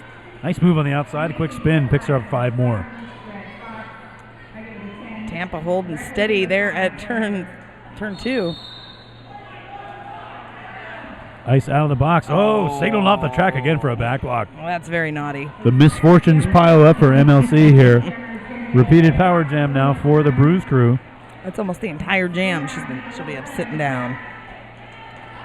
46 seconds left on the jam clock now. Red Fox getting recycled back to the outside in the far straightaway. Oh, tough move there. That might be a penalty. In fact, it is a penalty. It is a penalty. An unfortunate convergence of bodies, and that sends Red Fox off the floor with a back block penalty. And we have less than 30 seconds in this jam, so it looks like...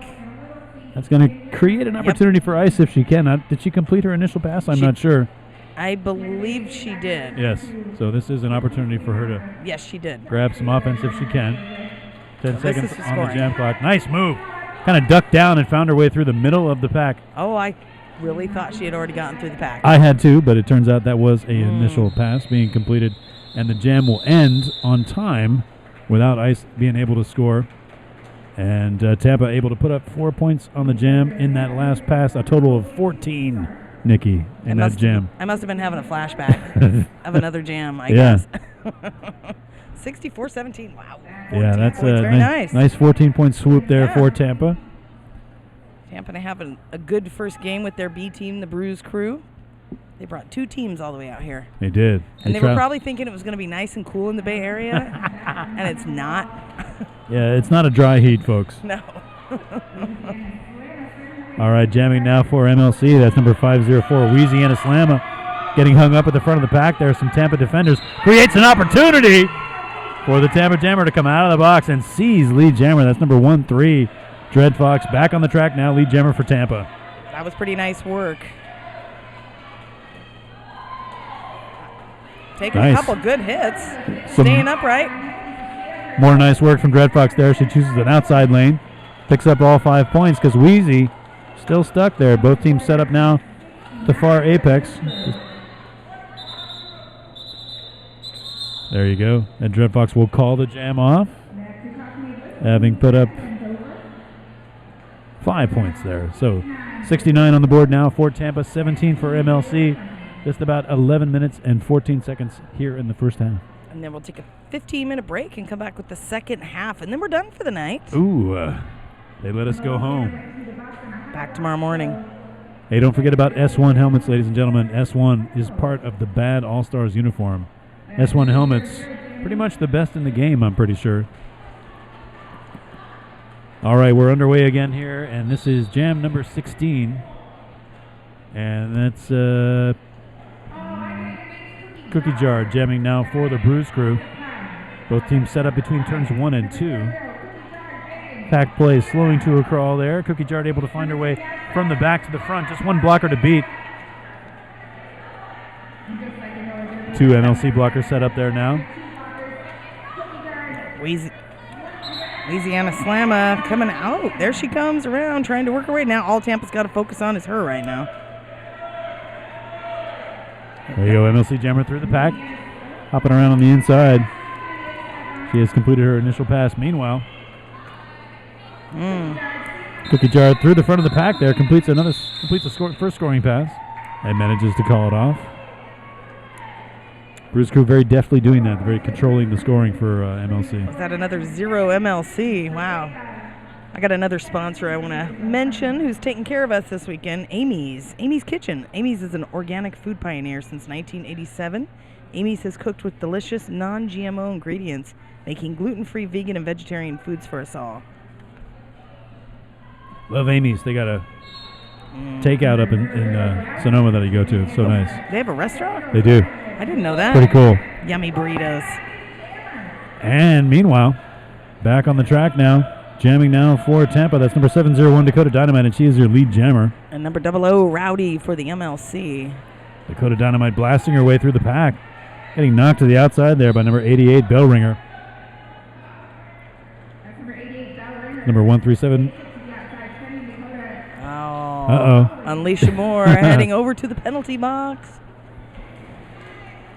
That's only one down, though, for MLC. Everybody on the track for Tampa.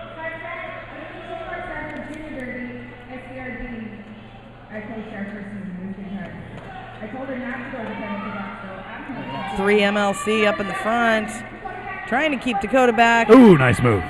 Very front of the pack there. That was Chickaboom with the one last hit. Meanwhile, Rowdy trying to force her way through the front of the pack. A couple of Tampa blockers converging. Managed to put her out of the inside, bring her all the way back past the jammer line. And here comes Alicia back out of the penalty box on the track. 5 points for Dakota. Wow, Bruce Crew up to 15 now on this jam, sitting with 88-17 for MLC. Able to effectively stifle the MLC offense thus far. Nice move to the inside there. Puts the Tampa Jammer inside. She's got to come all the way back. Recycled her way on back. Yeah, Almost Chickaboo to the jammer line. Yeah. Chickaboo calling everybody back. Come back with me. That last possible inch. Team's got it tied up there at the far apex between turns 1 and 2. MLC Jammer breaking through now, completing her initial pass. But the jam will end. Did Rowdy get any points? No, she did not. I do not see any up there. MLC hasn't scored in a long time. No, they have This not. quality information coming from our production staff. It's been a long time since MLC scored a point. Quote unquote. It's important information. Sufficient unto the day is the evil thereof, ladies and gentlemen. Well, they were stuck at 14 for a long time, and now they've been stuck at 17 the rest of the time. Hashtag 2017 Golden Bowl. That whistle starts the jam. Here we are in jam number 18. Number 15, Ice, jamming for MLC. Riot Raham jamming for the Bruise Crew gets lead.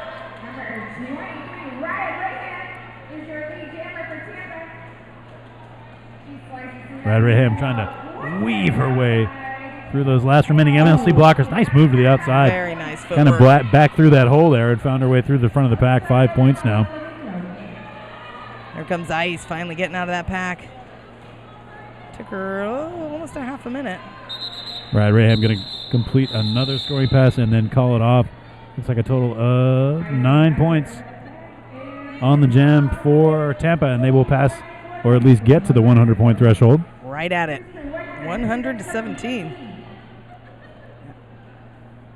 MLC hoping to get some points here with number 504, Wheezy Anaslama. It's going to jam again for them. And that's number 620, Stella Knockout, jamming for Tampa now.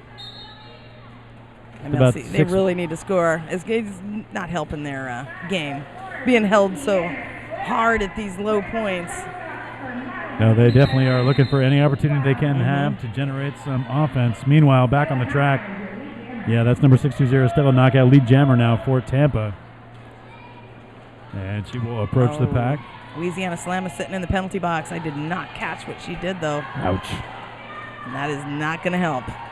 5 points already in the bag for Tampa on this power jam. Pack set up pretty much in the middle of the far straightaway. Number 88, Bell Ringer, sort of anchoring the front of the pack there. But Stella Knockout able to navigate around that, completely come on the outside corner, secure 5 more points for Tampa. Louisiana Slam finally getting out of that penalty box, not wearing the panty. We don't call it a panty anymore. Helmet cover has too many syllables. I We got to know. do something about that. The star. The star, there we go. I was going to say the star. There we go. 5-point pass for Stella Knockout. Bringing him up to 115 right now. It's a 15-point jam so far for Stella.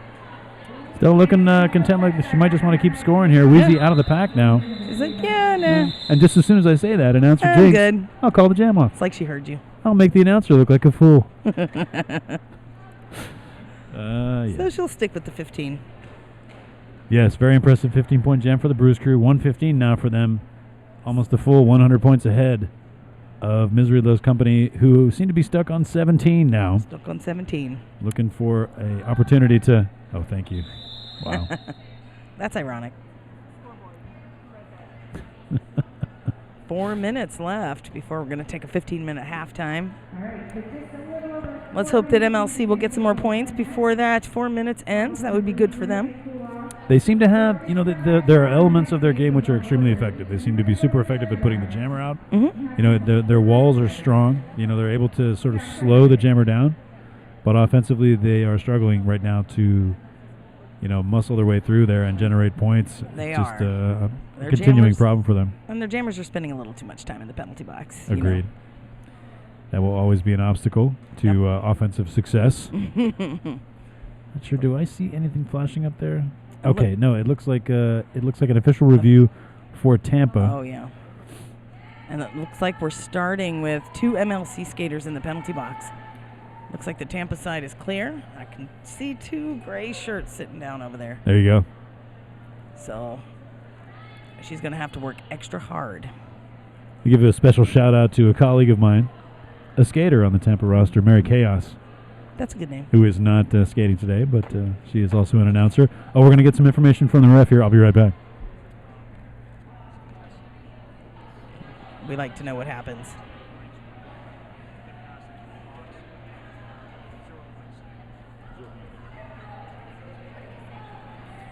All right, so it looks like Tampa was curious why they didn't get any points on that jam, so they called the official review to request a review of the scoring in the jam. And I think they expected to come up with 2 or 3 points, but the 0-point call will stand. It is hard to get points back. And it's also hard to overturn something. An official review, like if I had to bet on something, I'm not a betting person, but if I were, I would bet on official reviews not happening. Thumbs down for that one. You know, I've never seen a jam ref official go, reviews. oh yeah, maybe I did miss 2 points. Yeah, I screwed that up. Official reviews have never let me down. I can say that. So okay, it's not like baseball. Exactly. My goodness. Back to the action now. Jamming for Tampa. That is Cookie Jar. She's through the pack now. Lead jammer for the team in black. Diamond jamming for MLC. Where is she? I don't even see her right now. In the pack somewhere. Oh, there she is. Heading to the outside and back to the behind the blocker line. Cookie Jar making a wrist guard adjustment as she clears the pack again. 5 more points on the board. Oh, no, I guess that's her first scoring pass. So 5 points now for Bruce Crew. That was the first 5. Yeah. Look at me getting all excited. Giving out free points to everybody. Take them. You get a point. 5 points for you. You get a point. Everybody gets a point. Grand slam. Ooh, nice move there at the front. That's number 17, Chickaboom. And we got a whistle. 5 points for Tampa, bringing them up 10 for that jam. 125-17 with 3 minutes left. 3 minutes left and 0 points on the board for MLC that time. I know that they are furiously trying to figure out how they can turn that around. One of our sponsors, Roller Bones. Roller Bones and Bones bearings make for a winning combination. All right, back on the Golden Bowl jammer line now, number 23 for Tampa. That is Riot Raham jamming again and just exploding out of the front of the pack again. Yeah, that took less than 5 seconds. I know. It was like by the time I looked up from reading her name, I was like, oh, there she goes. And there was the whistle. And Ice able to clear the pack now, too, on a scoring pass, about a half a track behind. Riot Raham going to get her points and call that all. I think that's what they're going to do for the next 2.5 minutes. They are downhill at this point. Yeah. MLC in the rear view, and they're just going to kind of cruise to the half. They'll take their 4 points, call it off, 4 points, call it off. Yeah. Nickel and dime it forward. But hope springs eternal for Misery Loves Company, perhaps at halftime. This game is not over. They can find the magic formula. Sure. That'll allow them to get back in this game. First game today, I was pretty impressed with the score. Exactly. Getting, Yeah. Getting big. There was balance. Mm-hmm. There was balance in the force. We have a whole nother period for MLC to work out the kinks. All right, and it's going to start with this jam, and jamming now for MLC. That's number 504, Louisiana Slamma. And she is hung up in the back of the pack. Somebody thinking they had put her outside, but she does not go. Uh-oh. It is, in fact, a cut. Yes, there it is. Power jam opportunity again for Tampa. And you know that... Even Steven, look at that. Everybody... Everybody's going to the box. You get a cutting penalty, and so do you. One for you, and here's one for your friend. I feel like Oprah's here. She might be here. This is her kind of scene. Wheezy back on the track now. Tampa Jammer standing. Well, that definitely shortens Dread Fox's time, fortunately for her. Wheezy getting knocked to the inside there. Both teams set up between the jammer line and the pivot line. And everybody's out of the penalty box. That's good. They need everybody in this last minute. That's right. Plus, you're in the penalty box. Hey, your mommy won't like that now, will No. Meanwhile, at the front of the pack, Dread Fox able to weave, around that last MLC blocker, completing her initial pass. She did not get lead. Huh, interesting. Okay. Well, no lead. everybody came out of the penalty box, so it's like, guess what? I guess so. Nobody gets lead. Wheezy now at the back of the pack. Half a minute left in the first period. This could be the scoring opportunity MLC wants before the end of the first half.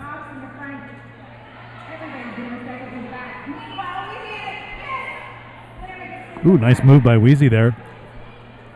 Able to find her way through the outside. Yes, that's right. It is a scoring pass. 4 points for MLC's Wheezy. Anna Slamma, I know they're happy. They just brought it up to 21. Yep.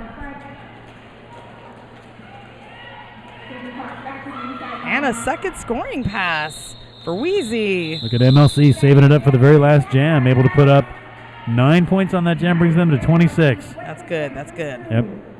That'll build up your confidence. And 3 points on the pass for the Bruce Crew, who are sitting pretty now with 132. So well over 100 points separating these two teams as the first half ends. Nikki, not too bad. I mean, no. MLC acquitting themselves with their style, certainly. And we got a whole nother half for them to change their game, figure out what they did wrong, come back, make some changes. Dig it. All right, so we have a 10-minute halftime. We're already down to 9:50 now, folks, so we're going to sign off for a bit here, get some data for you from the first half, and we'll be back in just a minute. See you guys soon.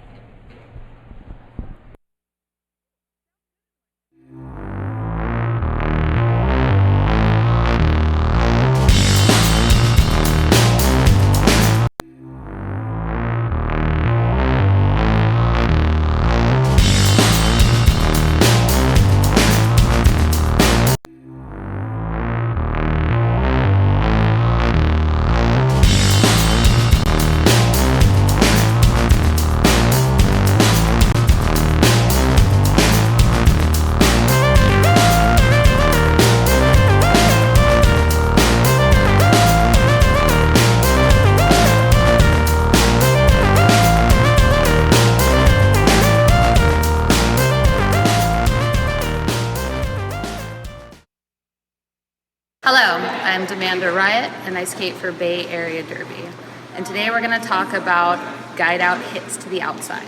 So in this situation, our target is going to be in front of us as we come up in order to hit her towards the boundary and leave her out of bounds.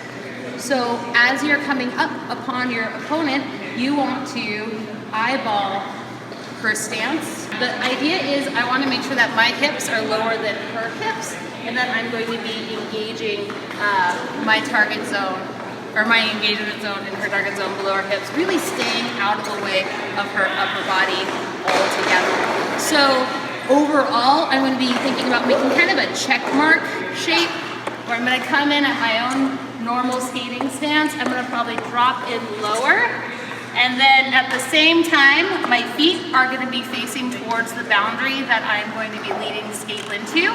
The fact that she is trying to head forward and my skates are at an angle is going to be able to both take speed away from her as well as direct us together towards that boundary, where I will then drop her off with a hockey stop type movement.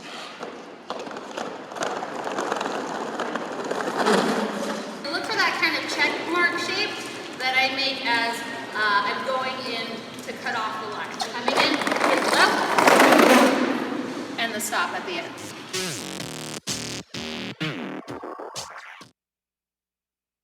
In 2010, we took soft foam helmets from every brand, including S1, into the testing lab and discovered that every single one of them failed current helmet safety standards. This is a soft foam helmet.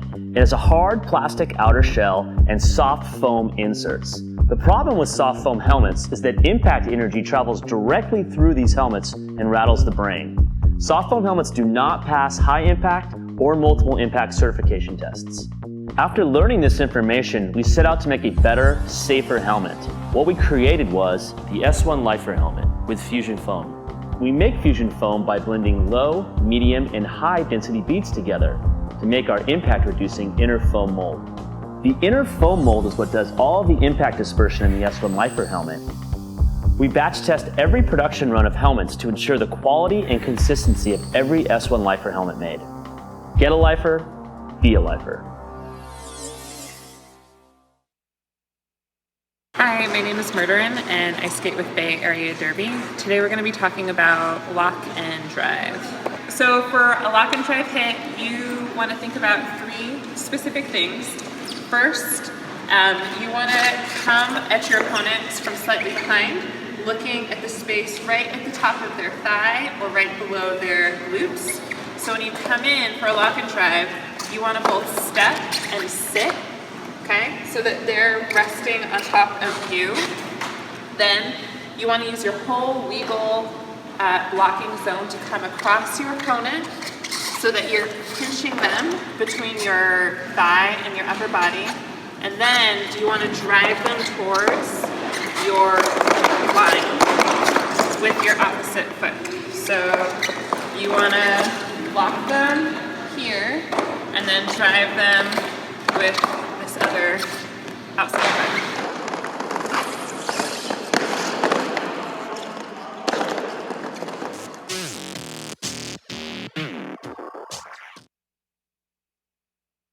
My name is Cassie Beck. I'm Ghetto Fabulous. Hi, I'm Lady Trample. I'm Miracle Whips. My name is Scald Eagle. I'm Bloody Mary. I'm Stephanie Mania. I'm Bala Shot Collar. My name's Satan's Little Helper. The S1 knee pads are the best quality knee pad I've ever been in. It's nice to feel really secure in a pad. I don't have to worry when I fall. It's like falling on a cloud of pillows. They're just a seamless part of my body. They're better than anything I've ever worn. They don't slip. They're super hard wearing. The first knee pad that I not only feel safe in, but I like the aesthetics of. And normally I find that you have to sacrifice one for the other. The S1 knee pads are my favorite knee pads that I've ever owned. I haven't ever experienced anything like it. I now have more room for my crossovers. It's a game changer for me. I gotta say, they're hands down my favorite knee pads I've worn thus far. My name is Satan, an S1. S1. S1. S1. S1. S1. S1. S1. S1 is part of my uniform.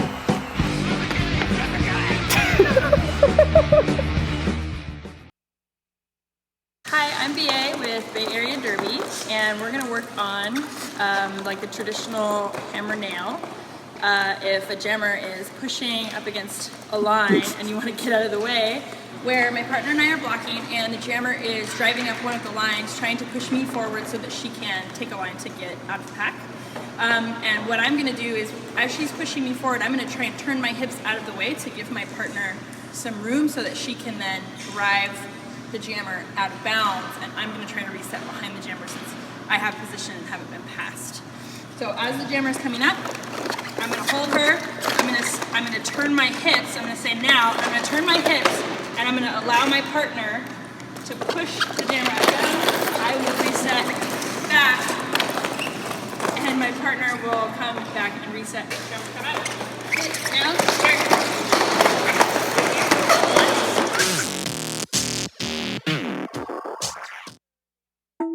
This is the totally redesigned Lifer Visor helmet from S1. Featuring our patented fusion foam, this helmet has the impact protection you've come to expect from an S1 helmet and is both multiple impact and high impact certified. Our new custom visor is made with a high impact polycarbonate lens, which is optically correct and features our patented cover catcher, which allows for multiple covers to be worn with easy on-off. The outside lens has an anti-scratch coating, while the inside has an anti-fog coating. The outer shell is equipped with in-mold mounting hardware, so that the visor can be removed and replaced if needed. The S1 Lifer Visor helmet, where innovation and function are actualized.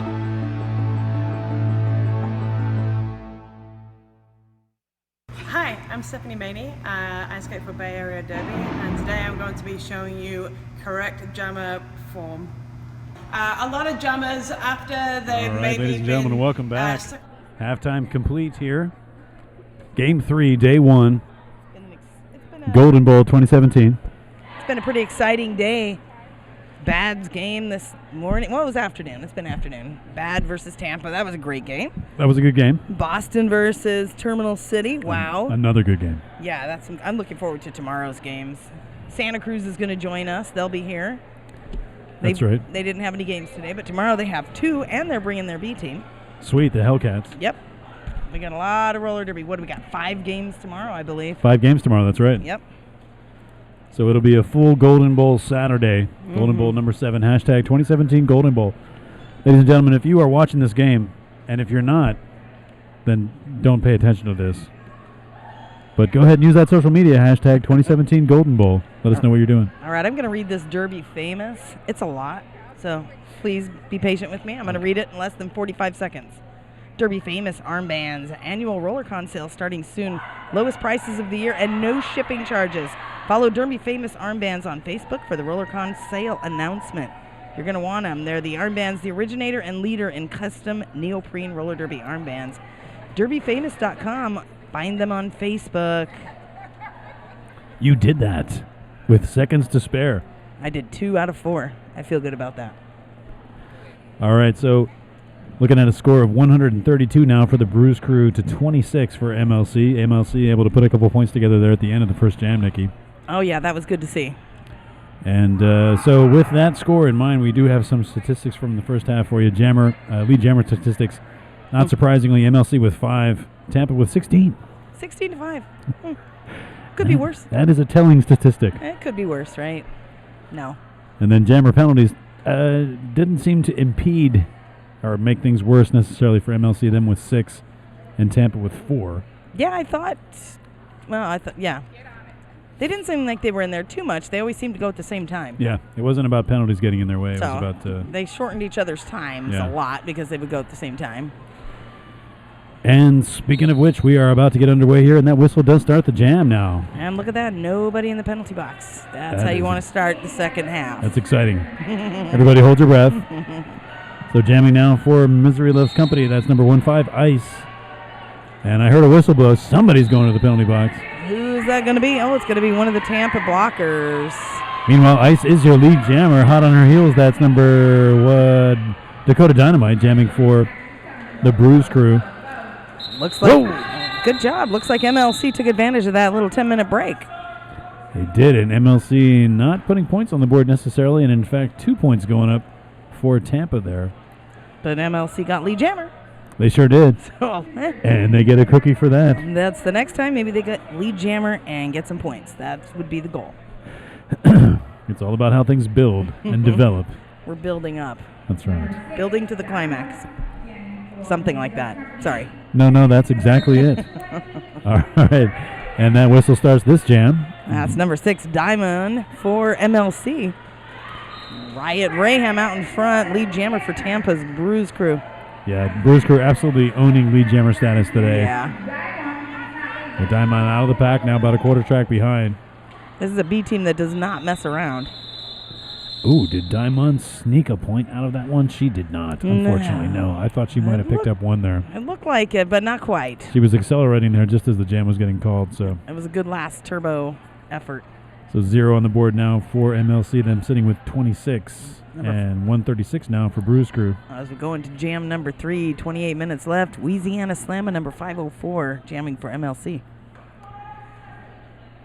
And that looks like number 620 still a knockout. Taking the start now for Tampa. Ooh, Stella just plowing right through. No problem at all. Lead jammer for Tampa. Yeah, that was quick. It was real quick. Yep. Nice work by Stella. And Wheezy through the pack now. About a half a track behind. Able to find her way through there. Stella getting hung up a little bit. Weaving way to the front. Calling it off. They should trademark that move, Nikki. They're going to do the same thing. They're going to jump through, take 4, call it off. Every time somebody else does that, they should get money. Yeah. Like Gene Simmons and the Devil Horns? That's right. Is That's that right. Yeah. Does he get money for that? No, he's trying to. He wants to trademark that He wants because to he thinks he created it. But I think Spider-Man really created Had it. he ever been to Texas before? Or? Apparently not. I Okay. know. Right? Perhaps not. I have no Horns? idea. Yeah. Horns, So, yeah. No, Gene Simmons created that. He's the man, apparently. So. Okay. You know. He is the man. And I don't think anybody's disputing that. It's No. just the origin of the horns. Meanwhile, back on the track now, we are underway once again and jamming for the Brews Crew. That's Dread Fox. She's opposed by number 15 for MLC Ice. Dread Fox going to find her way to the front. That's one blocker to beat. That's number 17, Chicka Boom. That's Dread Fox with the lead call for the Brews Crew. Meanwhile, Ice out of the pack now. Dread Fox going to, let me take a guess here, Nikki. She's going to get 4 points. She's going to call it off. Let's see. I'm not willing to bet you because I don't want to lose. Ooh, nice move on the outside. Chicka Boom all over the track now. I should have bet you. You should have bet me. She didn't do it. That means MLC just scored some points. They certainly did. Am I right? Both jammers are at the front. I think they were both on a Nice. scoring pass. Yes. 4-point pass for both jammers. There are 8 fingers in the air, ladies and gentlemen. So be cautious. 4 for each. Very nice. MLC bringing it up to 30 with 4 points on that jam. That's what you want to see. You know, MLC, you want to see them generate some offense, the Yeah. output of their efforts. Nobody wants a blowout, like we said the first half. No, but Tampa looking good. Yeah, they flew a long way. They're not going down. No. They had this on their calendar. Yep. All right, we're about to get underway here now in what will be jam number 5 here in the second half. Looks like we got number 00 Cookie Jar jamming for Tampa. Daimon jamming number 6 for MLC. Diamond at the front of the pack now. She's looking to break through. 2 Tampa blockers to beat, setting up a very effective wall. Diamond put to the outside, but stays in bounds. It was that flip around the outside. Got the hips out in front. Took the call. Cookie Jar now out of the pack. Team setting up in the far straightaway. Diamond coming up on the back of the pack now. Knocking to the outside. That's a lot of Tampa in front of her right there. Nice move on the back there from MLC, putting Cookie Jar around to the back of turn 2. Mm-hmm. There's Daimon getting knocked to the outside on the straightaway. Recycled a little bit back there, pushing her back. MLC not able to spare a blocker to come up and help. Looks like pack's going to get turned around, but Cookie Jar put to the outside. Was that a call-off? I think so. Okay, well, there it is. Yeah. There's a call-off, ladies and gentlemen. It's been decided. That was 3 points for the Bruise Crew and 2 points for MLC. Good little hold their own there for MLC. They were able to, match the ferocity of Tampa there for that jam. Yeah, they're looking good this second half. All right, back on the Golden Bull jammer line, number 504. That's Louisiana Slammer. Nobody in the penalty box. Wow. That's a good thing. Somebody take a picture, post it on their Instagram. Riot Raham jamming for Tampa.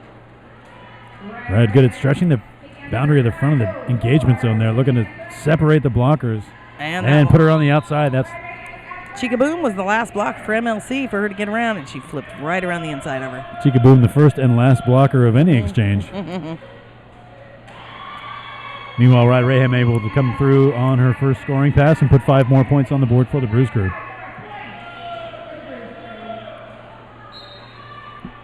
Weezy stuck in the back, getting a little push there, actually. Yeah, it was. Nice little assistance there from Riot Raham. A jump with Riot giving her a little push. A little choo-choo going there. Both jammers in the wide open spaces. Now Riot coming up on the pack. And she's going to try to squeeze out a point or two, and then she does. 2 points there. All right. At the end for Tampa. Weezy putting on a lot of pressure there. Keeping pace with her. That's right. That worked for her favor. Right? No? 0. They're showing 0. Showing 0 for MLC, yeah, but Bruise Crew got the last 2. Weezy able to cut down the scoring on that last pass to 2 points, yeah. 12-0 on the last one. 159-32 Bruise Crew in the lead. 23. It's a praise sandwich. You have criticism in the middle with, never mind. Yeah. Speaking of praise, plenty of that for Tampa right now. That is Stella Knockout jamming once again for the team in black, and she is her lead jammer. Tampa really dominating the lead. Without a jammer doubt. Calls for the whole game so far, really. Lead jammer is their business. And ladies and gentlemen, business is good. And look, she didn't call it off. She took 5, and she's going to keep going. Extend their lead. Ice getting stuck up here coming into turn 3.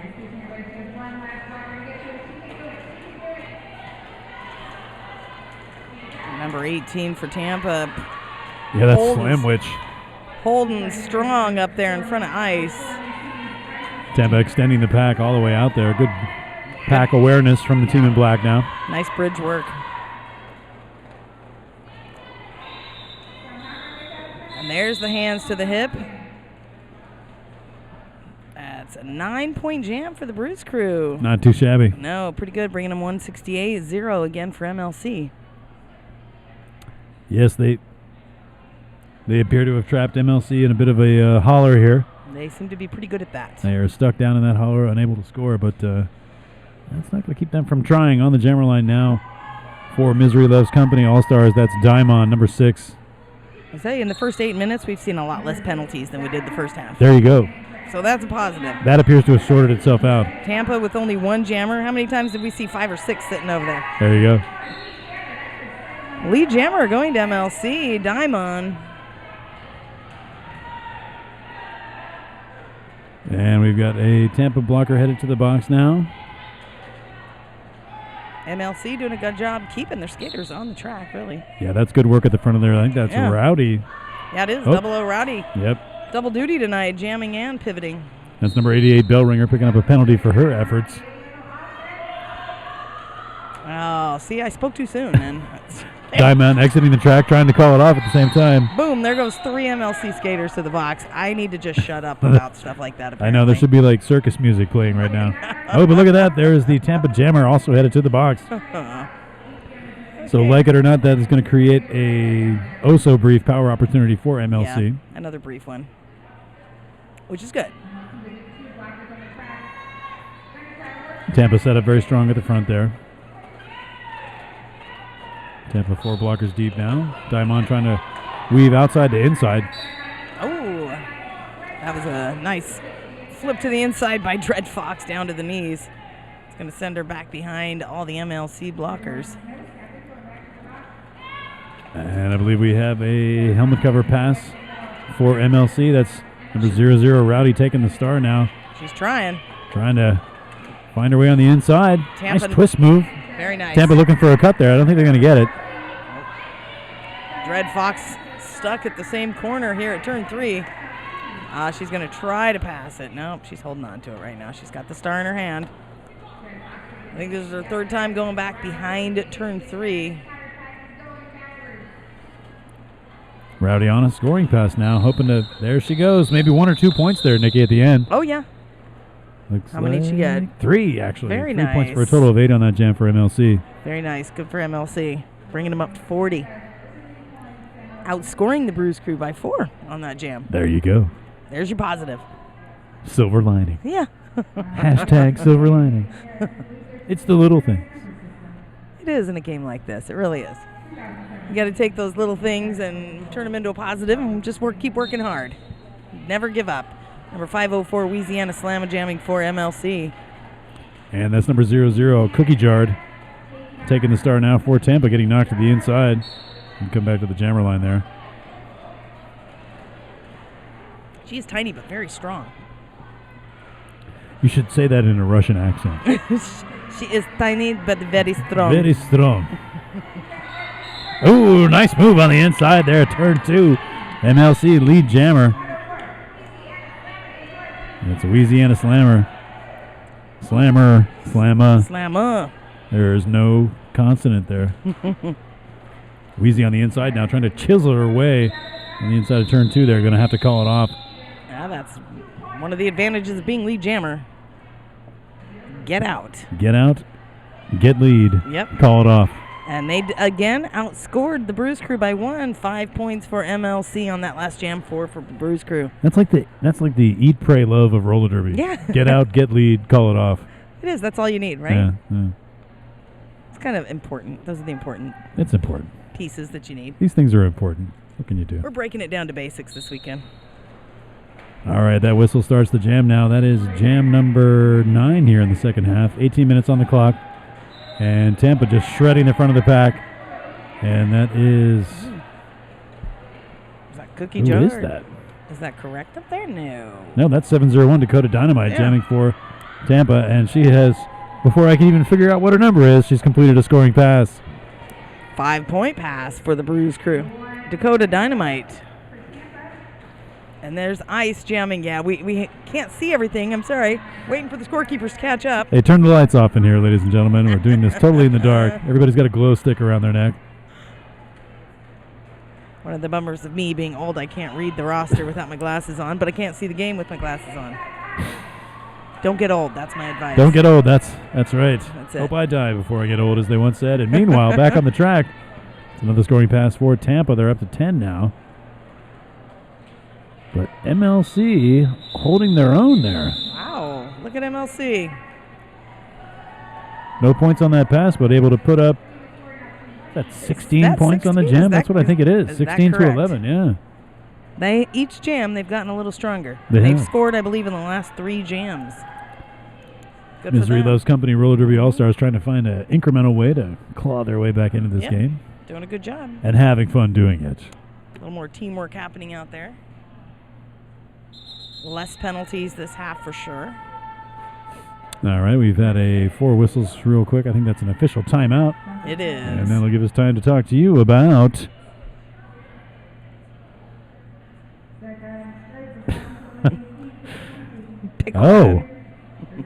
Guayaki Yerba Mate has the strength of coffee, the health benefits of tea, and the euphoria of chocolate.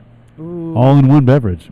Wow. That's pretty impressive. That is extremely impressive. It sounds better than an Irish coffee. That is like 3 qualities that I really want in a beverage. The more mate you drink, the more rainforest you protect. Come to life over mate time. That's pretty neat. We're saving the rainforest. That's right. Okay, we're going to get some information here. Beast is getting some information on an official review right now.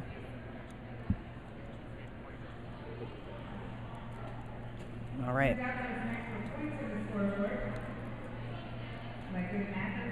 Yeah, that's right. That's what that official review was about a points adjustment.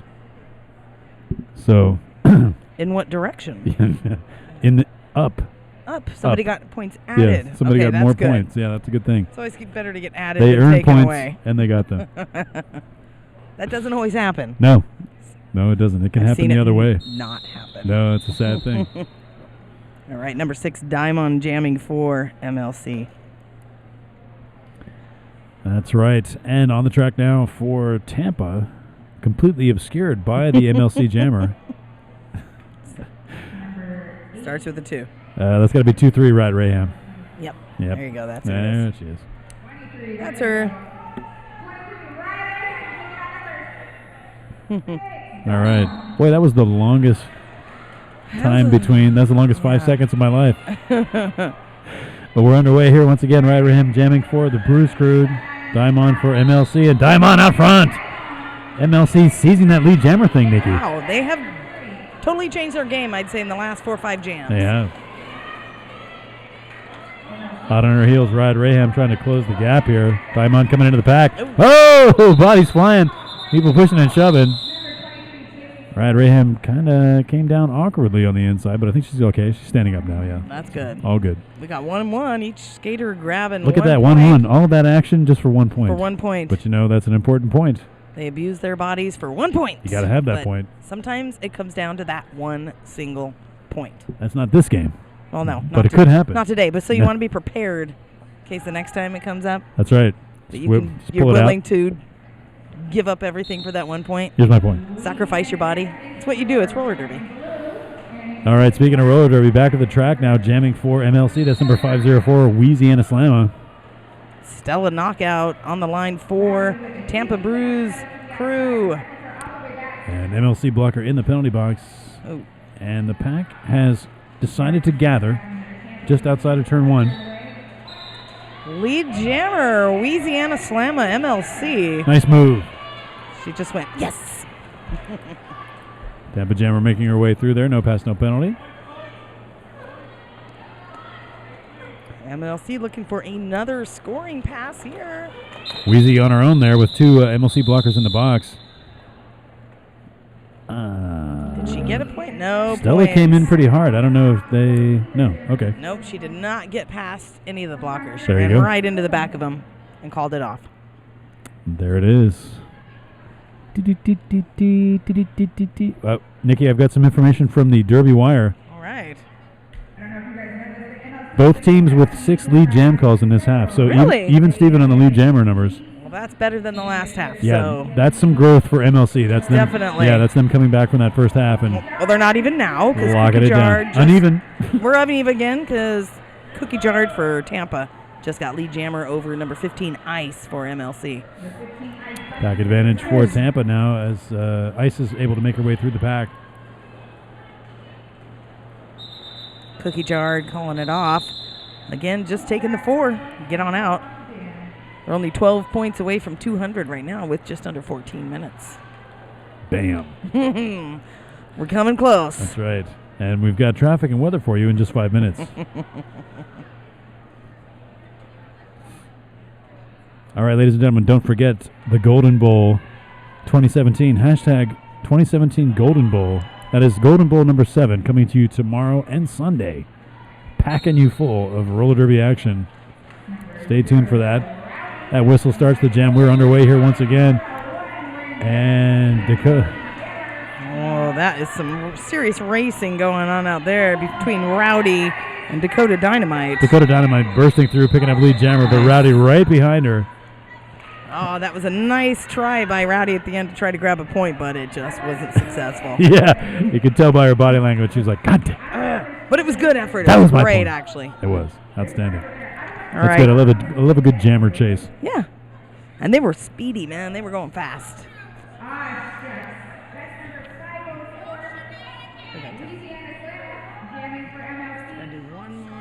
There we go. Okay. Trying to keep count. You are so good at that. I'm trying. Thank you. Number 504, Louisiana Slamma jamming for MLC. Riot Raham on the line for Tampa. Looking like Riot's going to be the first one out. She's got one more MLC. Chica Boom. Yep, that was the last one. She's out in front. Lead jammer going to the Bruise Crew. Pack setup now just at the pivot line. Both teams trying to win their way around turn 1 there. Wheezy getting hung up in the pack now. Riot Raham looking for an inside track. Wheezy able to find an inside line. She's through on an initial. Yeah, that took a little bit. Not up for scoring yet. Yeah, she's not even going to get the chance. Not going to bother. Nope. Just going to call it off there. A little 23 on 23. All right, so as we head into what will be jam number 16 here, or yeah, I think so. Yeah, in that the was second number half. 15. I can see that, right? Yes, that's correct. You're seeing it correctly. Oh wait, there's a scoreboard over there now too. Oh, I thought we were going to put like something else on there. Yeah, like a curtain. We could do like shadow puppets. But instead they got the scoreboard. That's fine. That whistle starts the Pretty jam. nice. We're underway. Here once again, ice jamming now for MLC. And Stella Knockout taking the star for Tampa. Ice trying to find an inside line there. She's at the front, gets cycled back around. Stella's all open. She's through. Lead jammer now for Tampa. Still a minute 40 in this jam. Stella coming up already quickly, coming up for scoring. 3 of the MLC blockers waiting for her.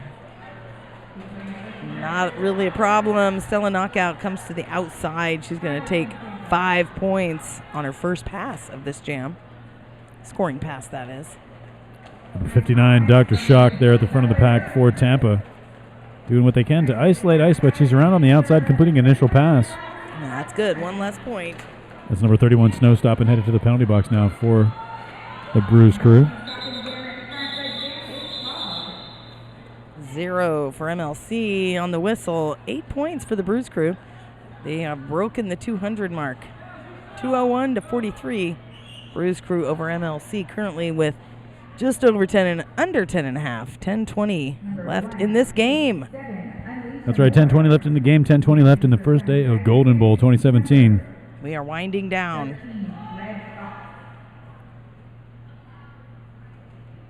It's been a fun first day, no problems. It sure has. Everything's been smooth. Yes. Bay Area Derby knows how to run a tournament. Things have been very smooth. Well, you'd hope they'd have it right by number 7, right? So, it's awesome. They're doing a great job. It only took us 6 times to get it right. So. All right, back on the track. That's number 187. Alicia Moore jamming for the first time for MLC today. Oh, she has not been on the jammer line at all tonight. Look at that lead jammer. There you go, Alicia. You should have unleashed her earlier. They should unleash her more. What? All right.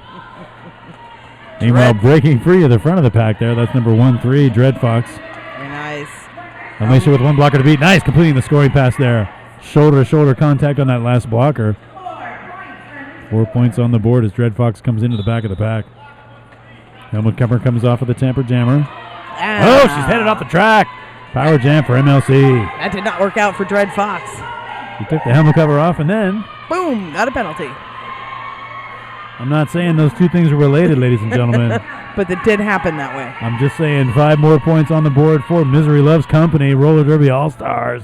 With 40 seconds left to keep scoring. Alicia Moore now on her third scoring pass. She said She's nope. going to take a nap and then call the jam off mid-nap there. That was a pretty good hit. God, that's got to be something, though. You come in for your first jam after in the second half, like, just 10 minutes before the end of the game. 10 minutes left, yeah. Yeah, and then break off 3 scoring passes. You're like, you guys, I got to call this. I hate you. Yeah. But it was an awesome effort. It was awesome. 9 points that 9 Alicia points put for on for her MLC only there. jam so far tonight. MLC breaking past 50 now with 52, 201 for the Bruise Crew. And she called it off just in time for, Dread Fox has got to start in the penalty box. There you go. And that gives the other MLC jammer, Rowdy, a chance to become lead jammer. MLC in the driver's seat for this jam. And there comes Dread Fox untouched, right out of the box like nobody noticed. Like a phantom. She was like a vapor. And then there she was, and there she wasn't. And just like that, Dread Fox back in the back of the pack, getting knocked to the inside. Now she's going to get sent way back. I can see it. Rowdy, too, Yep. all the way back around. Uh-oh. She did not come in the right place. But, hey, nobody noticed, so I guess it didn't happen. That's why they call her Rowdy, and Yeah. she's through that pack. Got 4 more points there for MLC. Nice. Quick work by Rowdy, coming right back around, looking to put a few more points up for MLC. That's bell ringer at the front of the pack there for MLC. Oh, man. Nice! That was some serious hitting there. There were like all kinds of coins dropping all over the floor there. Wow. Nice job by Rowdy, and she is up quickly like nothing happened. They got extra whistles on that one. Wow, for the fireworks and everything there, Nikki, it's a 4-4 jam. Pretty impressive. That was exciting. That was like quite It looked literally. like a lot more happened than 4-4, but Yeah. that was awesome. That was exciting. That is the level of gameplay you get at Golden Bowl. Exactly. Right there. All right, so we've got 7 minutes on the clock.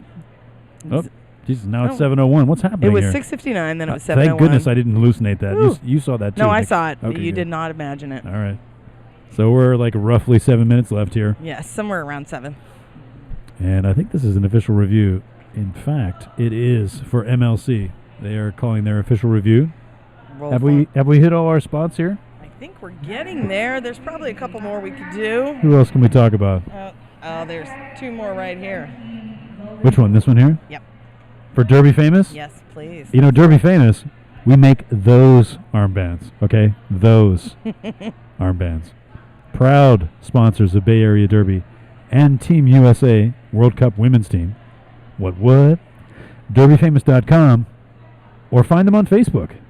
I love that we have Team USA. That makes me happy. Yeah, and Team thank you, USA. Derby Famous, for supporting them. Absolutely. They're not just famous, they're Derby Famous. Well, what's better, just being famous or being Derby Famous? I think I'd always choose Derby Famous. Absolutely. You get like free gas. Right? Is that one of the perks? I've been missing out. Stamps. Okay, hold on. Information. Hold on. Okay, we're going to figure out what just happened on that official review for you. There you go. All right. I swear to God, the thing I love most about roller derby is the fact that official reviews don't count for anything. They mean nothing, really. So in that one, Black was looking for a cut on the white jammer. No call stands. All right. That's pretty much what we always hear. Oh, my goodness. But it's fun that they come and explain it to us. I'm going to find a way to bet on that. You watch. So you can win every time. Meanwhile, speaking of winning, back to the action now. Jam underway. Cookie Jar jamming for Tampa. Ice for MLC. Ooh, good push out of there by the front there. That's number 326. Despicable D, the captain of the Tampa Bruise Crew. Ice getting knocked to the inside, sent all the way back to the straightaway behind the last Tampa blocker. That is a big, big, big, big pack, and I have a grudge for Tampa at the front there, trying to free up her jammer. The pack does eventually come back to normal size. Close the gaps. Look at Ice winding her way through there. Yes. Who is lead? That's Ice for MLC. Changing their game here in the second half. Looking good. Ice coming in for her first scoring pass. I heard a couple whistles. Yeah, Cookie Jar got cycled back in there, took the helmet cover off. Now she's putting it back on. Trying to catch up to Ice. Almost had her. Ice on another scoring pass. She got 5 on the first pass. Let's see what's going to happen right now. She's looking for another 5. Nope. 1. 1 point. There it is. That's our no. 1 point for Tampa. 1 point for Tampa. Sorry, wrong team. Sorry, Ice. Sorry, Ice. That point was for Tampa. It was a nice try. Nope. 5 points for MLC. 1 point for the Bruise Crew. There it is, Nikki. And so we've got about 5 minutes left here. Bruce Crew sitting at 206. Well, was it not like a 100-point game at one point, and now it's a 40-point game? So I did math today for you. You did math. Well done. So that's good. Good job by MLC, closing the gap a bit. And That's yeah, lead. some things are inevitable. One of them is Dakota Dynamite, lead jammer for Tampa. Yeah. You can pretty much set your clock by that. Taxes and Dakota Dynamite. Yeah.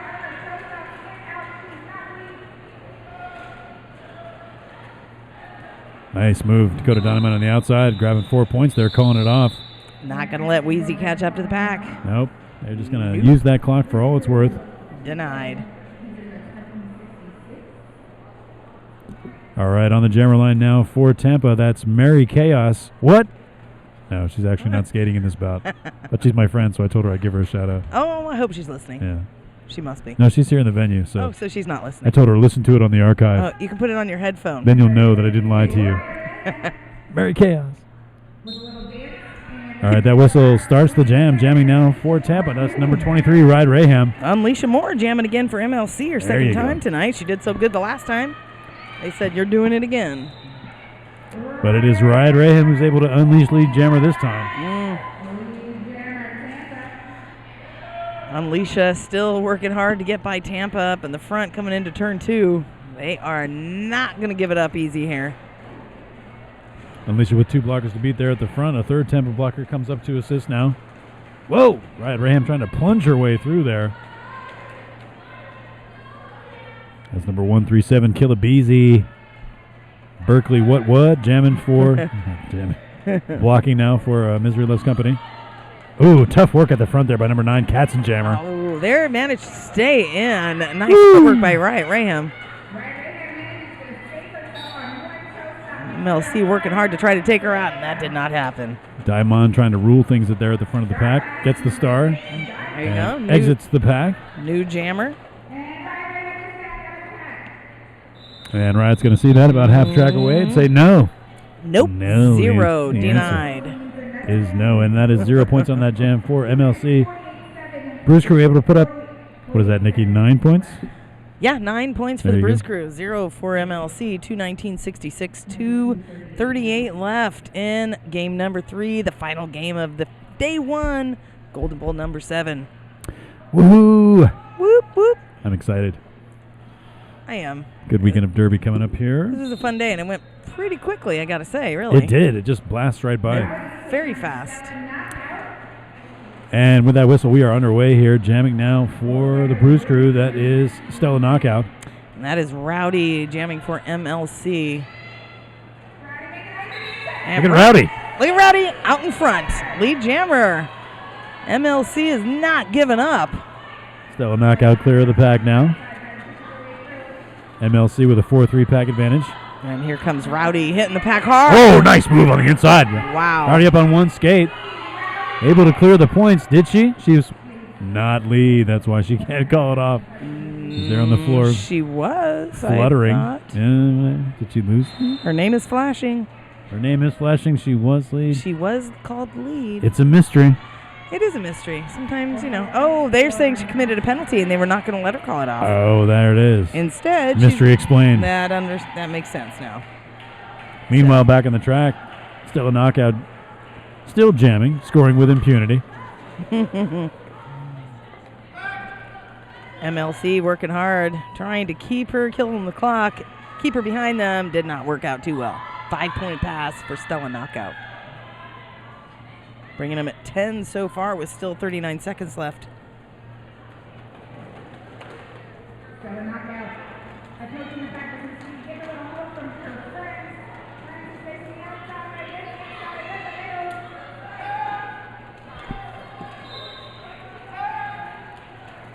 All right. Ice back on the track now, having handed off the star, I think. I don't know. I'm not sure what's going on, Nikki. I lost track. Me too, but the jam is still going on. Della Knockout with 5 points, up to 15 so far already. MLC have yet to lodge a point here in this jam.